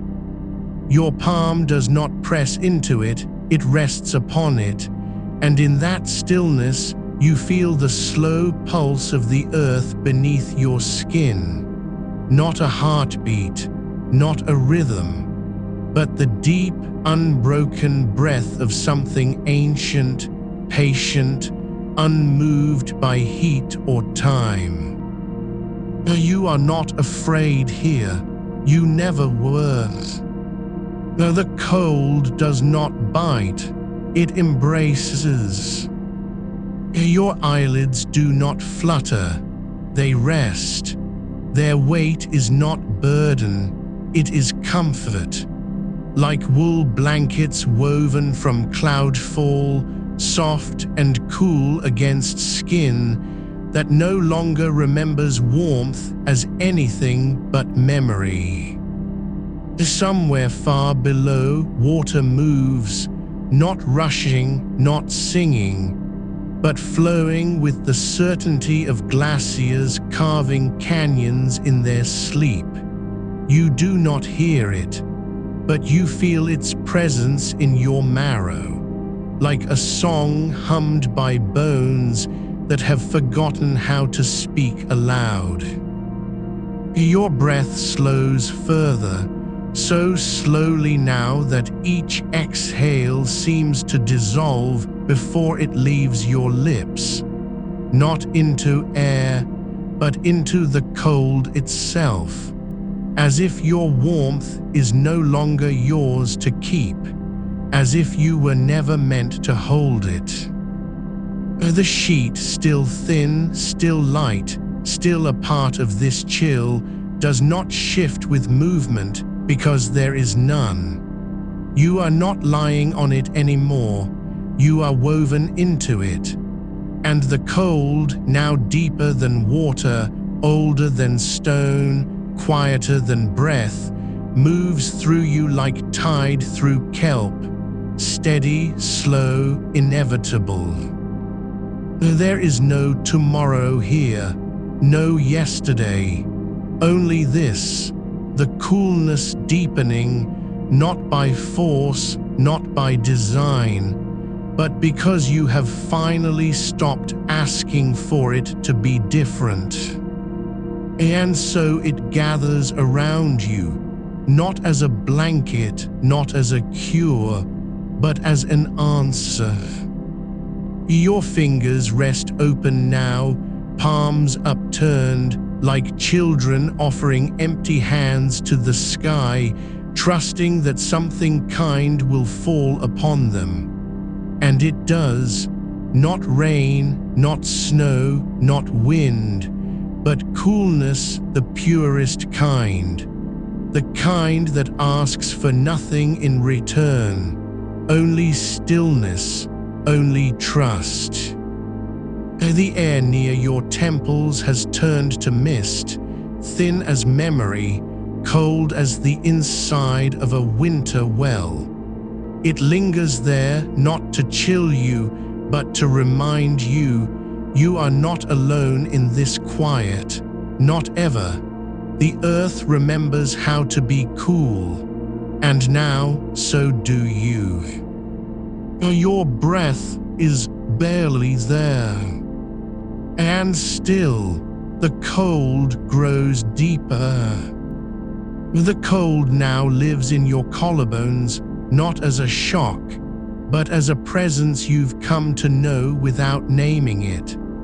It rests there like the last sigh of a mountain lake at dawn, when the surface still holds the memory of night's weight and the water beneath has not yet stirred. Your skin does not shiver, it softens. The air around your throat is no longer air at all. It is liquid silence, cool as river stones smoothed by centuries of flow, pressed gently against the hollow where your pulse once raced too fast. You do not try to slow it anymore. You let it settle into the rhythm of something older than thought. The slow rise and fall of earth breathing beneath roots that have never known summer's grip. Somewhere beyond this stone silence, beyond the walls that remember every season but heat, there is a cave carved by water that forgot how to stop. Not a cavern with echoes or bats or dripping ceilings, but a quiet hollow where the rock has worn itself thin, and the chill does not come from above or below, but from within the very substance of the stone. You are not inside it, but your breath has learned its shape. Each exhale drifts toward it like a leaf carried by a current too gentle to be called wind. And when it reaches the walls of that hidden place, the cold does not push back, it welcomes. It takes what you offer and gives back something quieter. The feeling that you have always belonged here, even if you never knew how to find your way. Your feet bare beneath the sheet rest on nothing now, no mattress, no floor, but a surface of cool quartz smoothed by glacial melt over millennia. It does not press into your soles, it lifts them gently as though the earth itself has learned to hold you without holding tight. You do not feel its hardness, only its stillness. And in that stillness something shifts, not in your body, but in the space between your bones. The heat that clung to your skin like a second layer has dissolved, not vanished, not chased away, but unmade, as if it had never been real to begin with. You remember warmth only as a story someone told you once, long ago, when you were small and thought night would never end. There is a well here, deep in the heart of this place where time does not move forward but sinks downward, like sand through an hourglass turned upside down. Its water is not clear. It is opaque with minerals that have slept too long to remember light. And yet it is alive, not bubbling, not churning, but breathing slowly in and out, as if the earth itself is drawing breath through its throat. You do not lean over it. You do not dip your fingers. But you feel its presence rise, cool as the inside of a seashell pressed to an ear, but quieter, deeper. The air above it does not shimmer with heat. It hangs still, thick with the scent of wet stone and forgotten snowmelt, carrying with it the faintest trace of pine roots buried beneath ice that has not melted in 10,000 years. You are not thirsty, but your tongue remembers what cold tastes like, the clean metallic hush of frost on a windowpane at 4 in the morning, when the world is still holding its breath before sunrise. You taste it now, not with your mouth, but with your nerves. A whisper along the inside of your wrists, where the blood runs close to skin and carries the chill inward like a secret passed from hand to heart. It does not shock you anymore. It settles. Above you there is no ceiling, only an archway of ancient rock, carved by water that has long since vanished, leaving behind hollows filled with mist so fine it seems made of breath itself. You do not see it, but you feel its weight, a cool veil drifting down, settling over your eyelids like the first snowfall on a forest floor after a season of fire. It does not melt, it lingers, and with each passing moment, the cold becomes less something that touches you and more something you have become. Your fingers still open, palms turned upward, no longer wait for relief. They wait only for the next breath, the one that will come without effort, without thought, without asking. The air between them is cool as moonlight caught in spider silk, fragile, luminous, weightless. You do not move to catch it, you let it find you.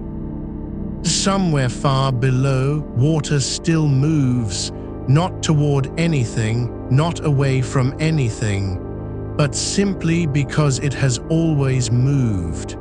And the cold that rises from it does not seek to cool your body. It seeks only to remind you you were never meant to carry heat like a burden. You were made for this quiet, for this depth, for the slow, patient unraveling of all that was too heavy. The sheet no longer lies on you. You are woven into its threads, each fiber spun from the breath of winter nights that have long since passed, but still remember how to be gentle. The coolness does not surround you. It flows through you, like ink in water, like silence in a cathedral after the last echo has faded. Your mind is no longer trying to sleep. It is already sleeping. And so the cold deepens, not as an act of will, not as a trick of thought, but because you have stopped asking for it to be anything other than what it is. A quiet thing, an ancient thing, a thing that does not need your permission to hold you. And so it does. You do not hear it at first, not with your ears, but with your skin, where the air has begun to thin into something older than sound. It is not wind, not a draft, not even the whisper of a curtain stirred by night's slow turning. It is the silence between heartbeats when the body forgets to count them. And in that space, beneath the weight of your own stillness, there rises a breath, not yours, but the earth's, cool as the inside of a buried root, smooth and unbroken by sun. You feel it lift from below, not rising like steam, but sliding upward like silk pulled gently through water. It does not rush to meet you, it waits. And when it touches your ankles, bare beneath the sheet, it does not startle. It settles, as if it has been waiting for this moment since before the first stone was laid in the cellar above. You are no longer lying on a bed. You are resting against the flank of a mountain that sleeps with its feet in deep water and its head lost in cloud. The rock beneath you is not hard.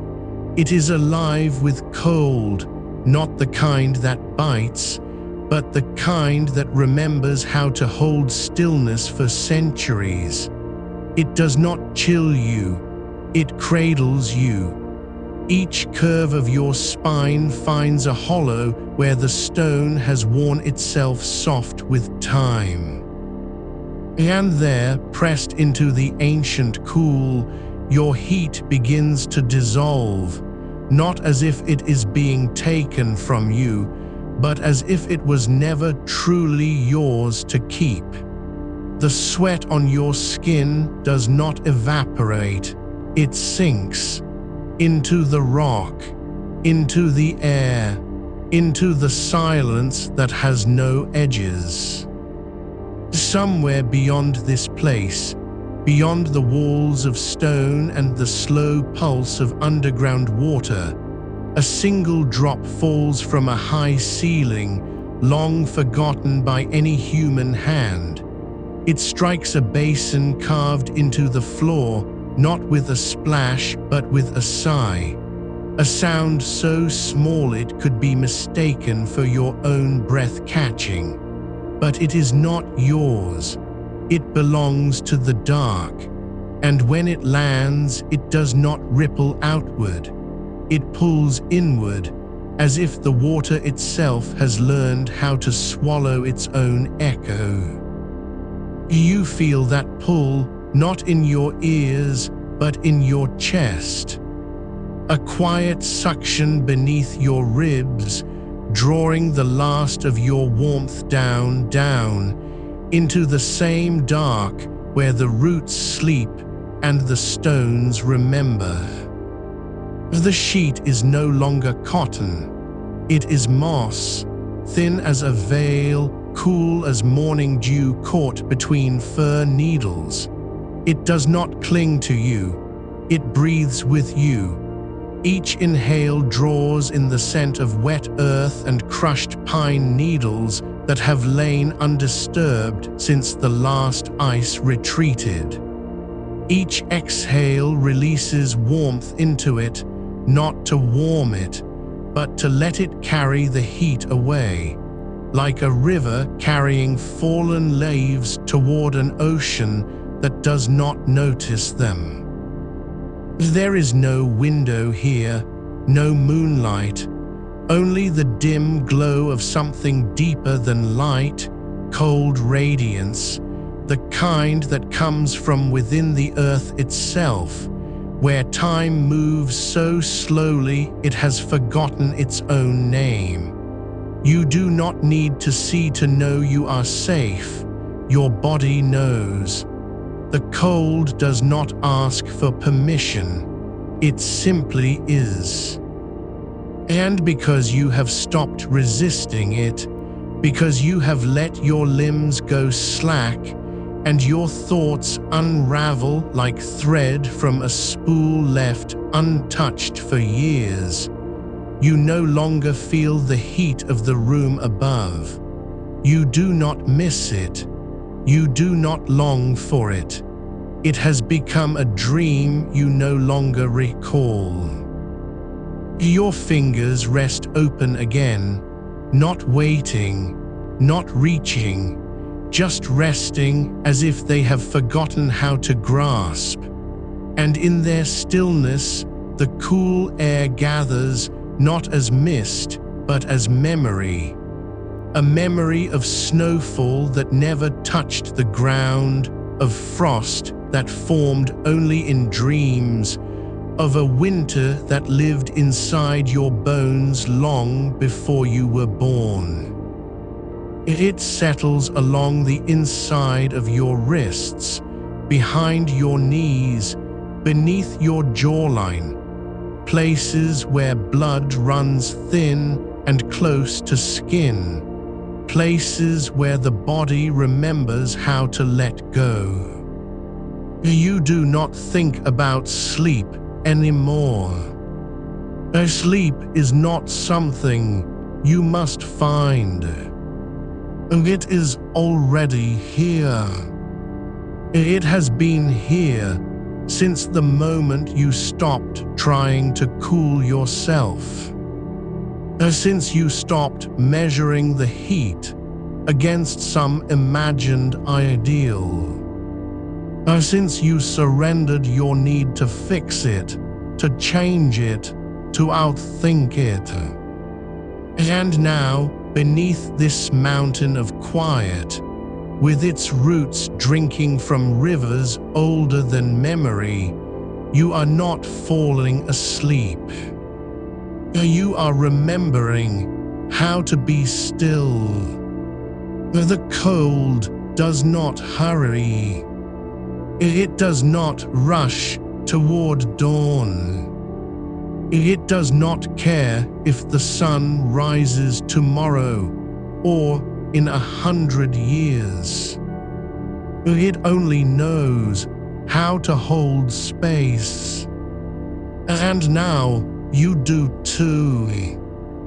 Your breath slows, not because you command it, but because your body has remembered what silence feels like beneath its ribs. The air around you is no longer thick with heat. It is thin as the edge of a blade made from frozen starlight.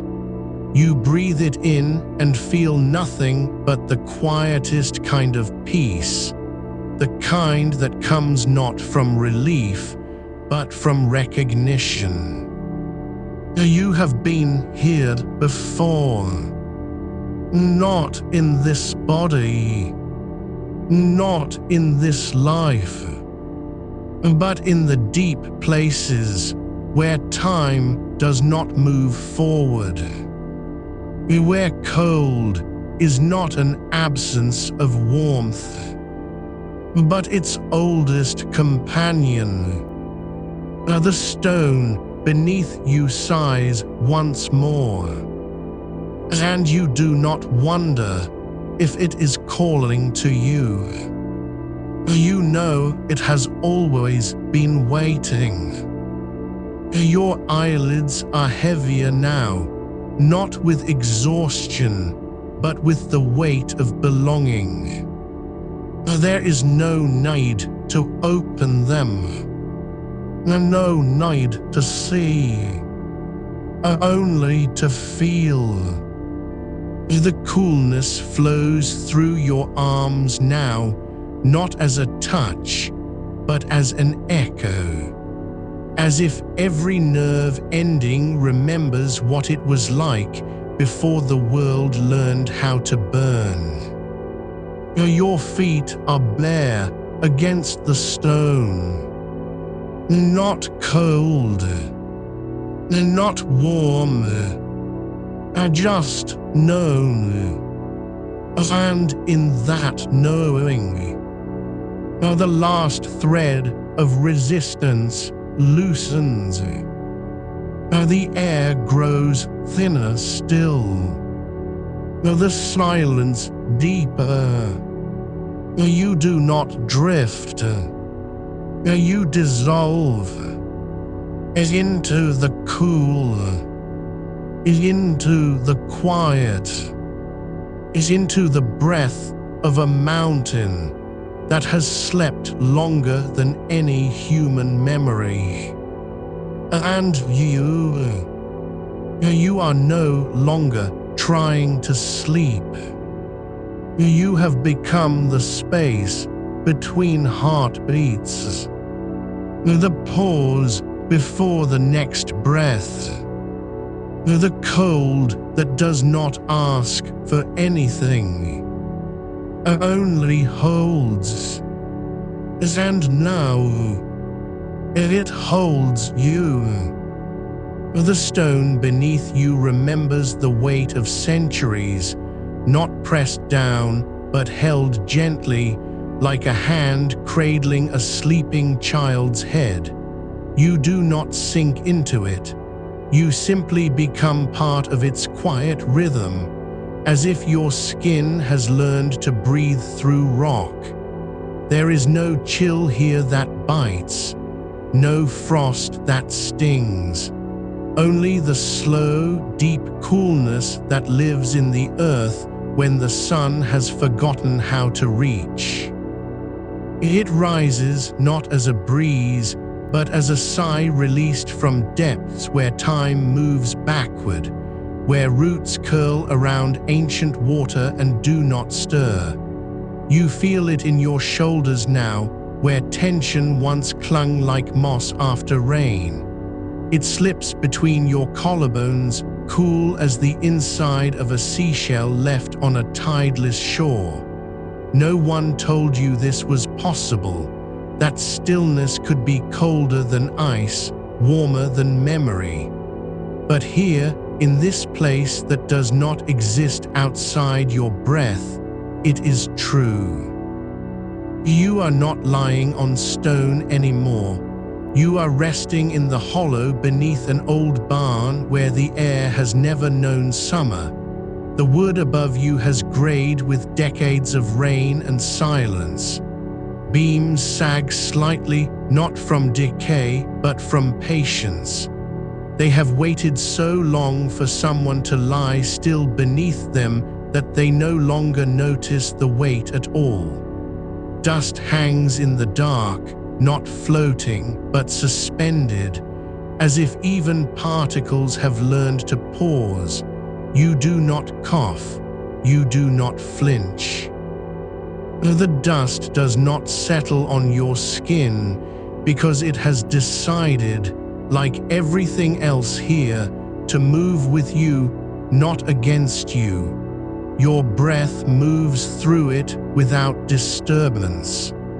Each exhale is a whisper that the air already knew by heart. Somewhere far above, a single drop of water falls from the eaves. It does not strike stone. It does not splash. It simply appears, glistening for an instant in the space between your ribs, cool as the inside of a glacier's eye. You do not wonder where it came from. You do not seek its source. It is enough that it found you, that it chose this moment, this silence, to be born again in the dark. Your pulse slows further, not because your heart tires, but because it has remembered how to listen. There are no clocks here, no ticking, no hum of refrigerators or distant sirens, only the breath of stone, the sigh of wood, the slow drift of water that fell 1,000 years ago and is still falling. You feel it now, in the hollow behind your left ear, where the skull meets the neck, where blood flows close to skin and carries with it the memory of mountain snowmelt. Not the cold of winter, but the quiet chill of high places that never thaw. The kind that lingers in the shadow of a cliff long after the sun has climbed past its edge. You do not imagine this place. It is already here, in your bones, in your marrow, woven into the spaces between your thoughts like lace spun from moonlight and mist. Your eyelids are full now, not with sleep, but with the weight of belonging to something older than sleep itself. There is a stream nearby, though you have never seen it. You know only its voice, not rushing, not singing, but murmuring just below the surface of silence. Its water moves over smooth stones worn by centuries of flow, each pebble polished until it holds no sharpness at all. The current does not rush toward the valley. It does not hurry to join a river or reach the sea. It simply flows slowly, steadily, as if time were made of liquid glass and every drop must be held gently before passing on. You feel its touch, not on your skin but in your veins. as if the stream has found you through the earth, through the walls, through the quiet between heartbeats, and is now flowing upward, cool, clear, certain, through the arch of your feet, along your shins, up the backs of your knees, into the hollows where your thighs meet your hips. There is no shock in it, no suddenness. Only a deep, slow settling, like snow melting into soil at dawn. Your hands rest open again, not as if waiting for something to be placed within them, but as if they have forgotten what holding means. The air around them carries the scent of wet moss and crushed pine needles, though no tree grows near you. It is not a smell carried on wind, it is a memory carried by stillness. A memory your body has stored since before language, before names, before the world learned to burn. You do not try to name it, you do not need to. The scent is enough. It lingers in the back of your throat, like the last breath of winter.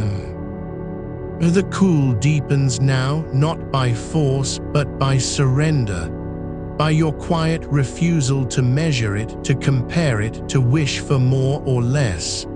You are not cooling down, you are becoming cool, not as an act, but as a truth. The heat that once clung to you like a second skin has dissolved, not vanished, but transformed into the same silence that now holds your breath. Your shoulders no longer rise with tension. Your jaw no longer tightens in its sleepless grip. Even your thoughts have grown thin, like smoke rising from a fire long gone out. They do not linger. They do not return. They simply drift upward and are absorbed by the dark. You feel the water again, not as touch, but as presence. As if you are floating just above it, suspended in air that is colder than any night has ever been. Your body does not shiver, it does not resist. It leans into it, as a tree leans into wind it knows will not break it. The stream sings beneath you, not with sound, but with vibration. A hum felt in the marrow of your spine. You do not need to hear it. You are already listening. The air grows thinner still, not empty, not silent in the way absence is silent, but full of something older than silence. Something that does not need to be named. It carries the chill of glaciers resting beneath mountains no human has climbed. The hush of snowfields where even the wind dares not speak too loud. The depth of a lake so old its bottom holds the echoes of stars that died before life learned to crawl. You do not wonder if you are dreaming. You know, you have always been here. And now, at last, you are no longer trying to find your way back. You are becoming the place where the cold lives. The cold is not beneath you anymore. It has risen, quiet as mist through floorboards, and now it cradles your spine like a folded blanket woven from glacier ice. You do not feel it press against you, you feel it hold you, as if the air itself has learned to remember what warmth once was, and has chosen gently to forget. Your ribs rise and fall without effort now, each breath drawn in through the hollow of your throat like water slipping over smooth stone. No splash, no ripple, only surrender. The temperature around you is not measured in degrees, but in stillness, in the absence of resistance, in the quiet where even your pulse has learned to pause before it beats again. There is a room below this one. You do not know if it was ever real, but its walls are lined with river-worn slate, cool enough that even the dust settles slower here. A single lantern hangs from a hook, unlit, its glass thick with condensation that never drips. The air inside does not move. It simply is deep, dense, ancient. You do not descend to it. You are already there. Your feet rest on the floor as if they have always belonged there, bare skin pressed against stone that has held winter for centuries. No frost clings to its surface, no dampness seeps upward, only cold, pure and unbroken, rising through your soles like a slow tide of silence. You do not think about how long it's been this way. You do not wonder who built it or why. It simply is, and you are part of its keeping. The walls breathe not with air but with memory. Each slab remembers the weight of snowpacks that melted over generations, each drop seeping into earth and stone until nothing remained but chill. There are no windows here, no doors, only the sense of depth, the feeling that if you pressed your palm flat against the wall you would feel not rock, but time itself, cool and patient as a held breath. The scent is faint, damp lichen, crushed alpine herbs, the ghost of frost on fir needles long turned to soil. It does not come from outside. It comes from within, the kind of smell that lives in bones before it ever reaches the nose. Your arms lie loose at your sides, palms open toward the ceiling, not reaching, not waiting, but resting as if they have been given permission to be still forever. The cold does not touch them directly. Instead, it moves through you like light through water, filtered, softened, made gentle by depth. You feel it in your wrists now, not as a shock, but as a settling. As if the blood that once ran hot and restless has begun to slow, to remember its own quiet rhythm. There is no need for ice. No need for cloth or water or fan. The cold here does not steal warmth. It returns what was always yours, the natural state of rest. Somewhere far above, the night still burns. Somewhere, a house creaks under the weight of heat that refuses to leave. But here, in this place where stone remembers winter and air has forgotten how to stir, you are no longer asking for relief. You are not waiting for it. You have become its echo. Your eyelids are heavy, not with fatigue, but with recognition, as if they knew long before your mind remembered that this is where sleep lives, not in the dark alone, but in the coolness that waits beneath it, the kind of coolness that does not announce itself, that does not shout or rush or offer solutions. It simply holds space. And when you stop fighting its presence, when you stop measuring how much longer your body must endure, it folds around you like a second skin, thinner than silk, colder than mountain air, deeper than memory. You do not feel the weight of the sheets anymore. You do not feel the stickiness that clung to your skin hours ago. It has dissolved, not gone, but changed. Transformed into something softer, the mist rising off a hidden spring at daybreak, the vapor left behind when snow melts without sound. Your body is no longer trying to cool itself. It is remembering how to be cooled. A wind does not come here, but stillness hums. A low vibration felt in the hollow of your collarbone, the curve of your ear, the space between your ribs where breath used to catch. It is not music, not quite, but it carries rhythm, the same one that moves through glaciers as they shift over centuries, slow enough that no human ear could name its note, but deep enough that your bones know it by heart. You do not wonder if this is real. You are already sleeping.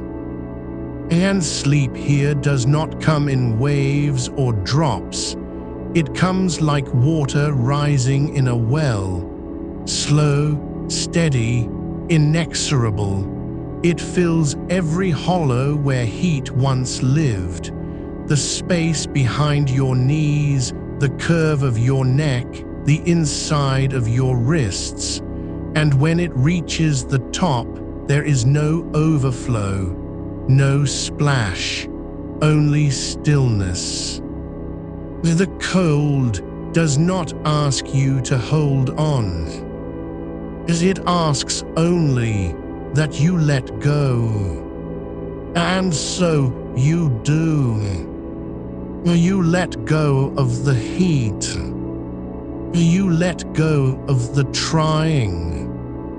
You let go of the name for what you are searching for, because now at last you have found it. Not in a fan's breeze, not in a glass of water, not in the promise of morning, but here, where the air has been cold longer than memory, where stone remembers every winter that ever fell, and your body, at last, no longer fights to be cool. Oh, it simply is. And so you sink, not into darkness, but into the quiet between heartbeats, where nothing moves, where nothing needs to, where the only sound is the breath you are no longer counting. And the cold, the deep, patient, unshakable cold, holds you. You are no longer counting breaths, never have been, not really. And yet your lungs remember how to fill slowly, how to release without hurry, as if the air itself has learned your rhythm and matches it now, not out of duty, but because it too has settled into this quiet. There is no wind here, only the slow drift of cooled stone exhaling through the centuries, a breath drawn so gently that you feel it more in your bones than in your nose. The kind of chill that doesn't prick or sting, but seeps, like groundwater rising through ancient clay, finding every crack where warmth had pooled and filling it without demand. Your feet are not on sheets anymore. They rest on something older, something that has known frost before your ancestors were names whispered in kitchens lit by candlelight. The stone beneath you is smooth from time's quiet hands, worn soft as river-washed glass, cool even when the sun blazed highest above the earth. It does not ask you to press into it, it simply waits. And because you have stopped resisting, because your pulse has softened like melted snow at dawn, it cradles you not with pressure but with presence. You do not think of how long you've lain here. You do not wonder if morning will come too soon. The night is not a thing to be endured. It is the place where your body finally remembers its own temperature, the one it carried before the heat arrived, before the windows stayed shut, and the air turned thick with the scent of dry grass and forgotten fans. Somewhere far away, a door creaks open on a house that still believes in breeze.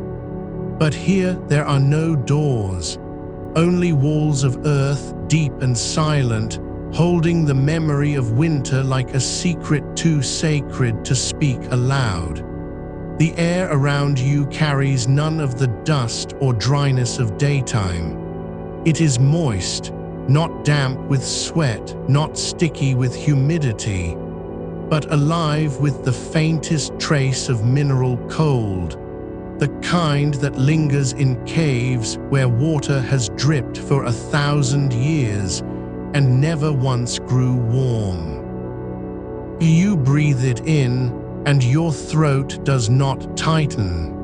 Your chest does not rise too fast.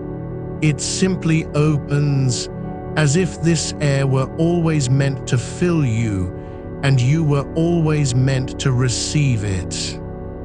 You feel the coolness now not just on your skin, but inside, the hollow behind your ears where hair once clung wet with heat, the tender ridge above your collarbone that had throbbed since dusk, the soft curve beneath your ribs where breath used to catch like a startled bird.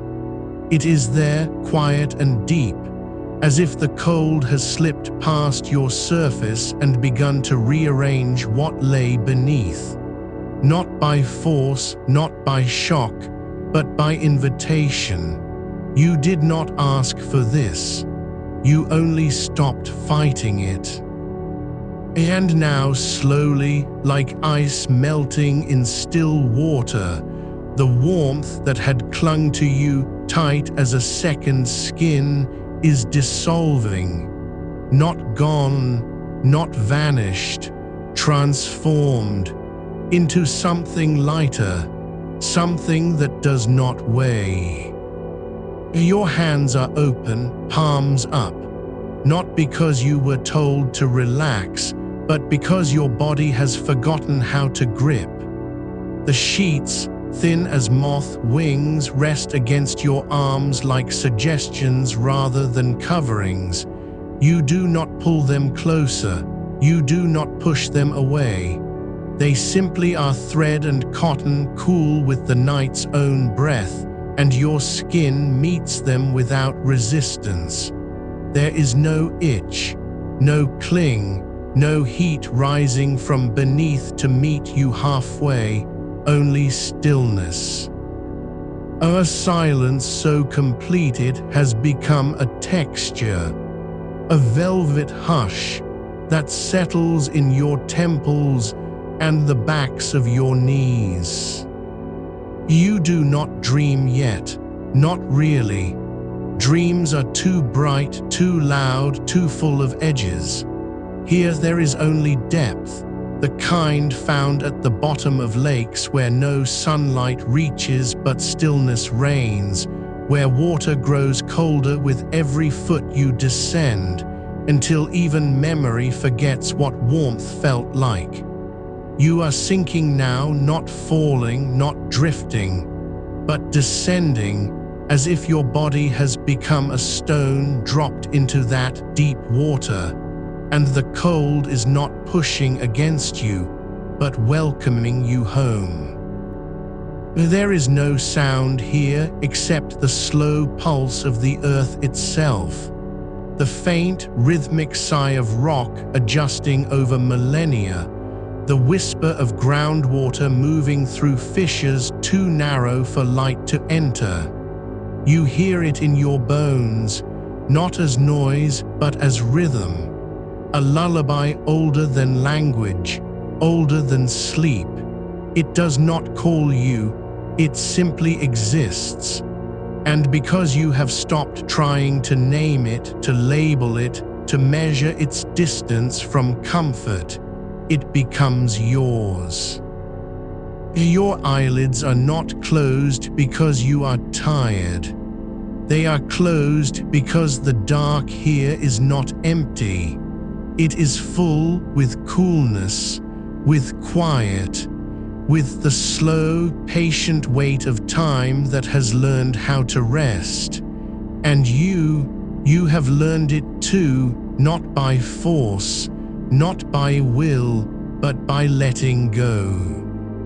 The air around your ankles is colder than the air above your shoulders, not because of physics, not because of layers, but because this place knows where cold belongs. It pools in the low places, in the hollows, in the spaces between breaths, and you have become one of those spaces. You do not think about tomorrow. You do not wonder if the heat will return. That question does not live here. This is a realm without clocks, without calendars, without the need to rise. Only this, the slow turning of earth beneath stone, the quiet hum of water moving through darkness, and you, still, soft, sinking deeper into the cool that has waited for you longer than memory can hold. Your breath slows again, not because you are trying, but because there is nothing left to hurry toward. The cold does not rush, it does not chase, it simply holds. And now, at last, so do you. You feel it in your fingertips, the faintest tingle, like the first touch of frost on grass before sunrise. Not sharp, not startling, just present. A whisper that says, you are safe here, that no heat can reach this depth, that no fan, no ice pack, no open window ever could have brought you this far. You do not know how long you've been still. It does not matter. The cold is not waiting for you to fall asleep. It already has. You feel it now, not in your skin but beneath it. The slow crawl of cold through the arches of your feet, rising like tide without water, like mist without wind. It does not splash. It does not rush. It simply seeps, as if the stone beneath you has been sleeping for centuries and has finally remembered how to breathe coolness into the solace of those who lie still upon it. Your toes do not curl. As they relax, each one slowly, one after another, as though they've been waiting for this moment longer than you've known your own name. There is no need to wiggle them, no need to stretch.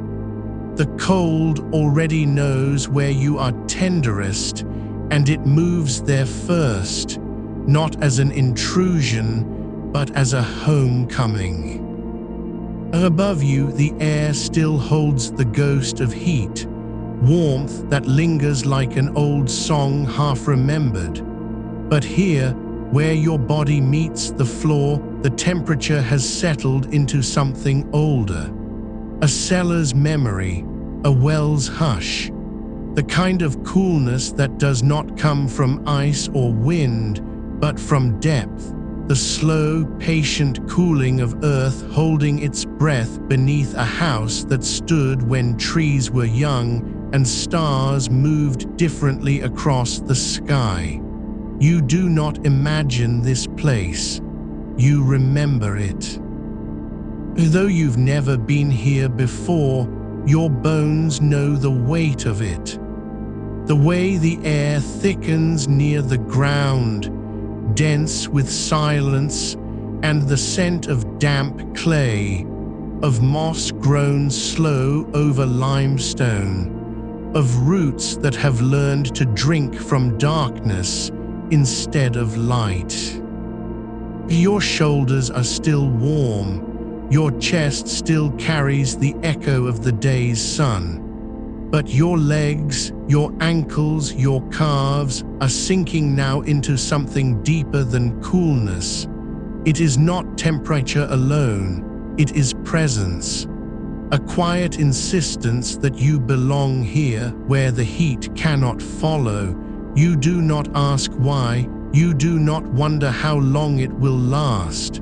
There is no need to measure. This cold does not fade because it was never borrowed. It was always waiting. You feel it move up your shins, not as a wave, but as a thread, spun from the breath of underground rivers that have carved their paths through bedrock without ever seeing daylight. The water here is still, not stagnant, still, like thought before it becomes word, like silence before it becomes sound. And though you cannot see it, you know its path. Smooth stones worn round by centuries of flow, algae clinging in thin green veils along the edges, bubbles rising slowly from fissures, where the earth exhales its chill into the dark. Your knees are cool now, not cold. Cool, as if wrapped in linen dipped in morning dew and left to dry on a stone ledge overnight. The fabric holds no moisture, yet carries its essence. You do not shiver, your body does not resist. It opens like a flower that has learned to bloom only when the night is deep enough to hold it. Somewhere beyond your awareness, a place you cannot name but feel in the hollow behind your ears, the air grows thinner, sharper, not biting, not harsh, but clean. Like the breath taken at the top of a mountain where snow still clings to the lee side of rocks, untouched by sun for months. The scent is faint, mineral, metallic, almost sweet, as if the cold itself has been distilled over time, purified by altitude and distance from all things warm. You breathe it in without knowing you are breathing. It does not fill your lungs so much as settle into them. Like dust settling on a shelf, no one ever cleans. Your hands lie open now, palms up, fingers loose, as if offering themselves to the dark, and the coolness answers not by touching but by surrounding. It gathers around each knuckle, each tendon, each crease where skin folds over bone. You do not feel it as a sensation so much as an absence, a lifting of pressure, a release from the weight that had settled there all day. The heat did not leave you, you simply stopped holding it. The sheet still rests on your thighs, not as covering but as witness. It does not trap warmth. It does not block the coolness rising from below. It is thin enough to let the night pass through. Cotton, yes, but woven with patience. Thread by thread, it remembers how to breathe, and so do you. Your breath has become quieter than before, not slower but softer. As if each exhale is a whisper given back to the air, and the air gives it back again, cooler now, carrying away what little warmth remained. You are not trying to sleep. Sleep does not come when you reach for it. It comes when you stop asking where it went. The cold has moved into your hips now, not as intrusion, but as invitation. A quiet hum, low and deep, like the vibration of a tuning fork pressed against stone. You feel it in the curve of your pelvis, in the hollow beneath your ribs, in the space between each rib itself, where breath becomes stillness, and stillness becomes something else entirely. You do not think about how long you've been here. Time does not live in this place. There are no hours, only depths. No calendars, only shadows that shift with the slow turn of earth beneath stone. The heat outside is real, it exists, but it belongs to another world, a world above ground.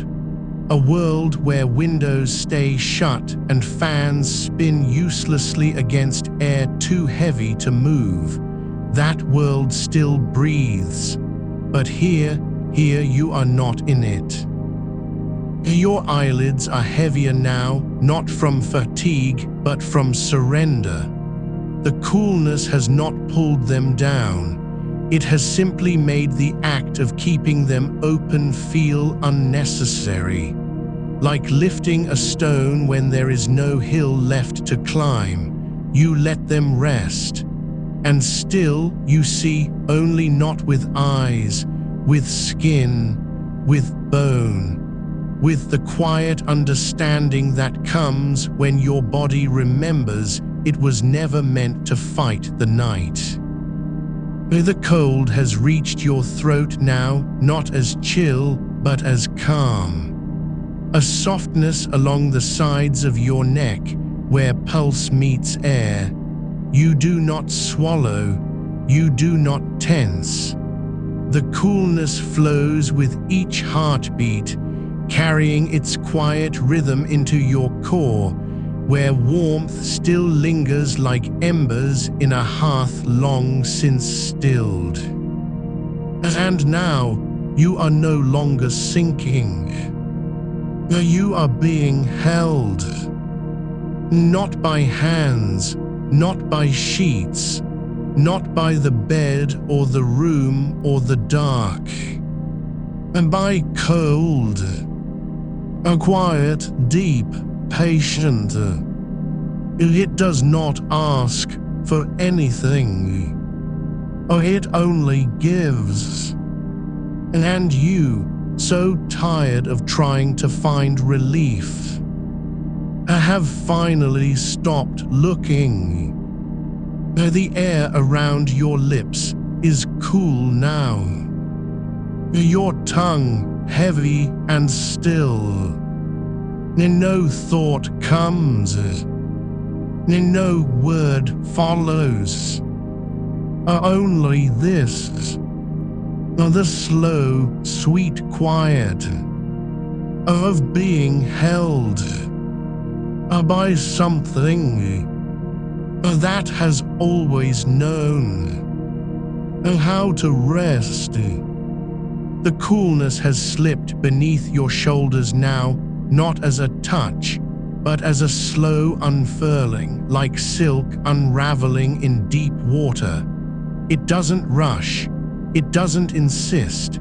It simply settles into the hollow where your collarbones meet, where the skin is thinnest and the blood runs close to the surface, waiting for something gentler than air to carry it deeper. You don't need to breathe any differently. Your lungs have learned that this coolness does not demand rhythm. It only asks for stillness, and so you give it. Each exhale drifts away like mist over moss, absorbed before it can rise. There is no need to hold your breath, no need to chase it.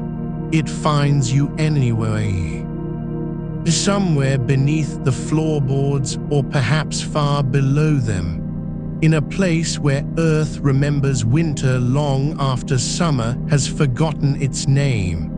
The stone still holds its chill. Not the sharp bite of ice, not the brittle cold of frozen things, but the deep, quiet cool that lives in rock, untouched by sun for centuries. That is what rises now, not as a draft, not as wind, but as a slow seepage through the bones of the house, through the grain of the wood, up into your spine.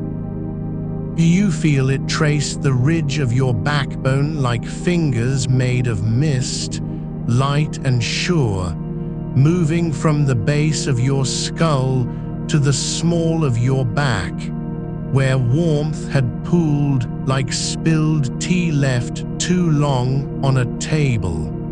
It does not erase the heat. It simply makes room for something else. Your arms lie open now, as they have for hours, palms facing the ceiling, fingers slightly curled, as if cradling nothing at all.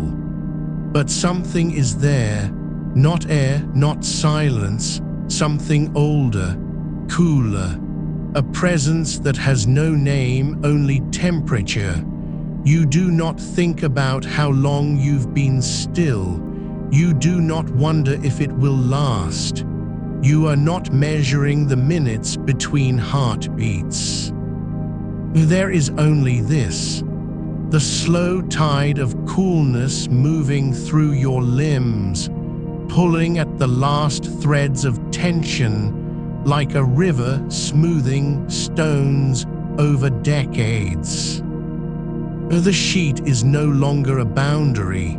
It has become a membrane, a thin veil that lets the night pass in both directions. You are not warm beneath it. You are not cold above it. You are somewhere between, neither held nor lost, but suspended in the quiet space where body and air forget their differences. Your skin remembers how to breathe without effort, how to release heat without struggle, how to let go of the day's weight, not by force, but by surrender. And now, so softly you might miss it, if your mind were still trying to catch something, the coolness moves into your feet. Not as a shock, not as a splash, but as a slow immersion. As if someone had laid bare solace upon river stones that have known only moonlight for centuries. The surface is not wet, but the stone holds water in its memory.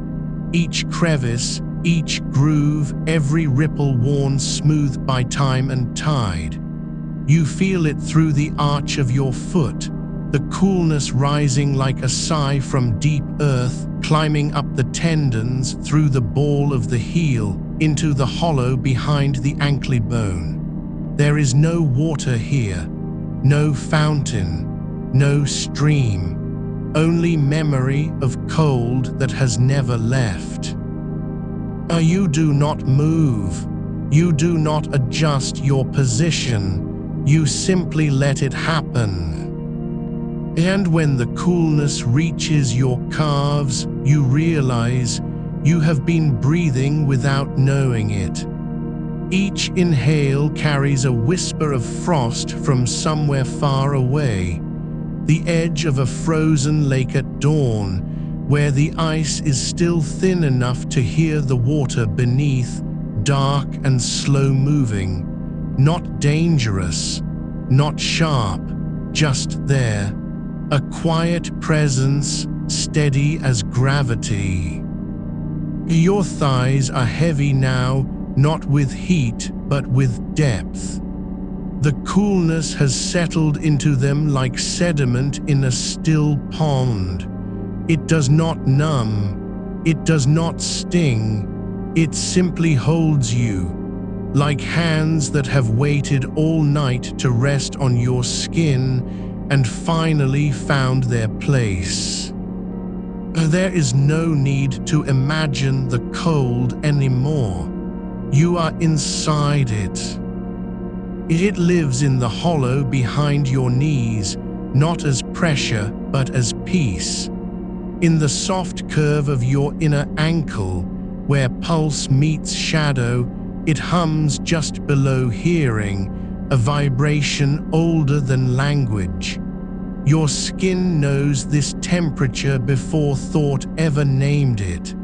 It remembers what your mind forgot, that you were never meant to sweat through the night, that you were built for stillness beneath stars, under blankets woven from silence. The air near your ears is cooler now, not because the room changed, but because you have become lighter. Your thoughts are no longer circling like moths around a lamp. They have settled, folded, dissolved into the coolness like sugar in tea left too long to steep. You do not dream yet, not fully, but something has begun, a slow drifting downward, as if your body is remembering how to sink. And beneath you, far below the mattress, beyond the floor, deeper than roots go, the earth still holds its winter. It does not rush to give it up. It does not offer it loudly. It simply lets it rise, slowly, patiently, like breath returning after a long hold. You are not falling asleep. You are being returned. And to what you were before the heat came, before the fan spun uselessly, before the night became something to fight. Here, in this quiet dark, where skin meets coolness and breath becomes stillness, you remember how to rest. Not because you tried, but because you stopped trying. And the cold, patient, ancient, unshakable has taken you home. The coolness has moved higher now, softly, without urgency, and it gathers along the spine, where the body's deepest rhythms breathe beneath the skin. Not a chill, not a draft, but the slow seep of deep earth air, the kind that rises from stone vaults untouched since autumn first began to whisper. You feel it tracing the hollow between your shoulder blades, not as pressure, but as presence. Like fingers made of mist, not touching, only holding space. Your ribs rise and fall with a rhythm that no longer needs your attention. Each exhale carries away what was heavy. Each inhale draws in what has always been waiting. The air here does not move like summer wind. It moves like water settling after rain, still, deep, patient. And where your neck meets the pillow, there is a quiet coolness too, not from fabric, but from memory. From the inside of a cave carved by glaciers long gone, where the stone still remembers how to hold winter in its bones. You do not need to imagine it. It is here, in the curve beneath your jaw, in the soft hollow behind each ear. A silence so full of cold, it becomes soundless warmths. Your arms lie heavy now, relaxed, open, not pinned by heat, but cradled by coolness. The inside of your elbows feels like the shade under ancient oaks at midnight, when dew has not yet fallen and the air is thick with the scent of wet bark and moss that never dries. There is no breeze to speak of, only stillness, and in that stillness, the cold does not rush, it lingers. It settles into the hollows where blood runs thin and close, behind the wrists, yes, but now also along the inner arms where skin meets shadow. You do not feel it as temperature so much as tone, a note too low for hearing but felt in the marrow. A frequency older than clocks, deeper than sleep. Your hands are open now, fingers loose, palms turned upward, not begging for relief, but receiving it.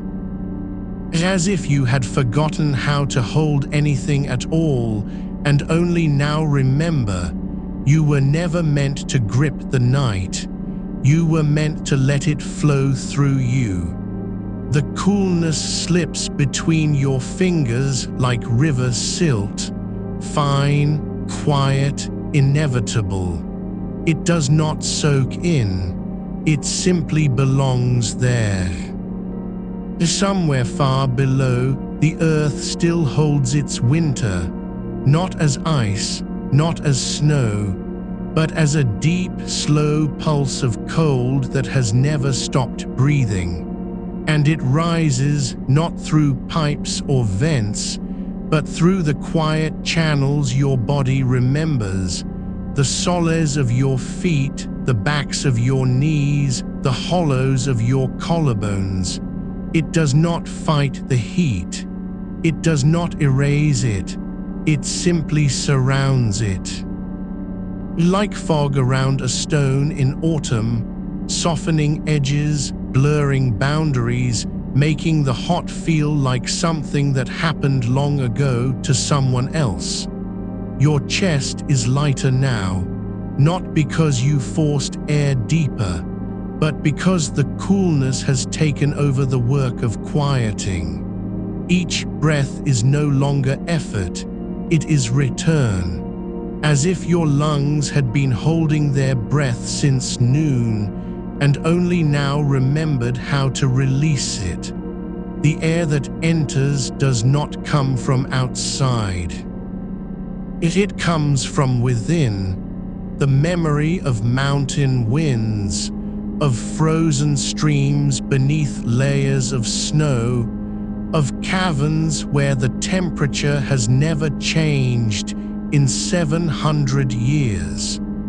You are breathing cold, without knowing where it began. Your eyelids are heavier than they have ever been, not with exhaustion but with depth.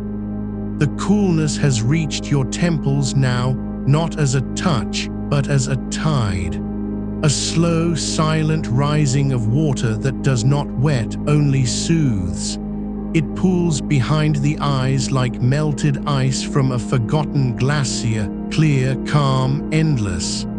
There is no sound in this place, no rustle of sheets, no hum of distant traffic, only the quiet pulse of your own blood, slowing now, softening into the rhythm of the earth beneath you. You are not falling asleep. You are remembering how to be still, how to let go not by will but by belonging. The coolness does not ask for permission, it simply waits. And when you stop resisting, it moves in, not as relief, but as home. The pillow no longer holds warmth, it holds silence. And beneath your head, the weight of centuries of cold stone, of basements untouched since the last ice retreated, of cellars where lanterns once flickered and now only shadows remember their glow. You do not dream yet, not fully, but something deeper than dreaming has begun, a quiet unraveling of tension you did not know you carried. The heat is still there, somewhere outside, in the walls, in the air, but it does not reach here, it cannot. Because you are no longer in the room where the fan turned uselessly. You are inside the cold that has always been waiting for this moment, for your breath to slow, for your hands to open, for your mind to stop asking why. The coolness moves into your throat now, not as a chill, but as a hush. Like standing at the edge of a frozen lake at dawn when the ice glows faintly blue and the world has not yet woken. Your breath comes slower, deeper, each one a whisper lost in snow. You do not need to count them, you do not need to control them. They come as naturally as roots reaching for water underground. And with each exhale, something inside you dissolves, not into nothing, but into something older. Something colder, something that does not hurry. Your shoulders have let go, your jaw has unclenched. Even your tongue rests now, soft against the roof of your mouth, as if it too had been holding its breath all night. The coolness has wrapped around your skull like linen soaked in mountain spring water, damp, yes, but never wet enough to drip. Just enough to remind you, you are not burning, you are cooling, not because you tried, but because you stopped fighting. And the earth beneath you, it still holds its winter. It always does. The coolness has slipped beneath your skin now, not as a shock, but as a slow seep, like groundwater rising through ancient rock, finding every fissure, every hidden crevice where warmth had clung too long. It does not rush. It does not announce itself. It simply knows where to go. Your wrists, still damp from earlier, now feel less like skin and more like river stones smoothed by centuries of flow. Each pulse point a quiet channel carrying the chill inward, deeper than blood, deeper than thought. There is no need to press your fingers to them anymore. The cold has claimed them. It has taken root. You are not lying on a bed anymore. You are resting against the inside wall of a stone well that was dug before any map bore your name. The walls are thick with moss that never dries, though no rain has touched it in generations. The air here does not move.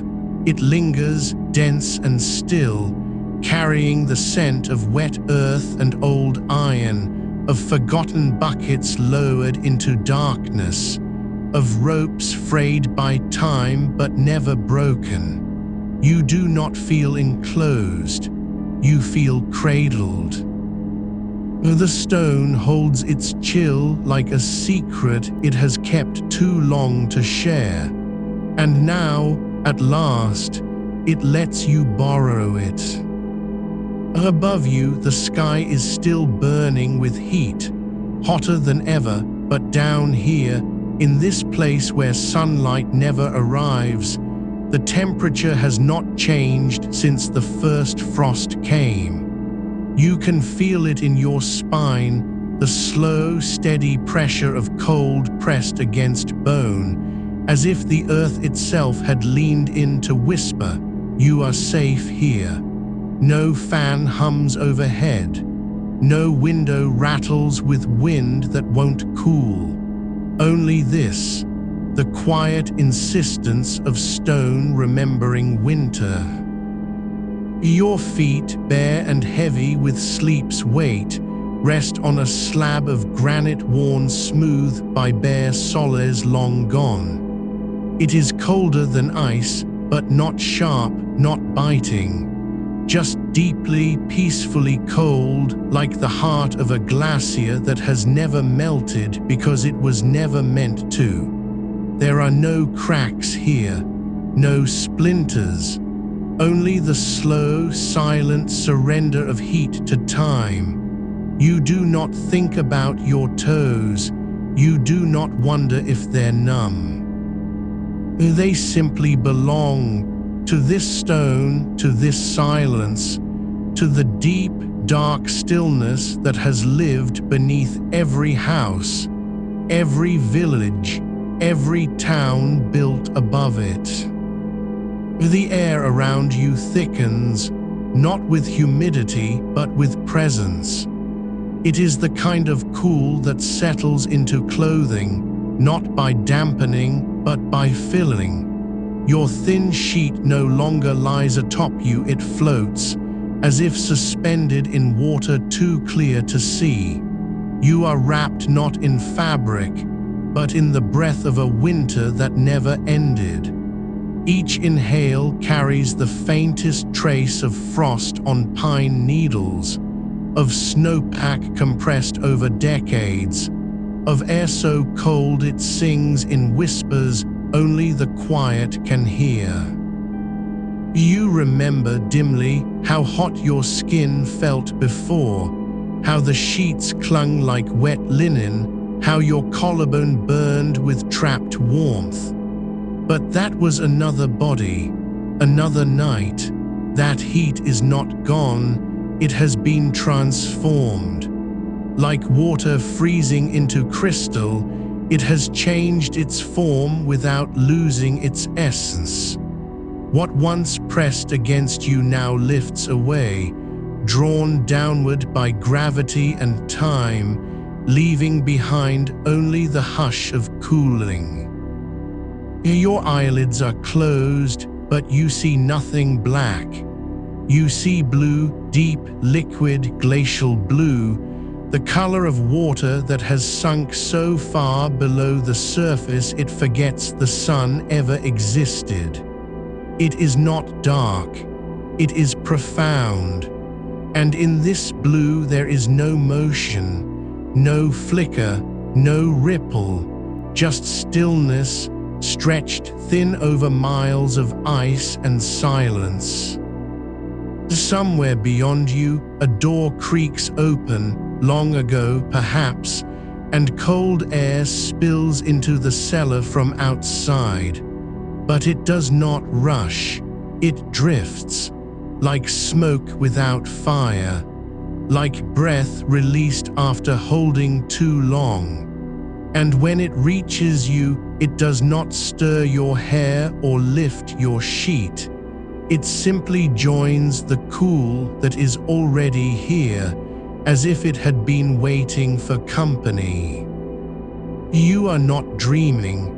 You are remembering what it was like to be held, not by arms but by earth, not by blankets but by depth.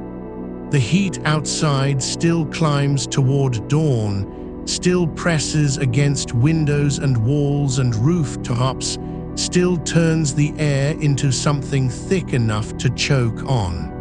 But here, in this place you have found without looking, there is no sunrise, no clock ticks, no neighbor's radio bleeds through thin plaster. Only cold. And with it, pieces.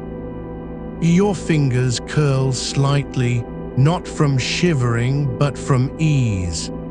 The tendons in your hands unknit themselves, one by one, as if each joint had been holding a secret too heavy to speak aloud.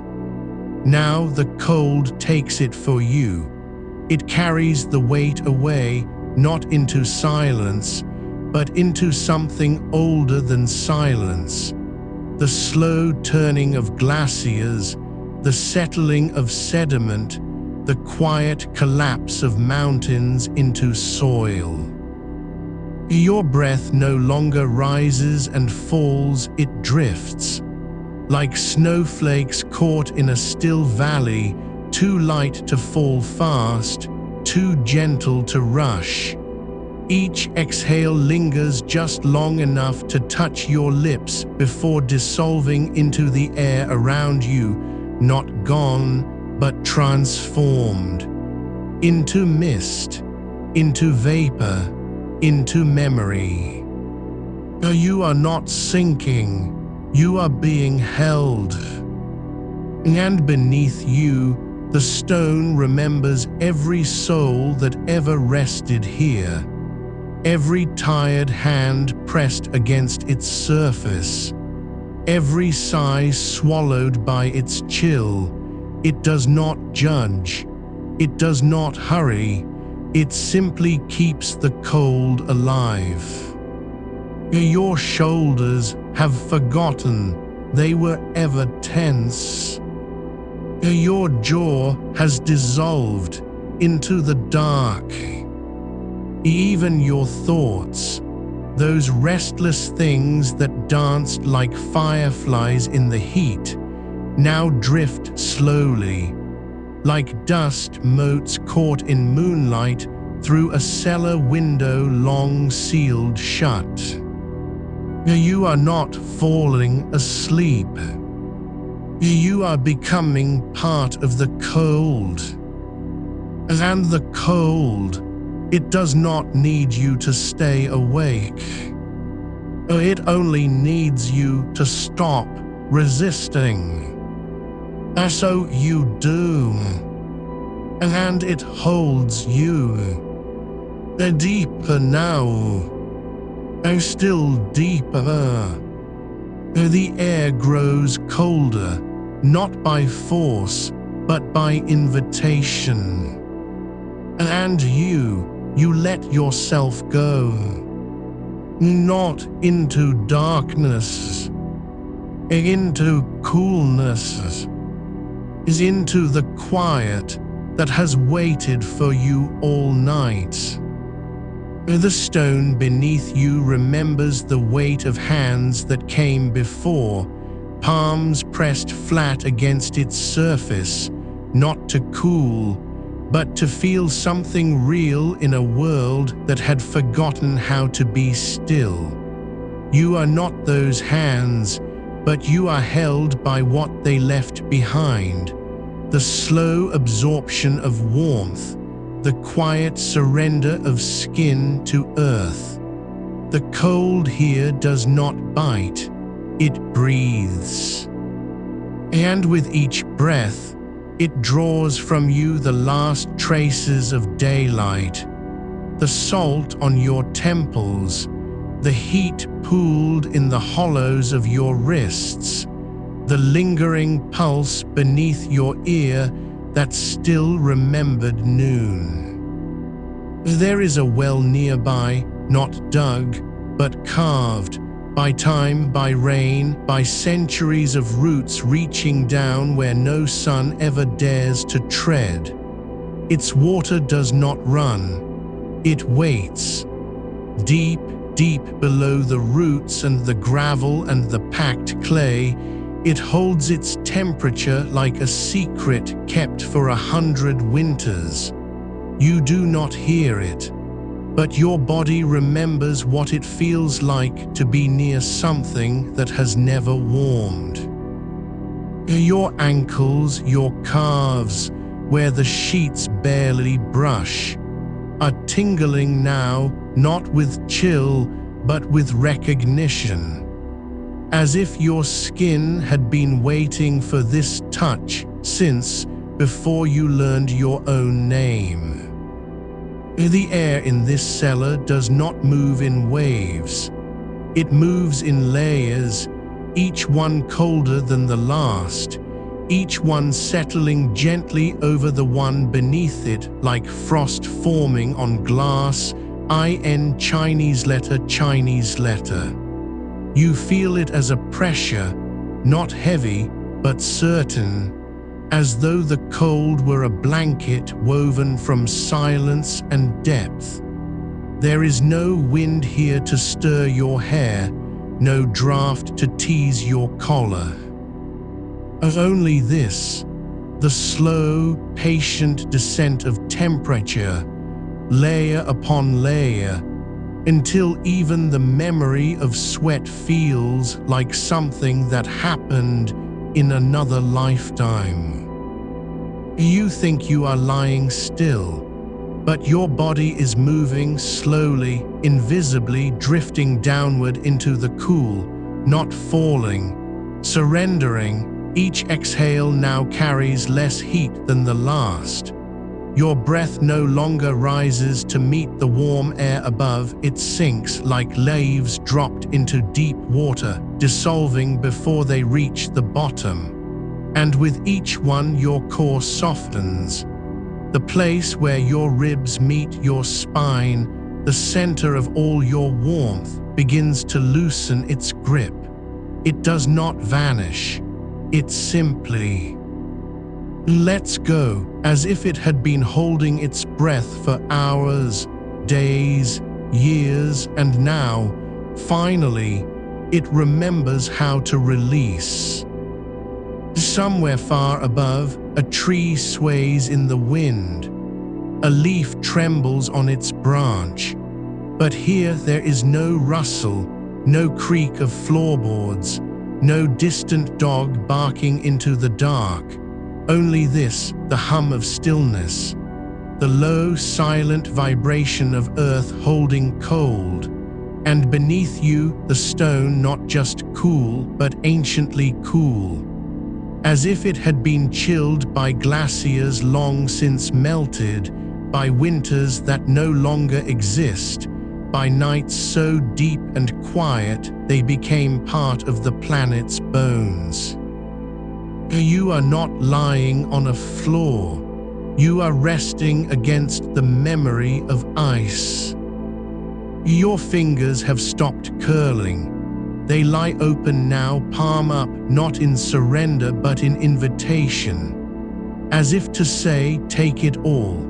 The cold does not rush to answer, it settles, one fingertip at a time. A slow seep into the skin like ink spreading through water that has been waiting for color.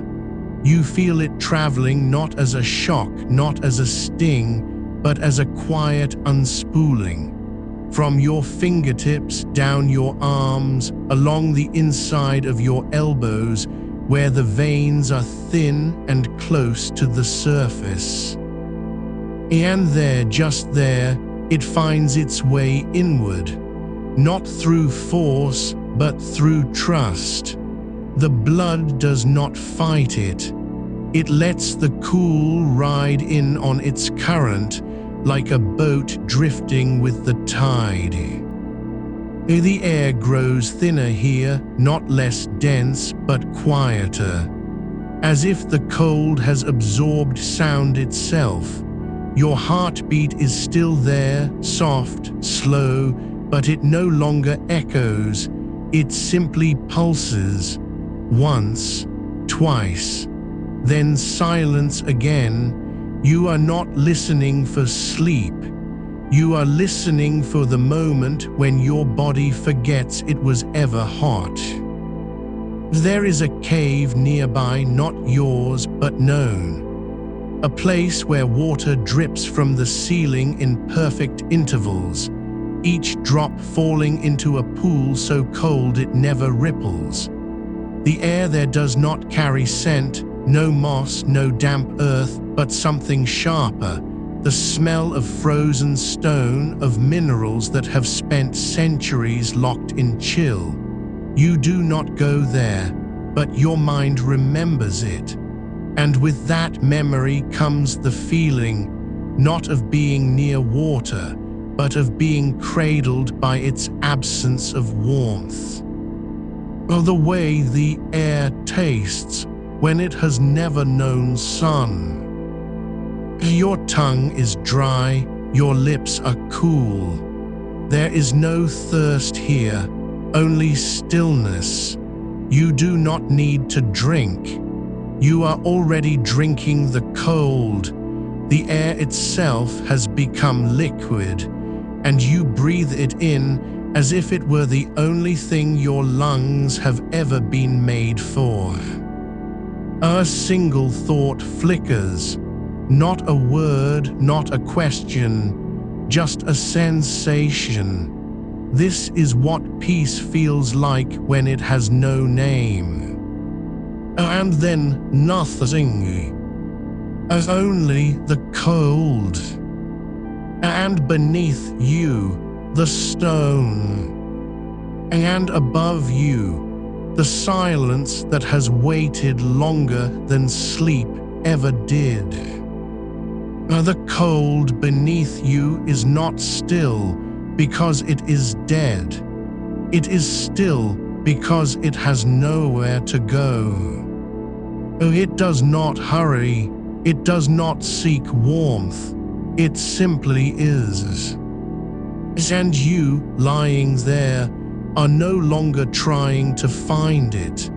You have become its quiet companions. Your shoulders sink deeper into the air above. The thin sheet, now a membrane between your skin and the dark. Not a barrier, but a veil that lets the coolness pass through like moonlight through fog. There is another place, not the cellar, not the cave, but lower still. A hollow carved by glaciers long before trees learned to grow tall enough to cast shade. The air there does not move. It does not breathe. It holds its temperature like a secret kept for millennia. You do not imagine it, you remember it, as one remembers the taste of water from a well their grandmother once drew from, though they never tasted it themselves. Your feet, bare and relaxed, are no longer searching for coolness on the sheets. They have surrendered to the ground's slow pulse. Beneath them, the earth is not sleeping, it is dreaming in ice. And you are dreaming with it. The air around your ankles has thickened, not with humidity, but with stillness. A kind of liquid silence. It does not cling, it does not press. It simply settles over your skin like a second layer, one that carries no heat, no memory of the day's weight.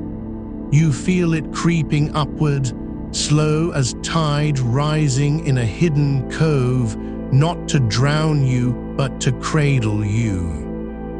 There is a stone bench nearby, carved by hands long gone, worn smooth by centuries of bodies resting upon it.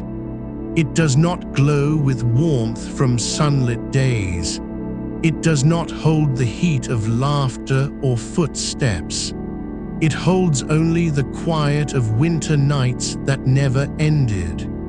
You rest your forearm on its surface, not to test it, not to measure, but because you know, without knowing how, that it will not ask for anything in return. The coolness does not leap to meet you. It waits. Like a mother who has been waiting all night for her child to stop crying, not with exhaustion, but with patience so deep It has become its own kind of peace. Your breath is no longer shallow. It does not rise and fall like waves against a shore that refuses to cool. It moves now as if drawn by something deeper than lungs, by the slow rhythm of the earth itself, breathing beneath you, exhaling cold in measured pulses you cannot hear but can feel deep in your marrow. Somewhere beyond the walls of this room, beyond the heat that still lingers like a ghost on the other side of glass, there is snow, not fallen, not lying, but suspended. Not in the sky, but in the air between stars. A kind of frozen silence that has never known rain or wind. You do not need to see it.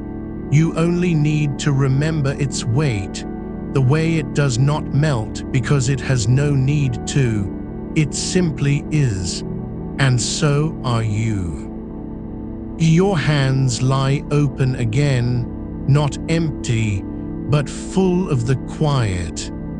Each finger now a channel for coolness that flows not from outside, but from within the memory of cold places you have never visited but somehow still know. There is a well in this place, deep, narrow, lined with moss that does not grow green but silver, as if it were made of frost. The water inside is not clear, it is opaque with chill, not cloudy with dirt but dense with temperature. A single drop falls from the lip of stone and sinks without sound. It does not ripple. It does not echo. It simply disappears into the dark, leaving behind a vacuum of cold so pure it feels like absence given form. You do not lean toward it. You do not reach for it. But your skin remembers what it would feel like to touch that water, not with fear, not with longing, but with recognition. As if your body knew before you were born that this was the kind of cold meant for resting in. The sheets above you are thin enough now that they have become invisible. Your arms rest against them as if they were air. You do not feel fabric. You feel nothing but the slow migration of coolness through your veins, down from your wrists, along the inside of your thighs, past your knees, where the blood runs shallow and open to the night's quiet touch. Your spine has softened into the stone. It no longer holds itself upright. It lets go of posture, of effort, of the small tension that lingers in every human body when it thinks it must fight something, even if that thing is only heat. You are not cooling down. You are becoming cool. The air around your neck, the place where pulse and breath meet, has turned to something like mist, but without moisture. It does not dampen your skin. It simply lowers the temperature of every thought you once had about being too hot to sleep, about how to sleep in the heat, about whether this night will ever end. Those thoughts are no longer yours. They have been absorbed. The cold has taken them gently, like snowfall swallowing footprints, and turned them into silence. There is a hollow beneath your ribs now, not empty, but filled with something older than breath.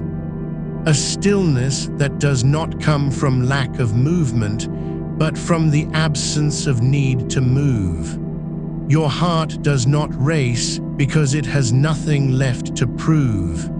It beats slowly, once, twice, and each pulse carries the cold deeper into your core, where warmth once lived like a flame too bright to hold. That flame is gone, not extinguished, not drowned, but returned to the earth, to the night, to the slow turning of the world beneath you, which has always known how to stay cool even when everything above it burned. Your eyelids are heavy, not with tiredness, but with weightlessness, as if they have become part of the air itself, light as dust settling on stone that has not been touched in centuries. There is no more need to imagine cold. You are inside it now, and it does not push you, it holds you. The room around you still carries the memory of heat, but you do not carry it anymore. You have let it go, one breath at a time, like smoke released into a windless sky. Your toes curl slightly, not in discomfort, but in surrender. A quiet tightening, as if your body is whispering, "Yes, this is enough." The stone beneath you does not ask why you are here. It does not wonder how long you will stay. It simply holds you, as it has held others before you, and as it will hold those who come after. And you are no longer waiting for sleep. You have become its quiet echo. The stone beneath you is not just cool, it is anciently still, its silence carved over centuries by the absence of haste. You do not rest upon it so much as dissolve into its rhythm, a slow pulse that has no beginning and no end, only depth. The air above your skin has grown thinner, not empty but refined, like the breath of a glacier caught in moonlight, drifting just beyond reach. It does not touch you with force, it settles. As a whisper of frost on the nape of your neck, so light you might mistake it for memory, until it lingers long enough to become real. You feel it now, not as relief, but as recognition. This is how the earth breathes when no one is listening. Your fingers, limp at your sides, are beginning to forget they were ever warm. The skin between them, once damp with the heat of effort, has smoothed into something quiet, like silk left overnight on marble. There is no need to move them. No need to adjust the sheet, to shift the pillow, to scratch an itch that never came. Your body no longer speaks in complaints. It hums instead, a low, steady note, like water deep in a well, untouched by sun or wind. Somewhere far below this room, beneath foundations you cannot see, beyond pipes and beams and forgotten cellars, you are connected to something older than walls. A cavern of chill that never forgets, not because it is frozen, but because it has learned how to hold stillness without effort. It does not fight the heat above, it simply waits, and in waiting, it cools. You are learning its patience. The air near your ankles is different now, not merely cool, but textured with the faintest hint of damp earth from deep underground, where roots stretch like veins through rock and never feel the sun's weight. You do not smell it, not truly, but you sense it, the way a dog knows rain before thunder speaks, or how a river remembers its source even when it flows wide and slow. That scent is not in your nose, it lives in your bones. Your breath has changed shape. It does not rise quickly anymore, nor does it catch at the back of your throat as it did when the night was young and thick with heat. Now each inhale is a slow unfurling, like linen drawn gently from a chest left open in an abandoned house where no one has lived for decades. The air comes in cool, not because you pulled it, but because it chose to come. And when you exhale, it does not vanish. It lingers, a faint mist, invisible but present, as if your lungs have become little wells of winter. There is a quiet beneath the silence here, not absence, but presence. A stillness that has weight, not heavy like burden, but deep like water held in a stone basin carved by hands long turned to dust. You do not need to breathe into it, it breathes into you. Your shoulder blades have loosened from their tension, as if they were never meant to hold up the day's weight at all. They rest now against nothing and everything. The coolness beneath you rises, meets the coolness above you, and for the first time in hours, your body is neither hot nor cold, but balanced, as though it has remembered how to be neutral, how to simply exist. The sheet that covers you, thin as a sigh, is no longer fabric. It is air made visible. You do not feel its fibers.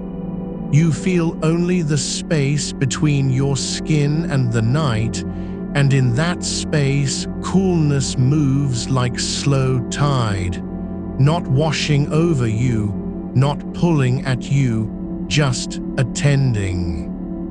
You are not being cooled. You are becoming cool. And it is gentle, not because it is kind, but because it does not know how to be anything else. Cold has no agenda. It does not want you to sleep. It does not care if your eyes open or close. It simply is. And in its being, it offers what heat never could, the quiet permission to let go.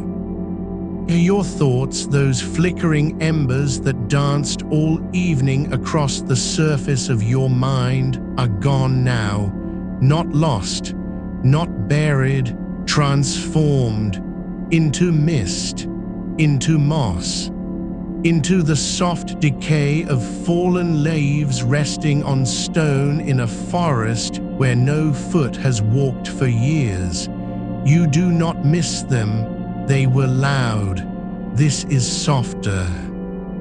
There is a sound very far away, not from outside, but from within the quiet itself.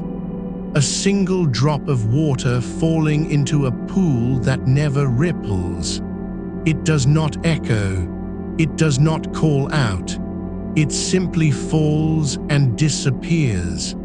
And you know without knowing how, that this is the same sound your body makes now as it releases its last clinging warmth. Your knees are bare, your feet too, no sock, no blanket tucked under toes, just skin on air that has grown colder with every minute, not because the night changed, but because you stopped resisting it. And in that surrender, something inside you unclenched, not a muscle, not an organ, a deeper thing, the part of you that thought sleep had to be earned, that thought you needed to fight heat like an enemy, that believed stillness meant failure. It was wrong. Sleep does not come because you tried hard enough. It comes when the body remembers it is allowed to be cool. And now you are. The cold does not rush you. It never has. It only waits, like the earth beneath you, like the water in the deep well, like the shadowed corners of houses where no lamp has burned for 100 winters. Well, you are safe here. You always were. There is no need to think about morning, no need to wonder if the sun will rise too soon or if the air will turn sticky again when dawn comes. Those questions have dissolved into the same mist that now rests on your skin, soft as spider silk, cool as forgotten snow. Your heartbeat is a slow drum in the dark, not fading, not weakening, but settling, like stones sinking to the bottom of a riverbed after a flood has passed. Each pulse carries with it the memory of cold water over ankles, of cellar air brushing bare shoulders, of moonlight on ice that never melts because it was never meant to. You are becoming part of this quiet, not in death, but in rest. And rest, true rest, is not something you find. It is something you allow. The stone remembers how to hold you. The night remembers how to cool you. And your body has always known the way home. You are lying still, and the coolness has moved beyond skin now. It has slipped into the hollow behind your ears, where the pulse once thudded loud with heat, and there it lingers like the last whisper of winter in a sealed jar. Your neck is bare against the pillow, not because you pushed it away, but because the night lifted its weight gently, as if recognizing that warmth no longer belongs here. The sheet still drapes your hips, thin as breath, but even that is unnecessary now, not for cover, but for memory. You do not need to hold it. It holds itself around you, a ghost of cotton remembering what it was like to be warm. There is a place beneath the earth where roots curl through damp clay without seeking light, and in that dark, the temperature has not changed since before your grandparents were born. That coolness travels upward now, not as wind, not as draft, but as knowing. It rises through the floorboards you cannot see, through the beams you do not touch, into the soles of your feet, where the skin still remembers stone from summers long ago, when you ran barefoot across a courtyard paved with river-worn tiles that never held the sun's heat past noon. You feel it now, not as memory, but as presence. The coolness has come back to claim what was always its own. Your fingers rest open on your chest, palms up, and each fingertip is alive with the slow passage of air so still it might be liquid. It slides between them like water through a net, no splash, no ripple, but carrying chill deeper than surface touch can explain. You do not shiver. Shivering would mean resistance. This is not cold that bites. It is cold that cradles. It does not ask you to endure it. It asks only that you remember how to receive it.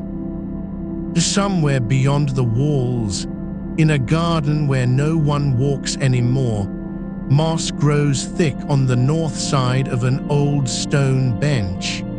Green velvet soaked through with dew that never dries because the air there is always near freezing, even when the sky burns above. That moss is breathing now, and its breath is reaching you, not as scent, not as sound, but as temperature. It moves in waves so slow they feel like time itself slowing down to match your pulse. Your shoulders have sunk deeper into the mattress, not from exhaustion, but because the coolness beneath them has grown heavy, like a blanket woven from midnight air and the last breath of glaciers that carved before cities existed. You do not need to move. Movement would disturb the stillness that has settled between your bones and the bed, the heat you carried all evening. It is gone, not chased away, not fought off, but simply forgotten by your skin, which now remembers only how it feels to be cool. There is a well in an abandoned courtyard, its stones lined with lichen so ancient it glows faintly blue when moonlight touches it just right. The water inside does not move. It never has. It sits deep, untouched by rain or sun, held in silence older than the name of this town. When you were small, someone told you that if you leaned far enough over the edge and listened long enough, you could hear your own heartbeat echoing back, but slower. Much slower, as if time had dipped its fingers into the water and pulled it out chilled. You never believed them then, but now you are listening. Oh, and yes, the sound is there. Not in your ears. Is in your marrow. Each beat of your heart sends a pulse downward through tendons, through veins, until it meets that deep stillness. And for one perfect moment, your rhythm matches the quiet of water untouched by wind or hand. The well does not answer you, it simply holds you, and holding is enough. The air above your head has cooled further, not because night has deepened, but because your breath no longer rises warm from your lips. You exhale, and it leaves you like mist leaving a mirror after steam fades. No trace remains. Not even the memory of heat lingers in its wake. Your lungs are quiet now, not empty, full, with coolness that does not need to be drawn in. It simply settles. You think without thinking of snow falling on pine needles, each flake melting before it lands, leaving behind only dampness and the scent of resin sharpened by frost. That smell is here now, not carried on air, but woven into the silence between your thoughts. You do not breathe it in, it breathes you. Your legs are long beneath the sheet, toes uncurled, heels resting lightly against the mattress's edge. The coolness has traveled down there too, through calf and ankle, through tendon and arch, and now rests just below the ball of each foot, like a pool formed where melted snow gathers in the crook of tree roots. There is no chill that bites here, only the deep, slow comfort of earth remembering winter.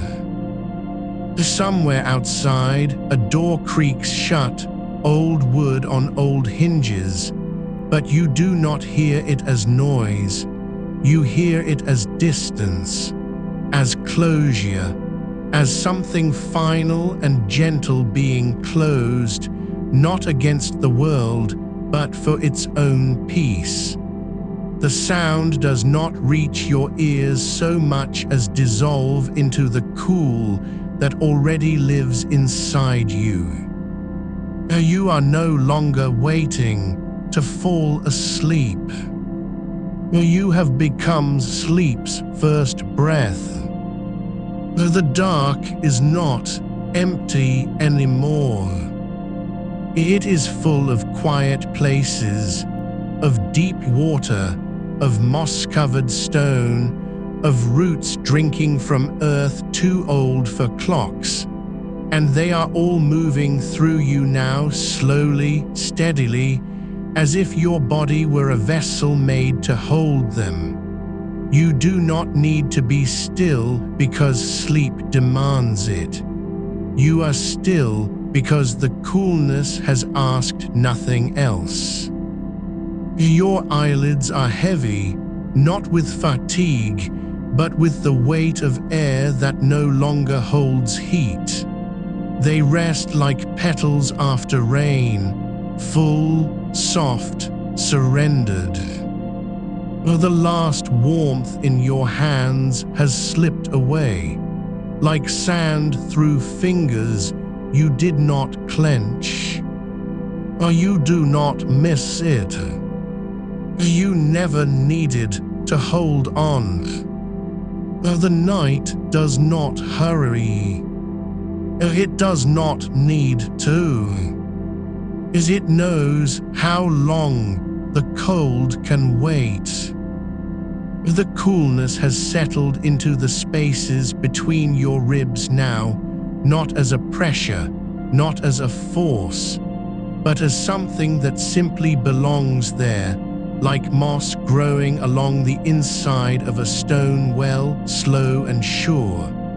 You feel it in the hollow behind your collarbone, where your breath used to rise warm and restless, and now it moves without resistance, as if the air itself has learned to move differently around you. There is no need to sigh, no need to draw deeper.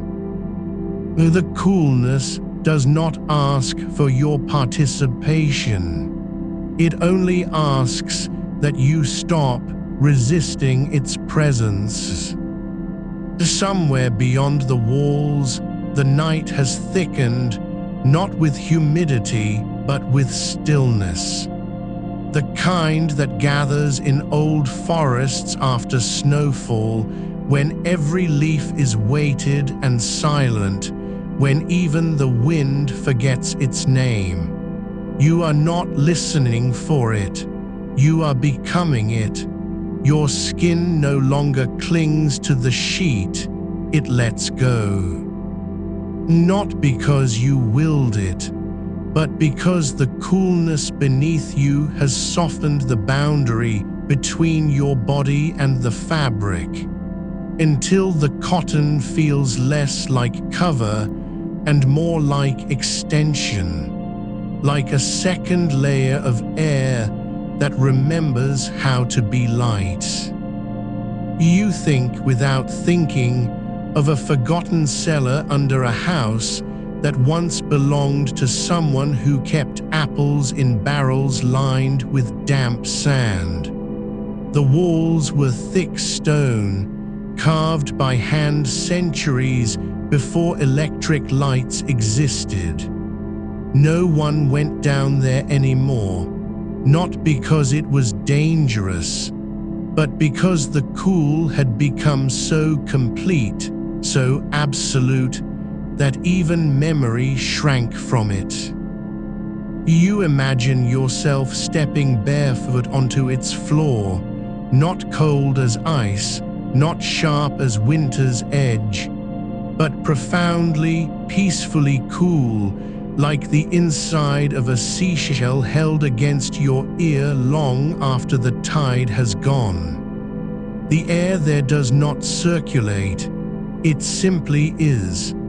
And in that stillness, time does not pass, it pauses, then drifts, then dissolves.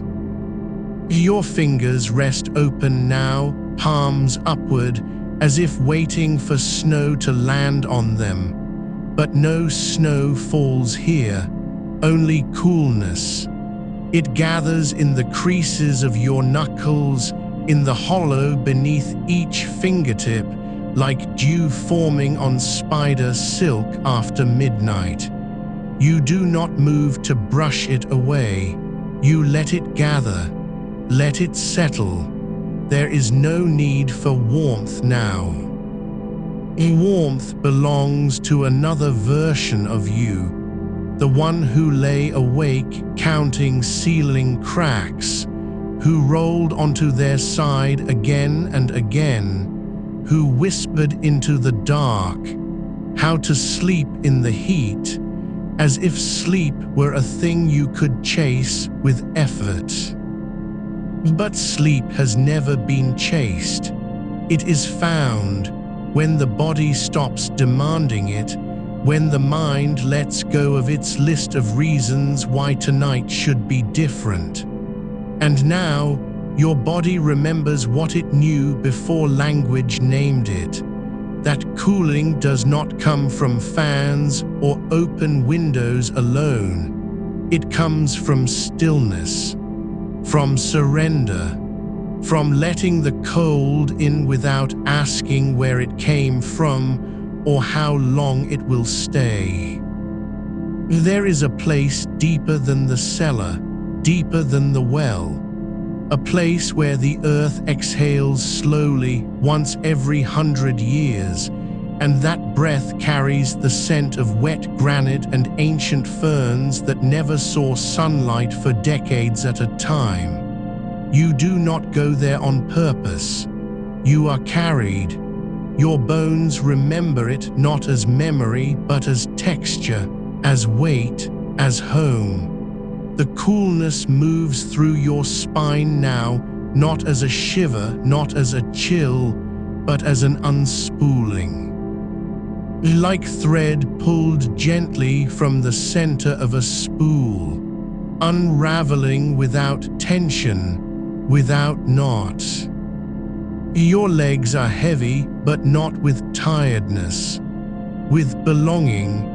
Your ankles rest in the hollow where the mattress dips slightly, the same dip your body made last night and the one before that. And now, beneath them, the coolness rises like groundwater finding its way to the surface. It does not rush. It does not splash. It simply fills the space where heat once pooled. You think of a cave no map records, a place only the oldest trees know about, their roots threading down through limestone until they touch water that has never known summer. The air inside is not cold by measure, but by absence, absence of warmth, absence of noise, absence of hurry. You do not enter it. You are already there. Your breath no longer rises to meet the ceiling. It sinks. It settles. It becomes part of the dark's quiet architecture. The sheet beneath you is not damp anymore. It is cool, not because it has been wetted, but because your skin has stopped radiating heat upward. The warmth that used to cling like a second layer, like sweat clinging to shirt after long day, is gone. Not taken, not wiped away, dissolved into the night, into the earth's slow exhale. There is no clock in this place. No hourglass, no ticking, no digital glow. Only the quiet pulse of your blood meeting the coolness that has waited for you, not to fix you, not to heal you, but simply to hold you as stone holds the shape of rain. You feel it now in the curve of your lower back, where heat used to gather like embers in a hearth long forgotten. The coolness slips beneath your skin there, too, slow as ink spreading through paper, quiet as roots finding cracks in bedrock. You do not need to breathe deeper. You do not need to relax. You are already relaxed, not by choice, but because the cold has become the shape of your stillness. Somewhere far away, a single drop of water falls into the well. Not from rain, not from a leak, from somewhere deep below, where the earth remembers how to hold winter even in midsummer. The sound does not reach you, but the vibration does. It travels up through stone, through soil, through roots, through your heels, and settles in your bones like the echo of a lullaby sung before you were born. You do not need to sleep. You already are. And the coolness, oh, the coolness.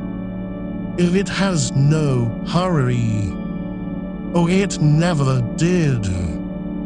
The coolness doesn't ask for your permission anymore. It simply lives inside you, as natural as the quiet between heartbeats. You don't feel it on your skin so much as beneath it, where the bones hum with the memory of deep earth.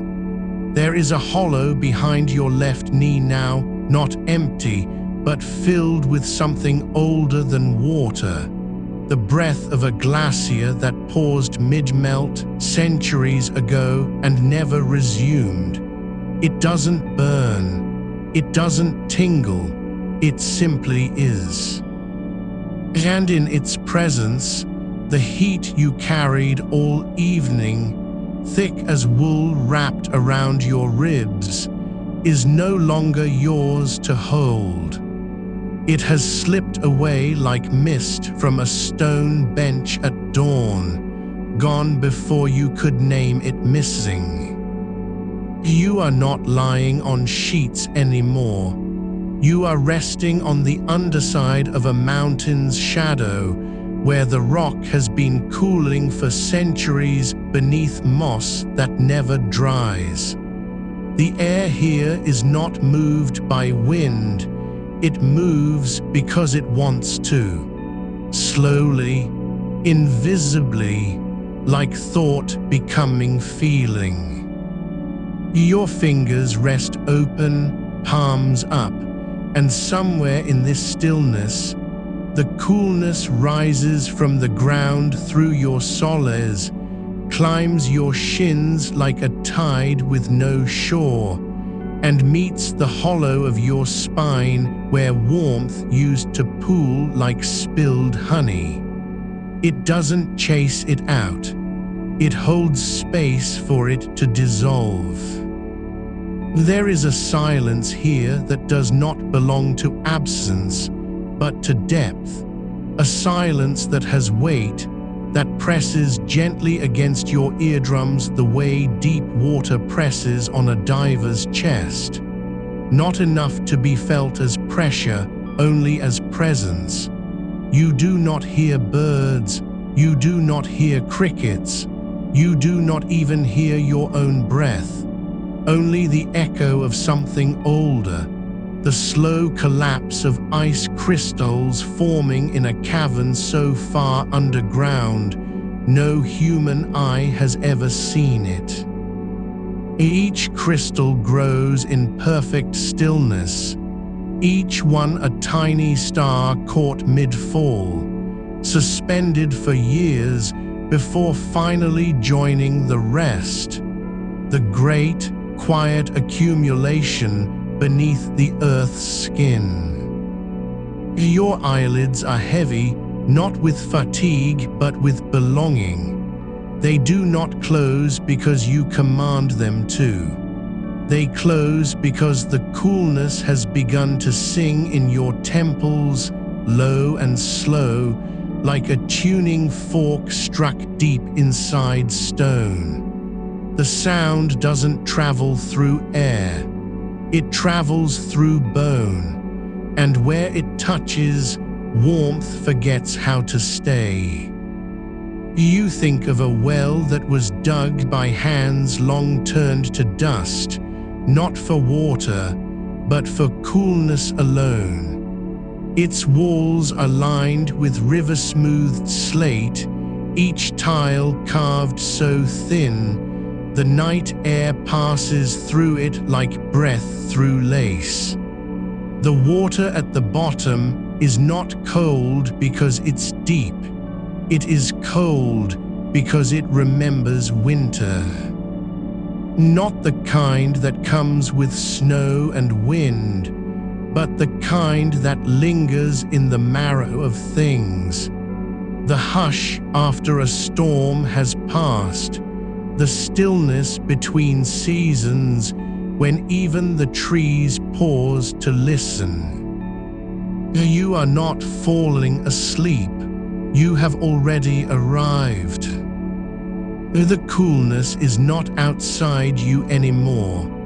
It is the space between your thoughts, the quiet place where your mind stops trying to solve the night, stop measuring how long you've been awake, stop wondering if tomorrow will be hotter still.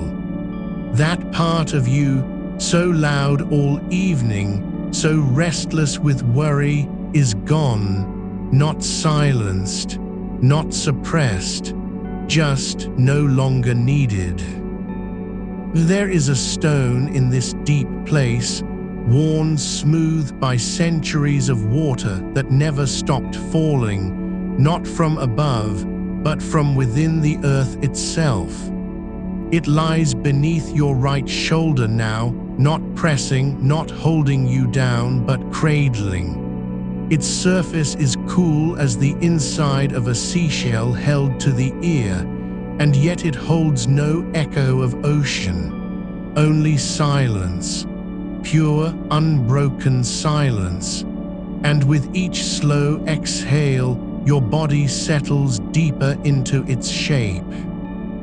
You do not need to imagine this place anymore. It imagines you. The air here has no temperature, not as clocks measure it, not as thermometers record it, but as memory knows it. A temperature of stillness, of patience, of something that has waited and will wait again long after your breath has softened into the dark. You are not being cooled, you are being returned. and to what you were before heat became a problem. Before the night felt like a trap. Before you began to believe sleep was something you had to earn. Here it is given, without condition, without hurry. The coolness does not rise in waves. It rises in layers, like fog forming over a lake at midnight, each strand settling gently on the surface before sinking into the water below. You feel it now in your collarbone, the softest brush of frost no winter ever made.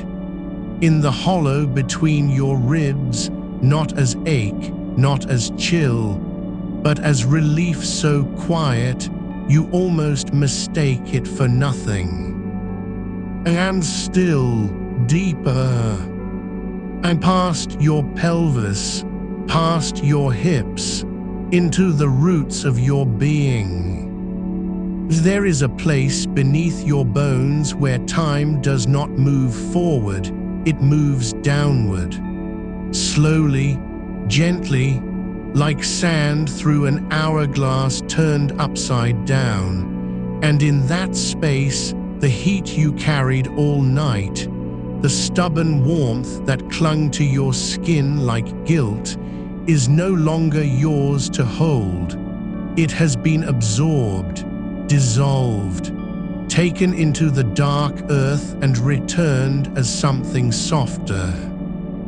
You do not dream here.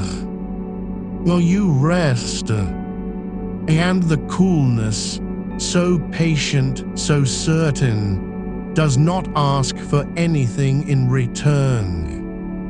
It only stays. And you are learning how to stay with it. The air thickens, not with heat, but with depth, with silence that has grown roots, with stillness that remembers your name before you did.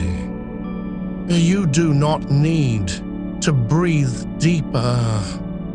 You are already breathing the quiet. You are already held.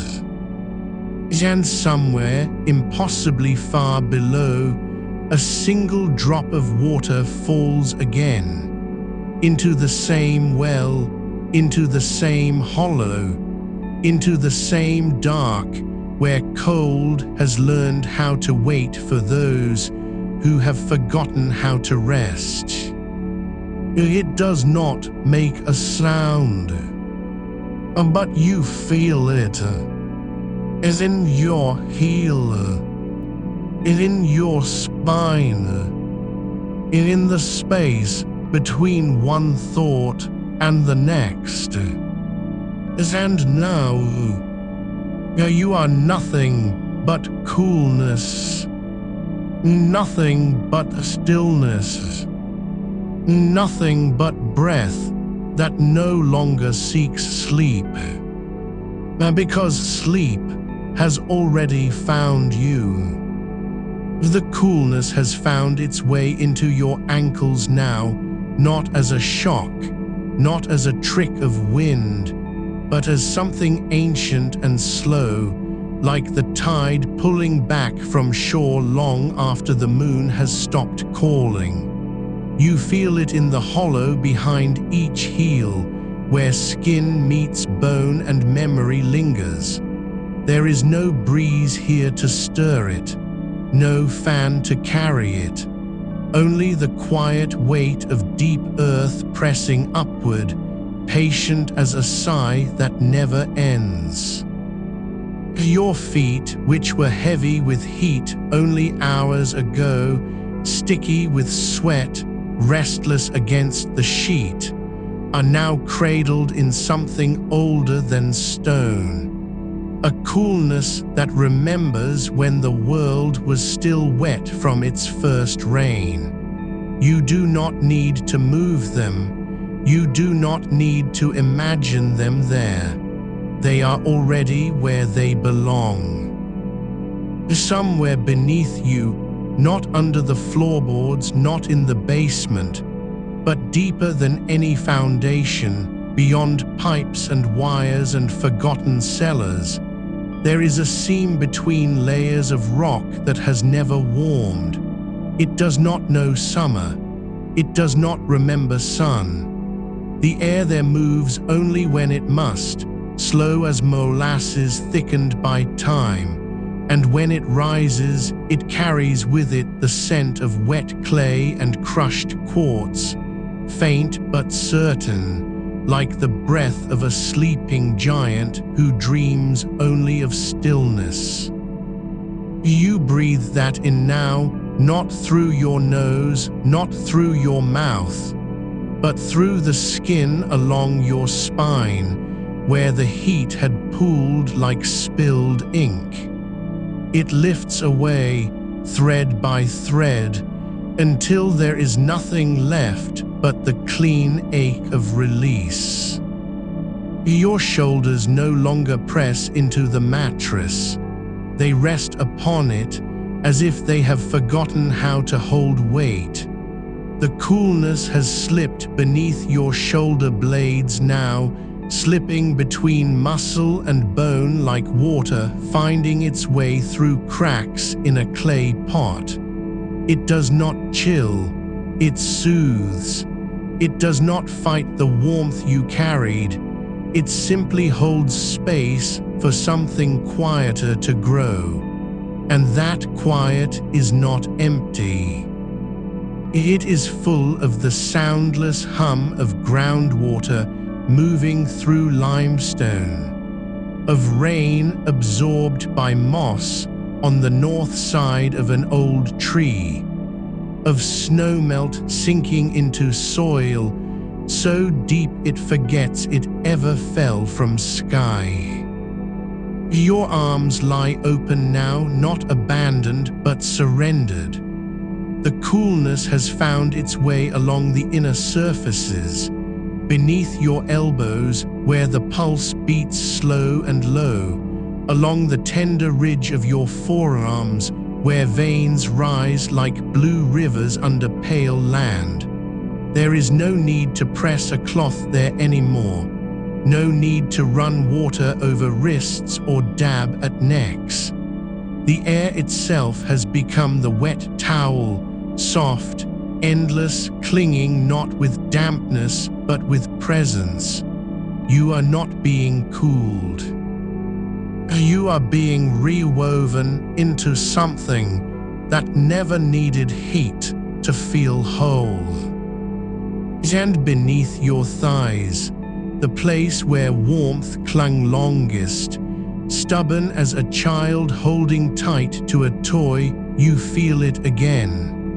Not the shock of ice, not the rush of cold air, but the slow, deep settling of earth after rain. The kind of coolness that lingers for days in the shadow of a stone wall, untouched by sun, untroubled by wind. It rises gently now, like mist from a hidden spring, lifting up through your knees, past your shins, until it reaches the soles of your feet, where the heat had pooled like forgotten embers.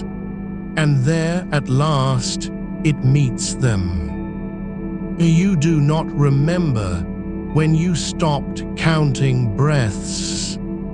You do not wonder if you are sleeping. The coolness does not ask for proof. It only asks that you stop resisting. And now it moves upward again, but gently. Not as a wave, not as a tide, but as the slow return of night air through an open window in a house long empty, where the wood has learned to exhale its warmth and hold only the hush between seasons. It brushes your collarbone once more, not with pressure, but with permission. You are allowed to let go completely now. There is no need to think about mourning. No need to plan for the next hot day. The night has folded itself around you like linen soaked in well water and hung out to dry under stars that have never seen a city's glow. Your breath is not shallow anymore. It is deepening, but slowly, as if each inhale were drawn from a cavern where air has been cooled by glaciers that melted 10,000 years ago and still remember how to be cold. You feel it in the roof of your mouth, a faint trace of mint, though no herb grows here. In the back of your throat, where warmth had thickened like syrup, the coolness slips in like water into a cracked cup, filling every fissure until there is only smoothness left. Your eyelids are heavy, not with fatigue, but with belonging. You do not need to close them. They have already begun to forget how to open. And still deeper, past your sternum, past the quiet rhythm of your heart, the one that once raced against the heat, now steady as a metronome set to the tempo of falling snow. There is a cave here you did not know was yours.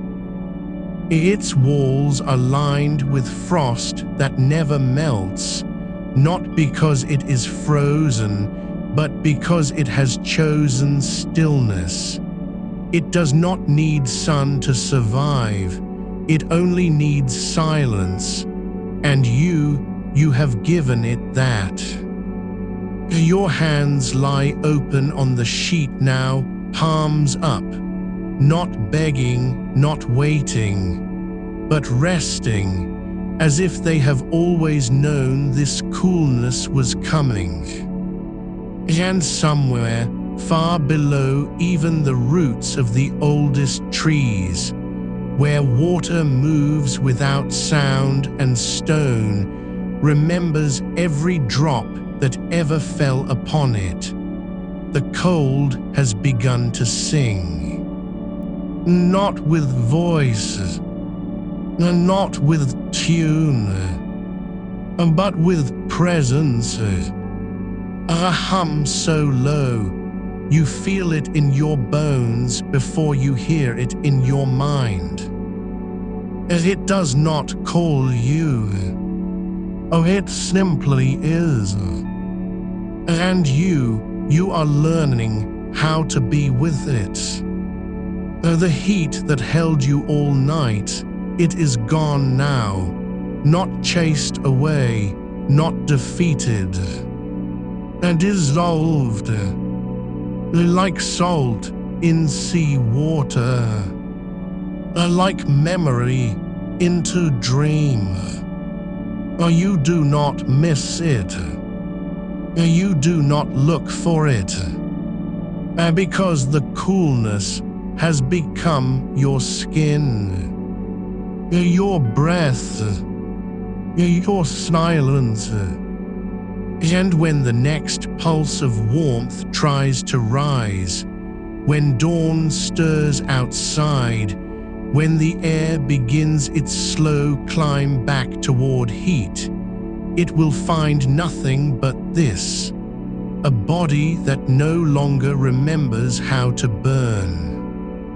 It will find only stillness, only deep, unshakable cool.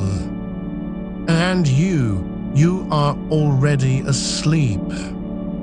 Not because you tried, but because you stopped fighting. And the night, patient as stone, quiet as water, has simply taken you in. And now, deeper still, beyond the cave, beyond the hum in your bones, you drift into a place where cold does not come from above or below, but from within the silence itself. There is no wind here, no stream, no frost-laced stone. Only the quiet pressure of ancient air, thick and still as glass, holding you gently in its embrace. You feel it first in your fingertips, not as chill, but as softness, like the inside of a seashell left untouched by sun, where salt has long since evaporated and only the memory of ocean remains. Your skin does not shiver, it sighs, as if it had been waiting for this kind of cool, not the shock of ice, not the rush of wind, but the deep, patient kind that settles into marrow like twilight into a valley. You are lying now on something older than wood, older than soil. A floor of smoothed basalt, worn by centuries of bare feet and quiet footsteps, each surface polished not by effort but by time's slow turning. It does not bite. It does not cling. It simply holds you, cool as the inside of a closed book left in a shadowed room for decades, its pages untouched, its scent faint with dust and cedar and the breath of things forgotten. Beneath you, the stone remembers every season that passed above it, and still it chooses to be cold, not because it must, but because it can. Above you there is no ceiling, only an endless vault of air so clear, so still that your breath does not rise. It lingers. Just beyond your lips, it hovers like mist caught in the crook of a tree branch, trembling only when you exhale fully, then settling again into the quiet. You do not need to breathe deeply here. Your body knows how to draw what it needs from the air without effort, as if the coolness itself has learned to become your lungs. And now a new sensation, soft as a sigh, the faintest brush of water on the soles of your feet. Not flowing, not falling, just there. A shallow pool no deeper than the width of your palm resting in a hollow between stones. It is not river water, not lake water, something older, something that has never known rain. It gathers slowly, drop by drop, from the breath of the earth itself, condensing on unseen surfaces, pooling where gravity forgets to pull. The water is colder than ice would be, but it does not burn. It does not shock. It simply welcomes your skin into its stillness, as if it had been waiting for you all along. You do not move your feet. You do not need to. They sink gently, not into mud, not into sand, but into the weight of coolness itself. Each toe feels the difference, one side kissed by air, the other cradled in liquid night. The water does not ripple. It does not slosh. It holds its shape like glass, yet yields without resistance. You think you might be dreaming, but dreams do not have this texture. And dreams do not carry the scent of wet quartz and deep moss, the kind that grows where no light dares to reach. This is real. not because it happened outside your body, but because it has become part of what you are. Your hands, still open, now rest on a ledge, smooth, curved stone worn by wind that never blew, shaped by time that never rushed. It curves beneath your palms like the inside of a shell held to an ear that no longer listens for waves. You press lightly, not to test it, not to explore, but because you are learning how to trust stillness. The stone does not answer. It only holds your weight, and in doing so tells you you are safe here. And somewhere so far away now that you cannot tell if it is beneath you or within you, the cold begins to sing again. Not with sound, not with tone, but with texture. A vibration felt more than heard, a low, steady thrumming, like the heartbeat of a mountain holding its breath for an entire century. It does not pull at you. It does not call. It simply exists, and in existing, makes room for you to exist too. You are no longer lying on stone. You are not floating on water. You are not resting in air. You have become the space between them, the quiet where all three meet. The coolness has stopped being something that touches you. Now it is what you are made of. Your veins carry it, not blood. Your thoughts move through it like fish through deep, dark water, silent, unhurried, unafraid. And when a single bead of sweat still clings to your temple, still clinging from the night before, you do not wipe it away. You let it be. And as you breathe, it does not evaporate into heat.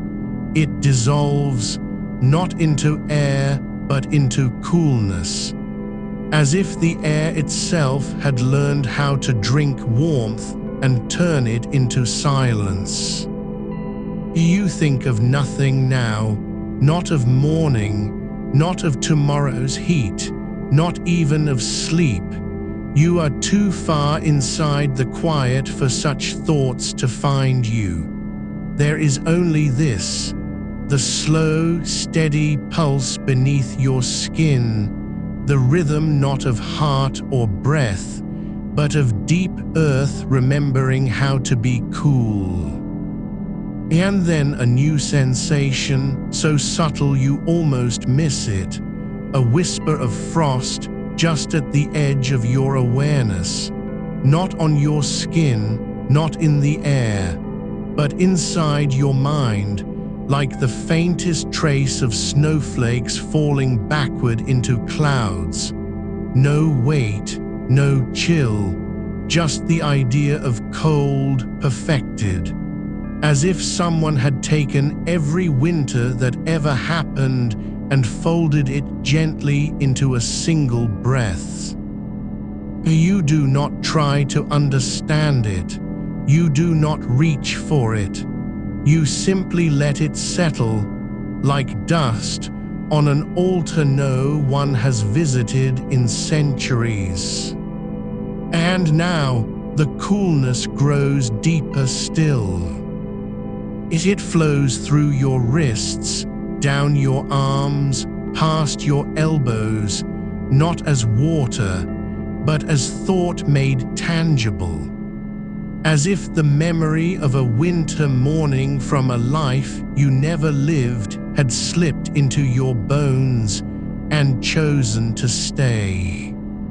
Your shoulders soften, your jaw unclenches, though you do not remember tightening it. The space between your ribs expands, not with air, but with quiet. And beneath all of this, the slow, endless hum of the earth's cold heart. It does not ask, for anything. It only asks that you stop trying to hold on. You are not falling asleep. You have already become stillness and the coolness. It has been waiting. As only now you are ready to let it take you. You feel it now not as a drop, not as a breeze, but as the slow unfurling of something ancient beneath your skin, like frost tracing its way through roots that have forgotten summer.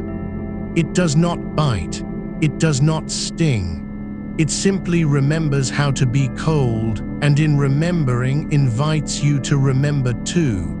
Your hands, still resting palm up on the sheet, no longer feel the heat that once clung to them. They are becoming vessels, not for warmth, but for the quiet passage of something older than temperature. The air around you has grown thinner, not because it is less present, but because it has learned to move differently, slower, lighter, as if afraid to disturb the stillness you have become. Somewhere beyond the walls, beyond the roof, beyond the weight of the night that pressed so hard earlier, there is a place where snow does not melt, not because it is colder there, but because time itself has paused just long enough for it to hold its shape.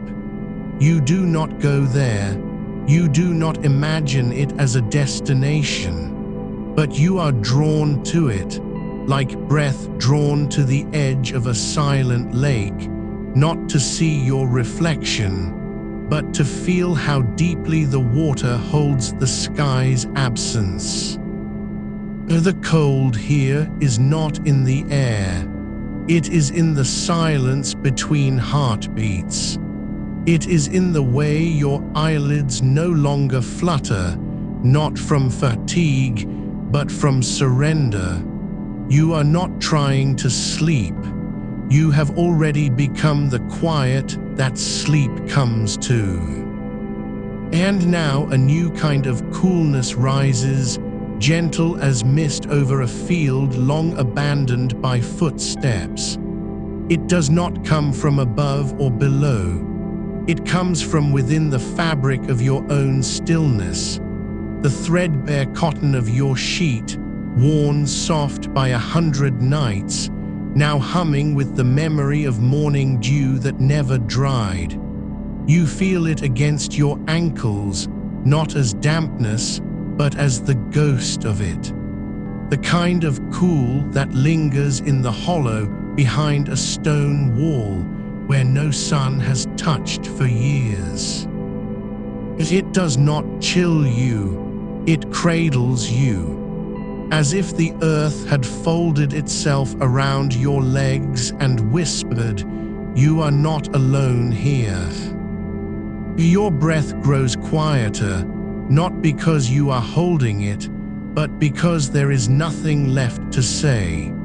The heat that once made your skin feel like parchment stretched too thin has dissolved into this deeper substance, a coolness that does not replace warmth so much as transform it. It turns sweat into vapor that rises not toward the ceiling, but downward, into the floor, into the mattress, into the quiet earth beneath the house. And you are no longer lying on top of anything. You are sinking, not into darkness, but into something older than night. Something that remembers how to be cool even when the world forgets. There is a well here, not one dug by hands, not one marked by stone or rope, but one carved by centuries of rain falling through silence, collecting in a basin no one ever named. The water inside does not ripple. It does not move at all. It simply is deep and dark and colder than any river you have known. You do not dip your fingers into it. You do not lean over to look, but you know it is there. And because you know, the coolness rises, not as a wave, but as a sigh from your toes upward, through your calves, past your knees, until it meets the hollow behind your ears and settles there, like snow settling on the inside of a closed window. You think of nothing now, not of water, not of ice, not even of cold. You are thinking in textures, not words, not images, but sensations that have no name. The smoothness of river stone under bare soles, the weightlessness of frost on spider silk, the hush that follows when a snowfall ends and the world holds its breath for 3 full minutes before the first branch lets go. These things live inside you now, not as memories, as echoes that have learned to breathe. The air is not cool anymore. It has become the absence of heat, not as lack but as presence. A quiet that does not need sound to be felt. Your pulse slows, not because your heart is failing, but because it no longer needs to hurry. There is nowhere left to go, no warmth to chase, no relief to find. Only this, the slow, steady unfolding of coolness, deeper than thought, wider than sleep. And still, it grows. Not louder, not stronger, just fuller, like ink spreading through water that has forgotten it was ever clear. It fills your chest, not with pressure, but with peace. Your ribs open slightly, not to take in air, but to make room for the cold to live inside you. And when a single strand of hair brushes against your temple, so light you almost miss it, you do not flinch. You let it be, because even that tiny touch is no longer heat. It is simply motion, and motion here does not disturb. Oh, it slings. You are not falling asleep. You have become the space where sleep waits. And now the cold breathes with you, and not in your lungs, in your bones. A slow, deep rhythm, not of life, but of rest. The kind that has no beginning, that needs no end. Just this quiet, this coolness, this holding. You are not alone here. You never were. The coolness doesn't ask you to hold it. It doesn't need your attention to stay. It simply settles into the hollow beneath your collarbone, where the skin is thin and the pulse beats slow enough now to feel like a tide pulling back from shore. You don't remember when the heat stopped being loud. Maybe it was when the air turned into something you could walk through without resistance. Not air anymore, not really. More like water that has forgotten how to move. Still, heavy, clear. And you floating just beneath its surface, not swimming, not sinking, just existing within its quiet pressure. There is a stone here, not in your hand, not underfoot, but behind your eyes, where the dark holds shape without light. A slab of granite worn smooth by glaciers that passed when the world was young. Its surface is cool, not because it has been chilled by ice or wind, but because it remembers what cold feels like before fire learned to exist. You rest your forehead against it, just for a moment, and feel how it does not absorb warmth so much as refuse it.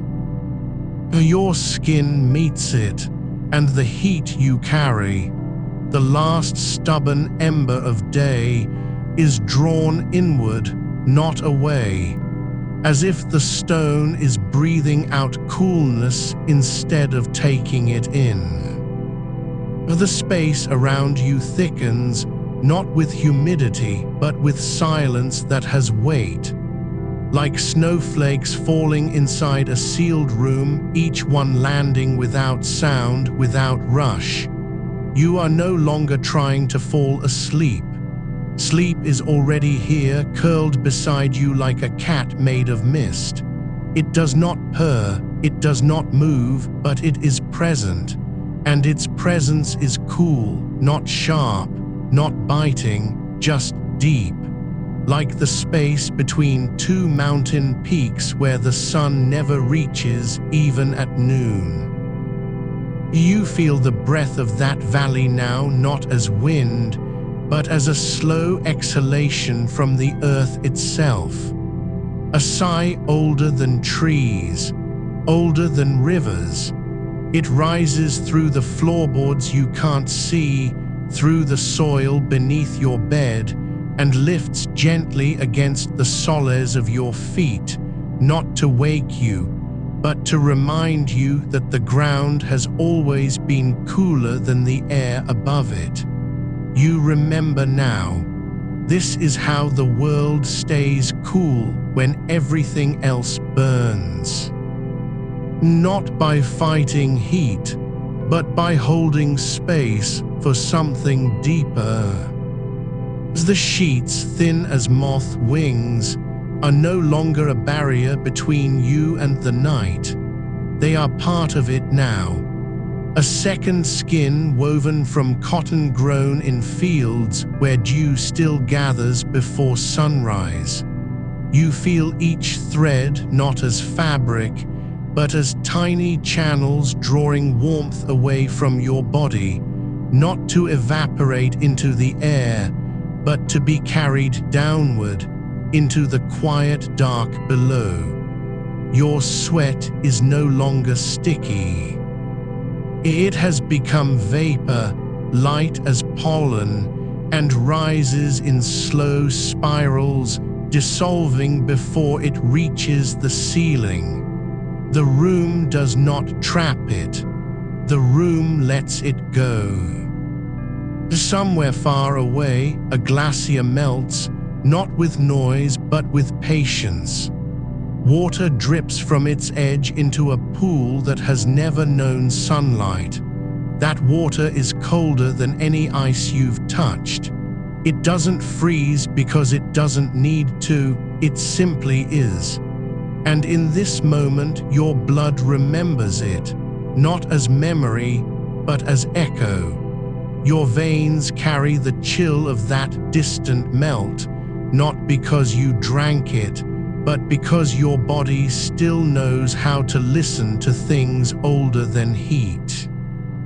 Your fingers curl slightly, not from tension, but from surrender. The coolness has reached them now. It slides between each knuckle like liquid silk. There is no ache here, no itch, no need to scratch or shift. Only the quiet recognition that you are being held, not by pillows, not by blankets, but by something far older and quieter than any object. The air around your ankles is different now, thicker, slower, like the moment after a storm ends and rain has stopped falling but still hangs in the atmosphere, waiting to become mist. You feel it like a second skin, cool, damp, gentle. It does not dry on you. It does not evaporate. It simply lingers, as if the night itself has decided to wear you for a while. There is no clock here, no ticking, no whisper of the hour hand moving. Only the slow pulse of the earth breathing beneath you, cool, steady, unalarmed. You are not waiting for sleep anymore. Sleep is already inside your bones. It has settled in the hollows where warmth used to pool, the curve behind your knees, the soft place under your jaw, the dip between your shoulder blades. And now it sings, not with sound, but with stillness. A single drop of water falls somewhere far below you, in a cavern no one has named. It strikes stone that has not felt heat in 7,000 years. The vibration travels upward through rock and root and earth, and reaches you not as noise, but as a quiet tremor in the marrow. You do not hear it, but your body does. Your breath is no longer something you control. It is something you receive, like rain falling into an empty well. Each inhale brings more coolness, not from outside, but from within. The air that enters your lungs is not cooler than before, but the space inside them has changed. It holds cold now, not as absence, as substance. The dark around you thickens further, not with fear, not with weight, but with depth. Like ink poured into a glass of water and left undisturbed for days. The black does not consume, it simply becomes, and within it you are no longer separate from the coolness. You are its quietest echo.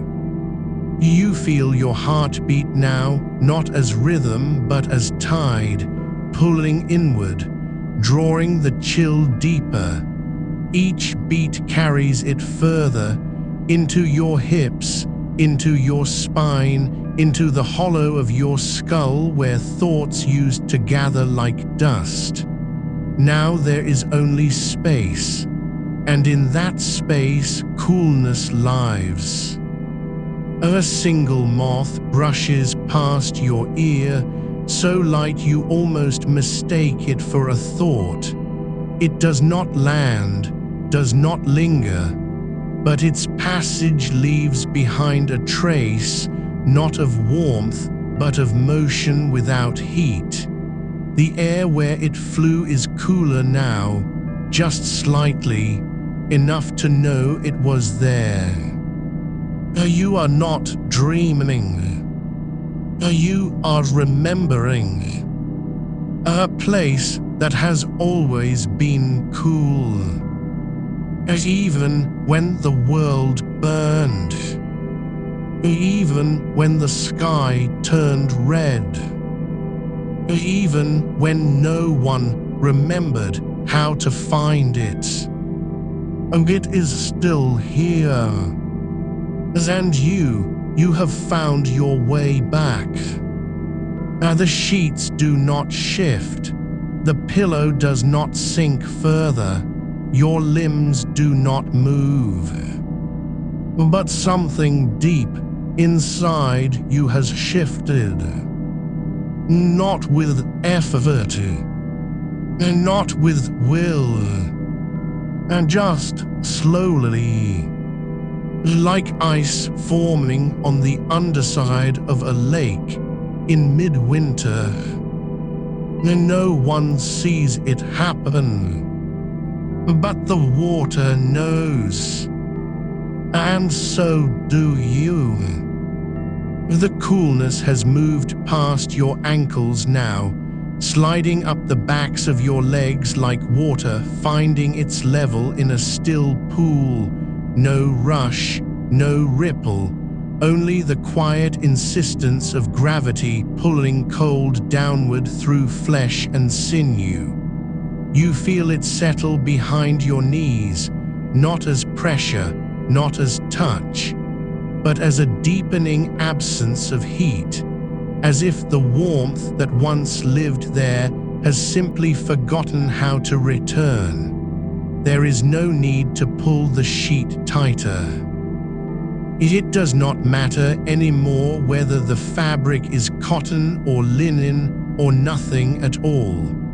The air around you is thick with chill now, not the kind that bites, but the kind that holds. Like moss clinging to stone in a forest where sunlight has not touched the ground in centuries. You are not cold, you are becoming the coolness.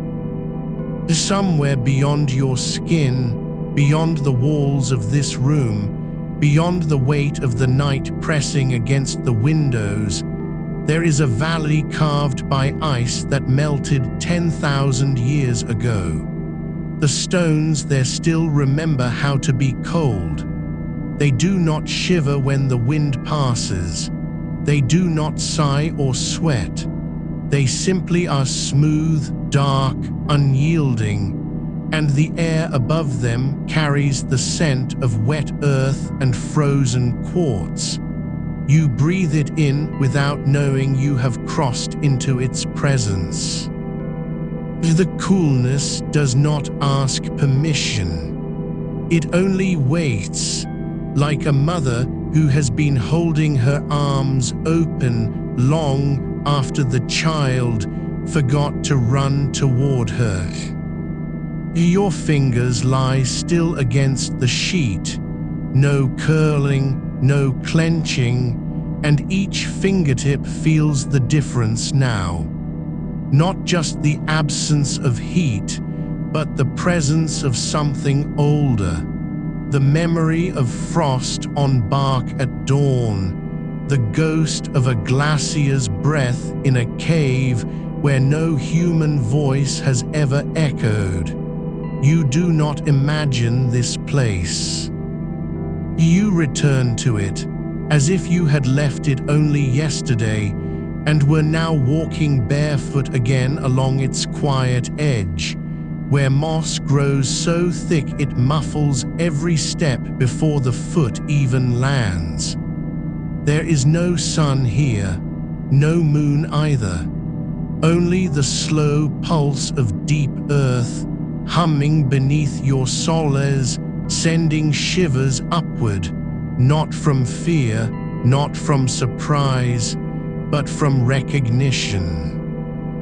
The air inside your chest has changed again. It is not colder than it was an hour ago, but it carries weight now, the weight of silence that has been gathering since before language existed. Each breath draws in the chill of a winter night on the edge of a frozen lake, when the ice cracks once, far out near the center, and the sound does not travel upward. It travels inward through the marrow of your bones, into the hollows behind your eyes, where thoughts used to gather like fallen leaves. Now there are no leaves. Only stillness, and beneath that stillness, the water below the ice is colder than any river you have ever known. It does not flow, it waits. Your shoulders relax, not because you told them to, but because the coolness has slipped between your collarbones and found its way into the space where tension used to sleep. You feel it there now, a slow seep, like melted snow soaking into moss. There is no need to sigh, no need to let go. You are already gone. As a wind passes, not through the room, not through the trees, but through the memory of wind. A wind that blew over tundra when the last ice age was still dreaming of ending. It carries no scent of pine or damp earth, only the clean, metallic breath of snow that has never melted. You feel it against your temple, not as a breeze, but as a whisper that does not speak words, only sensations. The taste of frozen air on the tongue, the way light bends when it falls through ice so thick it holds the sky inside itself. Your heartbeat slows further, not because you are falling asleep, but because sleep has already found you. It is not waiting outside your skin anymore. It lives in the spaces between your ribs, in the curve of your spine where warmth once pooled like spilled honey.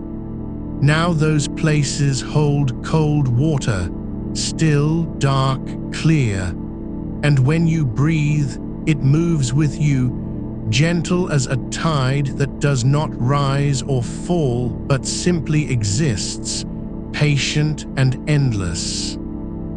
The pillow beneath your head is no longer warm. It has become stone, not the kind that hurts, but the kind that remembers how to be cool. You rest against it, as if against the flank of some ancient creature that has slept for millennia beneath the mountain, its breath slow as glaciers carving, its skin smooth with centuries of frost. There is no need to turn your head, no need to adjust. The stone holds you exactly as you are, no more, no